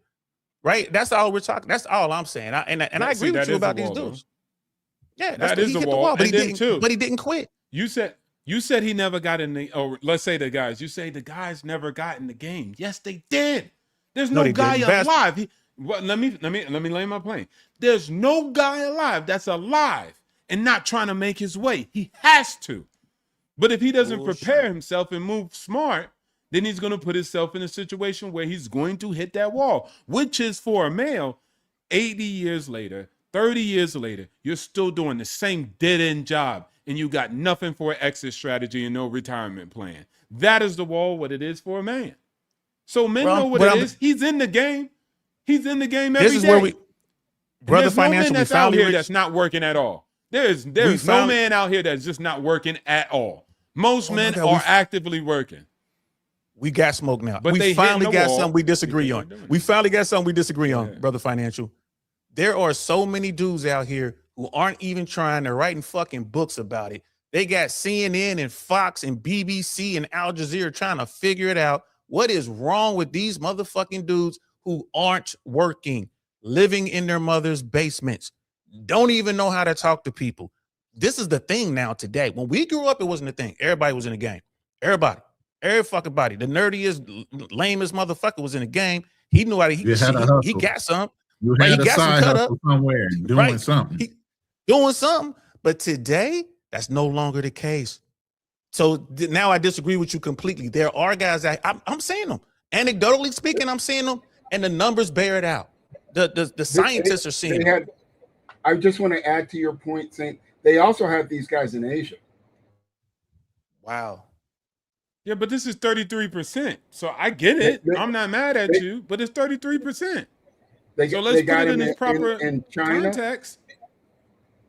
That's not majority. I just wanted to throw this financial. What Saint said, it's a global phenomenon that they have them in Japan, they have them in China, they have them in South Korea. Yeah. Oh, well, yeah. I just want to add that's 33%. So let's not act like it's doom and gloom. Okay. The numbers say it's 33% of men. Well, it's 33% of men. If that's the stat you're looking at, 33% of men between the ages of 18 and 30 something who had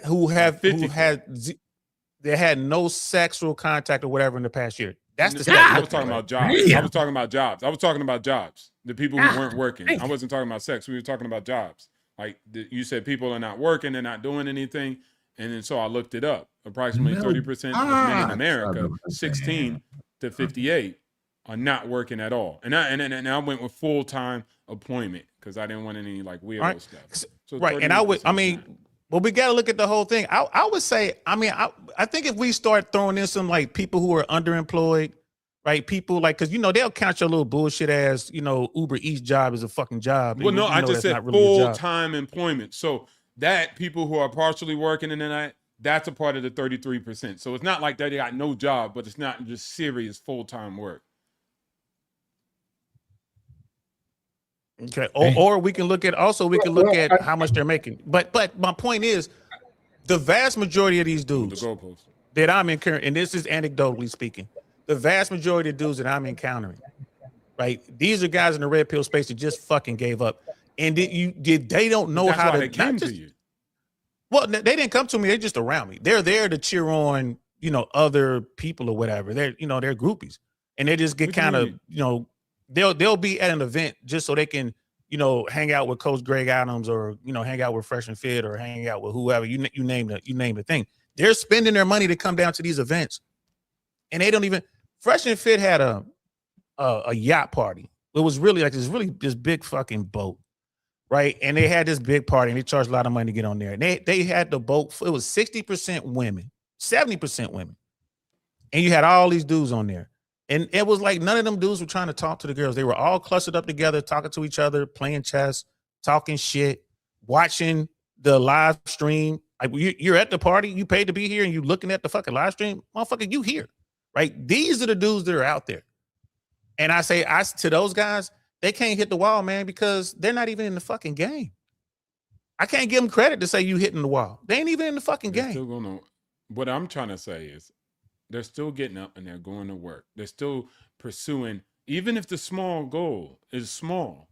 What I'm saying is that they're not pursuing and getting themselves in a position where they'll be in a great position. If we're talking about being on a yacht and experiencing life and a new type of. So what I'm saying in the man paradigm, they'll live life struggling check to check the majority of their lives. And so I'm seeing that as a form of hitting the wall for men, because it's different for women. We got it. We can't even get pregnant. So there's no even reason to go there. Our biology works differently. So that's why they're hitting that wall. So, okay, cool. Let's take that out of the equation, because that's uncontrollable at the end of the day. But you can control by getting married early. I hear that, right? But when it comes to these other aspects, men have their own issues and they have their own form of hitting the wall. We can say male hitting the wall. We can call it whatever we want. I don't care. If y'all want to die on the hill that hitting the wall only means this, and it's specifically women, you got it. What is the form of men having their own form of hitting the wall? What are you willing to call it if it's not going to be called failure? Okay, so men fail. And women don't fail too. No, I would say this. I would say they fail different. I would say there's only, I would just making up numbers here, guys. I'm just making these numbers up. There's no stats on this. I would say of all the men that are out there, only 20% of those dudes qualify to hit the wall. There's only 20% of the dudes out there, normally the dudes that women want. Those are the guys who even qualify to be able to say that they hit the wall at some point. I would say the rest of the 80% of them dudes, they're fucking quitters, bro. It's this shit right here. You want to quit? Then fucking quit. On me? Well, are you? Then quit. That's why I look at them off. They're fucking quitters. So we got overlap here. Cool. We got overlap here. I look at it as motherfucker on the team. Like, I don't give a fuck that the water boy hit the wall. Like, you trying to say, well, the water boy hit the wall. Fuck the water boy. He ain't a fucking football player. The only motherfuckers that can hit the wall is the motherfuckers who made the team. Right? That's how I look at it. Now, if the water boy want to try out and fucking make the team and get out here and get some, then he's eligible at some point to hit the wall. That's how I look at it.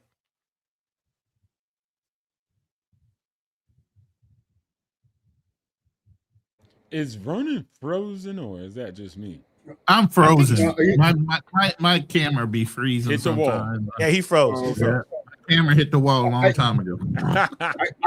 I agree with Saint's thing, and there are relative degrees of it. You know, one of the things also is ordinary income versus asset growth. You know, that if you're an ordinary income person, that's a different game than the people that are living off of assets. So, you know, it's an interesting discussion, but I kind of agree with what Financial was saying in the sense that, you know, a lot of people are not going to, a lot of people that are critical of women are not in the game the same as describing. And I think that it's actually like a psychological reaction. Like they know they're not in the game same. So then their whole thing is I want to pull you down with me on bullshit. You know, I'm gonna throw a lot of trash at both men and women because I know I'm not in it, right? And I've given up. Facts. But Facts. I think Speak on it, Lindsay. Facts. You're speaking vibranium now. That's what it is. Well, I mean I think it's interesting because what Saint was saying, I don't think about those guys at all. They're spectators.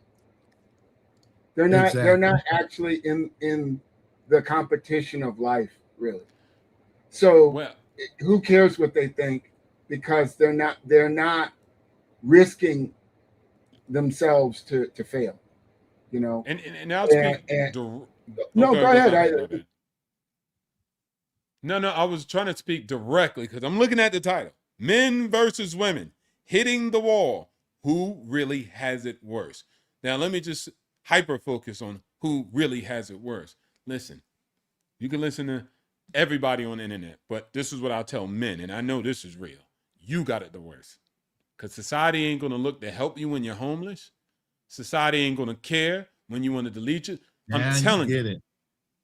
There's too many institutions that are here to protect and provide for women. So they good. They don't want to be a mama? No problem. They're brave for giving up the baby. You don't want to be a daddy? You're a deadbeat. They don't care. You got it worse. So you can sit around and say you're going to die alone with a cat, or you're going to hit the wall, nobody wants you.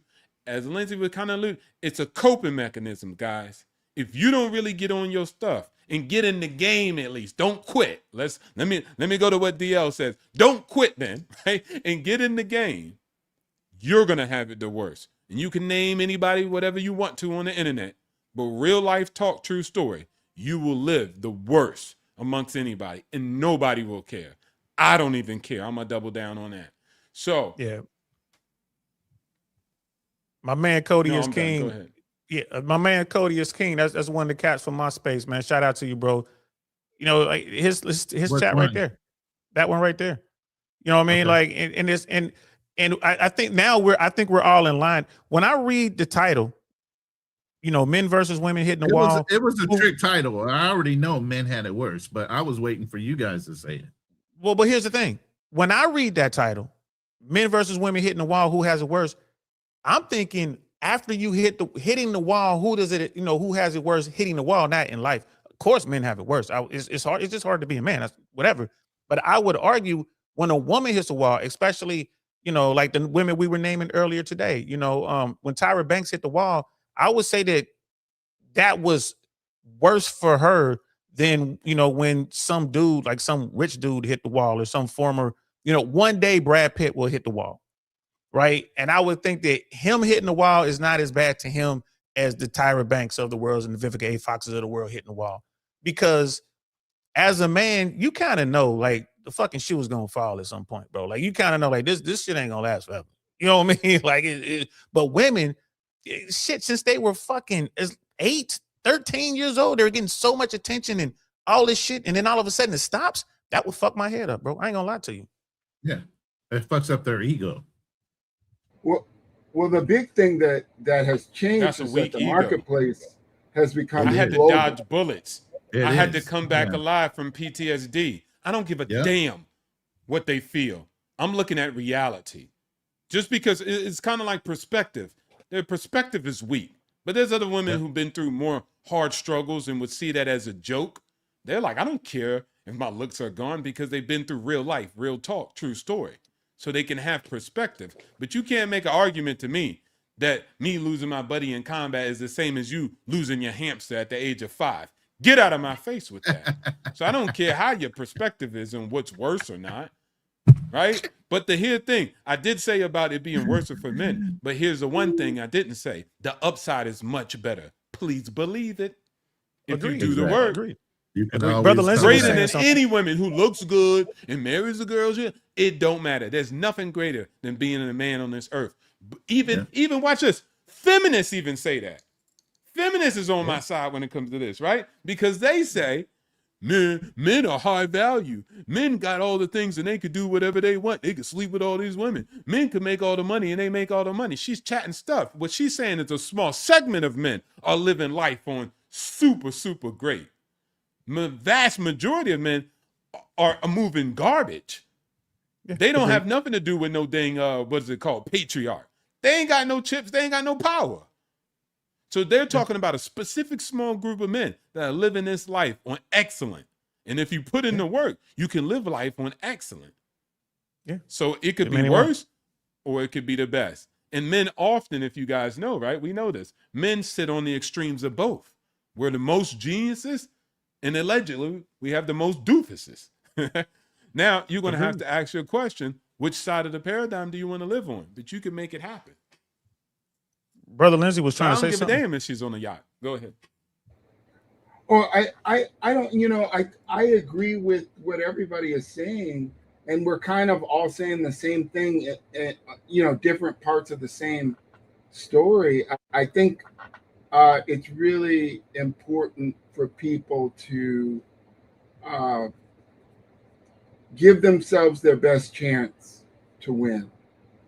And some of that is limited by your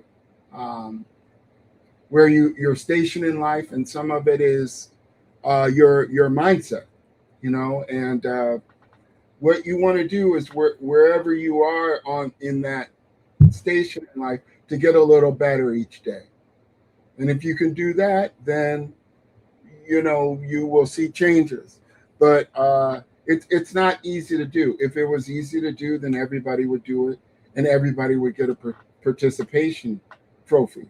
And that's unfortunately not the way that life works.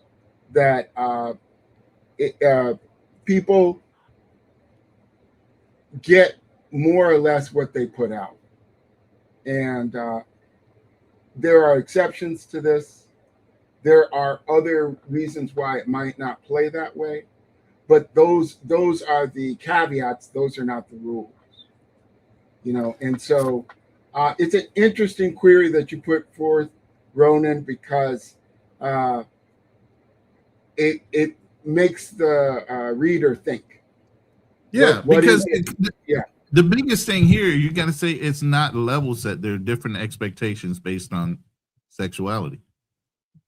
Women have a different expectation to level set what they consider, them hitting a wall versus a man, where he has to continue to be a provider, protector.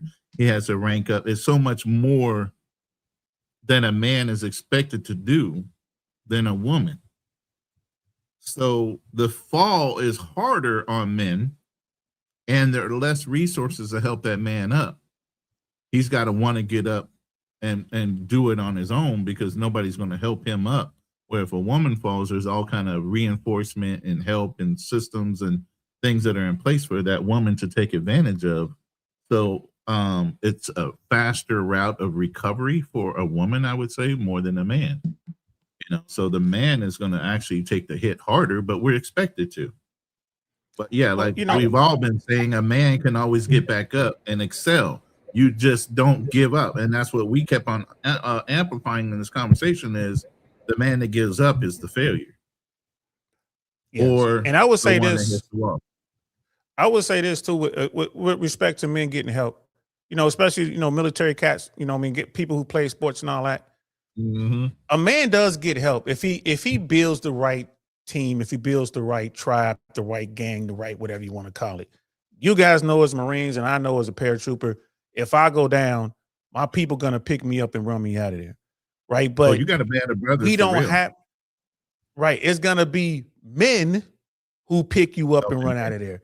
No woman can pick you up and run out of there. She can try to drag you out of there, but y'all both probably gonna get KIA, and that's fine if she tries it. And I'm not trying to throw shade on women, but normally when men go forward and fight, we're with other men, and we're gonna get help, and we got to continue to keep that band of brothers and help one another.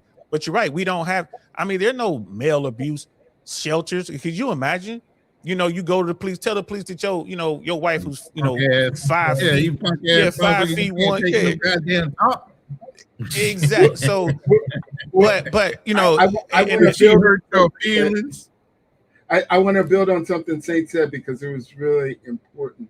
And one of the most important, I shouldn't say most important, one of the things that I think can help get your framing right is that women kind of look at relationships as jobs, whereas men look at them as like a loving commitment. And so the love that a woman may feel towards your relationship is kind of like that job she always wanted. And when she first got it, she was very excited about that job and, told everybody and prayed on it and all this kind of stuff. But at another point, maybe 10 years into the job, she doesn't see it the same. Maybe she still likes that job, but it's not the same job as when she first got it. And men think, well, I did this and I did that, and where's the loyalty and whatever. And they just don't have that same frame about it that men do. And so that's where they get surprised, is where they're like, I really thought you were into this thing. And it's like, no, I've been looking at some other positions I've gone on. What is the job site? I forget what. Indeed. Yeah, I'm on LinkedIn. I'm on Indeed. Yeah, something came up. Yeah, fellas, I hate to.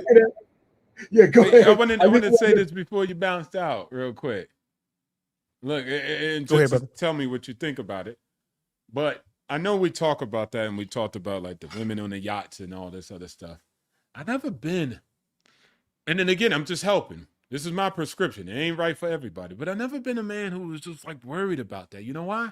Because when I seen other men, I'm like, well, they put in the work. They deserve it, and I'm happy for them. I'm going to get my time. I'm in the trenches doing what I'm supposed to do, building up my skill set and having a future for myself. So I really wasn't like hung up like, oh man, the girl at my ages, they fly to Dubai. I was like, okay, yeah, and so what? And sometimes they're going to come and get me with me before they go see that guy on the Dubai. Like, so if it is, and I really don't matter. But one thing I would say, I saw the chats, and Cody is King said this. He said, what was it called? Women hitting the wall is devastating. Listen here, guys. Let me tell you what's devastating. I got it right here on my phone. I tell you what, this is why y'all need to go touch grass. This is my brother right here, Combat in Arms. He passed away not too long ago. That brother would die for me.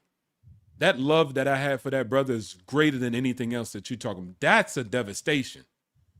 Meeting the man that you don't know from Adam and Eve, meeting your blood brother, not by mother, not by the womb, by a covenant of brotherhood that would die for you and do anything for you. And that type of love is greater than anything else you guys can bring up here on the stage and talk about some devastation from a woman because she's no longer wanted. You understand what he meant by that, though, happens right? when you're out here. Go ahead. You understand what he meant by that? It's devastating. I understand what he means, but it's devastating to her. No, I get it's it. devastating to her. I don't care. It's not a real thing. Okay. I'm just saying. I get it. But what I'm saying, that's not a real thing. If I say it's a devastation to me because my hamster died, you're not going to put it on the same pedestal as a human life. I'm not even going to say that. I'm going to be like, all right, man, you're a little bit overboard right now. I don't care if it's devastating to you. Anybody can have that perspective in life. Again, you keep falling into her frame. I'm not listening to that. I don't care if it's really devastating for her or not. And it's probably not. She's just playing games on you. So at the end of the day, just focus on what you got going on, young brothers, and how you move on to the forward. Don't worry about what other girls are doing on yachts in Dubai. You'll get your opportunity. Life has always been like that. You would have died in a ditch in the past. So be happy you got your lot that you have today, which is 10 times better than anything from the past. So I'll end on that. I'll land my the biggest thing is, here's the thing. While we might have empathy for women, it's built into us. Those women don't have the same empathy for you. You sitting here talking about how devastating it is for her to have loss. Don't nobody give a Bro, fuck. we're They wouldn't answering your spit on question. you. No. We're answering your question. wouldn't- That was just I know, who really has it worse. They That's wouldn't what spit- that is. Right. Just Right. answering your But they question. wouldn't spit on you. They wouldn't spit on you if they had to. A lot of Agreed. women don't have that same energy for us that we in turn do naturally for them. But brother You know? Ronin, you understand? No, I'm not that taking. I'm not taking offense. I'm not taking offense to it. Yeah. It's No, it's not even that way. offensive. We're answering the question. It's like No, I we just that's what it is. Like, no, I don't think anyone disagrees with what Brother Financial just said or what you're saying right now, what Brother Lindsay said or what I've been saying. Right. We're all this not even overlap. We're in line on this. We're Right. just trying to answer the question to the show. You know what I mean? That's all it was. Right. Kind of drifting off to little things. But here's the thing. I really got to go. But I got to tell you this, man. Yeah, this give is us your one of the closing. best panels. This is one of the best panels I've ever been on, bro. Like, and these are the conversations that I'm trying to have precisely for what Brother Financial is saying. For those dudes out there who are talking all these, let's call them the water boys. For the water boys out there who are crying because the cheerleaders are banging the linebackers and the receivers, right? And they crying because they can't get a fucking letter, right? You ain't getting a letter. You ain't a letter man. You're a fucking water boy. Now, if you want to get on the team, come holler at me, right? If you want to get on the team, it's time to do some work. We'll get you there. And when you get there, you're going to realize that, banging, Peggy Rottencrotch over there, who's a cheerleading captain, ain't what you thought it was going to be, but at least you smashed, right? At least you got up in there. Come on in and play the game. You know what I'm saying? But this is where I'm at with the red pill. And I tell them all the time, like, complaining is not the same as you out there actively doing it. the water boy can't even sit on the bench. That's my whole fucking point. Yeah. He can't even fucking sit on the bench. Bring me some goddamn water and stand there while I drink it, motherfucker. You the water boy. Get off our bench. Right? So that's what I'm saying. Right? To Brother Financial's point, man. I'm not taking it easy on these dudes. I'm giving them the real. The fuck you crying about? Yeah. Right? But I gotta go. I really, man, I wish, hey man, do me a favor. Hey, we have Make sure these y'all let me know. man. Huh? Yeah, we have these plenty. Just drop us a note, man. We're always going to do these things. I'm always jumping on a panel or doing our own lives. This is Lions Den. We have a hit and run show. I have Wealth Talks, Legacy Walks. I have about 5 different shows I run, and then I co-host and sit on other people's panels as well. So I'm about to start bugging y'all, man. Don't forget to tell him about your show, Not My Girl. He got that too, Saint. So you can go. Okay, well, hey, look, I'm gonna come holler at y'all for Not My Girl. I'm joking. He ain't got no show called Not My Girl. That's hilarious because I'm like, I'll be on that shit. That's hilarious. Yeah, we got the t-shirts though. You got the merch for it. Go ahead, might as well make a fucking shirt. I mean, make a show. Hey. But fellas, let's do this again. I definitely would love to talk more about travel, more about finance, all that good shit. Shit, I wouldn't mind talking about politics. We got the Marine down here, got the American flag behind his head. I want to talk about that. Too. Like what we do that. Like what's going on? Like that Carg Island shit is coming about putting boots on the ground. That's y'all. That won't be us. Video I made? You didn't see that? I'm gonna go look for it. I actually have a video. Just I made a whole video about how the 30 mu and 15th mu, and then nobody brought up that there's a third mu out there because they're already on deployment. There's always one you don't know about. Whenever a conflict goes up, there's always a mu that you don't know where they're at. There were rumors out there. They wanted that to be an airborne op, but there are no drop zones there. With all the equipment and shit, there's nowhere you can drop them. So I was like, thank God for that. That's not going to be our mission. That's going to be our mission. Anyway, that's our out. That's our out. Yeah, that's our shit. I gotta go. I look forward to meeting up with you brothers again. It was truly an honor, man. Thank y'all so much for having me. Brother. And I'll keep my eye out. And check me. I'm DL Saint, guys. I really want to know podcast, man. I'm on YouTube. Drop your link in the back chat and I'll pump you up. Yeah, I'll sign up for your channel. That's great. Okay. Thanks for being Thank with you. us. Yeah, drop your link in the back and I'll make it hyperlink. Uh-oh, my shit glitching. I'm sorry. I'll put the link in the back before I go. I appreciate y'all, and I'll see y'all soon. You know what I mean? Appreciate y'all really. All right, this is a man. great conversation. Yes, sir. Good to meet you. Financial, bro. You wild, boy. I can't wait to talk to you again. Yeah, he has no filter. Peace. Just drop me down. So drop me down for me. I'll be in the back chat for I say just double check it because I put your joints in the back chat. Yeah. Shout out to y'all. Not my girl, man. Yeah, that shit is funny. You already know how it is. We don't play those games. We don't play reindeer games like that, man. We already seen it for ourselves. Well, it is 2 p.m. I gotta go too. I gotta go hit the pool. Yeah, my lady's back, man. Touch grass. Yeah, I'm doing another one of these 8 hours. This was a great show. Yeah, I appreciate you stopping up, fam. I really do, man. Yeah, and Lindsay, don't be coming through with all that knowledge. Nobody like all that knowledge and that history and all that context and all that. Nah, man, that was too much knowledge. It was too much vibranium. We want the low surface stuff. He say, she say. No, I appreciate that because that was. I appreciate you guys both, and you guys have been putting up a mature travel show for young men, and I appreciate you both. I really think that you guys are making a difference. Oh, I appreciate it. You know, we you know how consistent we are between me, myself, Fearless, and Black Man Travels, and then also Financial Frontier. We're pretty consistent on our message, and we stay in the pocket when it comes to our belief structure. We don't let nobody throw us off like that. Even if we got to get called Neanderthals and old time thinking, we don't give a fuck about that shit. You know, we're talking to a certain class of people and a certain class of men. And this is a man's channel more than a female, but we do welcome female conversation. So that's not even a problem either. Thank you both, fam. And Financial, I think it's really important that you keep working on men's frame like you do to get them to see opportunities. You know, that you've been doing that for as long as I've seen you on the internet, at least, 10 years or something like that. So yeah, I think it will eventually get through. And Ronin, man, your family, I appreciate you like that. And I'm glad I could contribute something to help the show. So. Yes, sir. Always. Yes, sir. Yes, sir. Always. I salute you. Thank you. Appreciate it. Appreciate you. All right, man. It's me and you. And I know you got to go. So, hey, for those that don't know, I do AI, and this is my closing. And we out of here.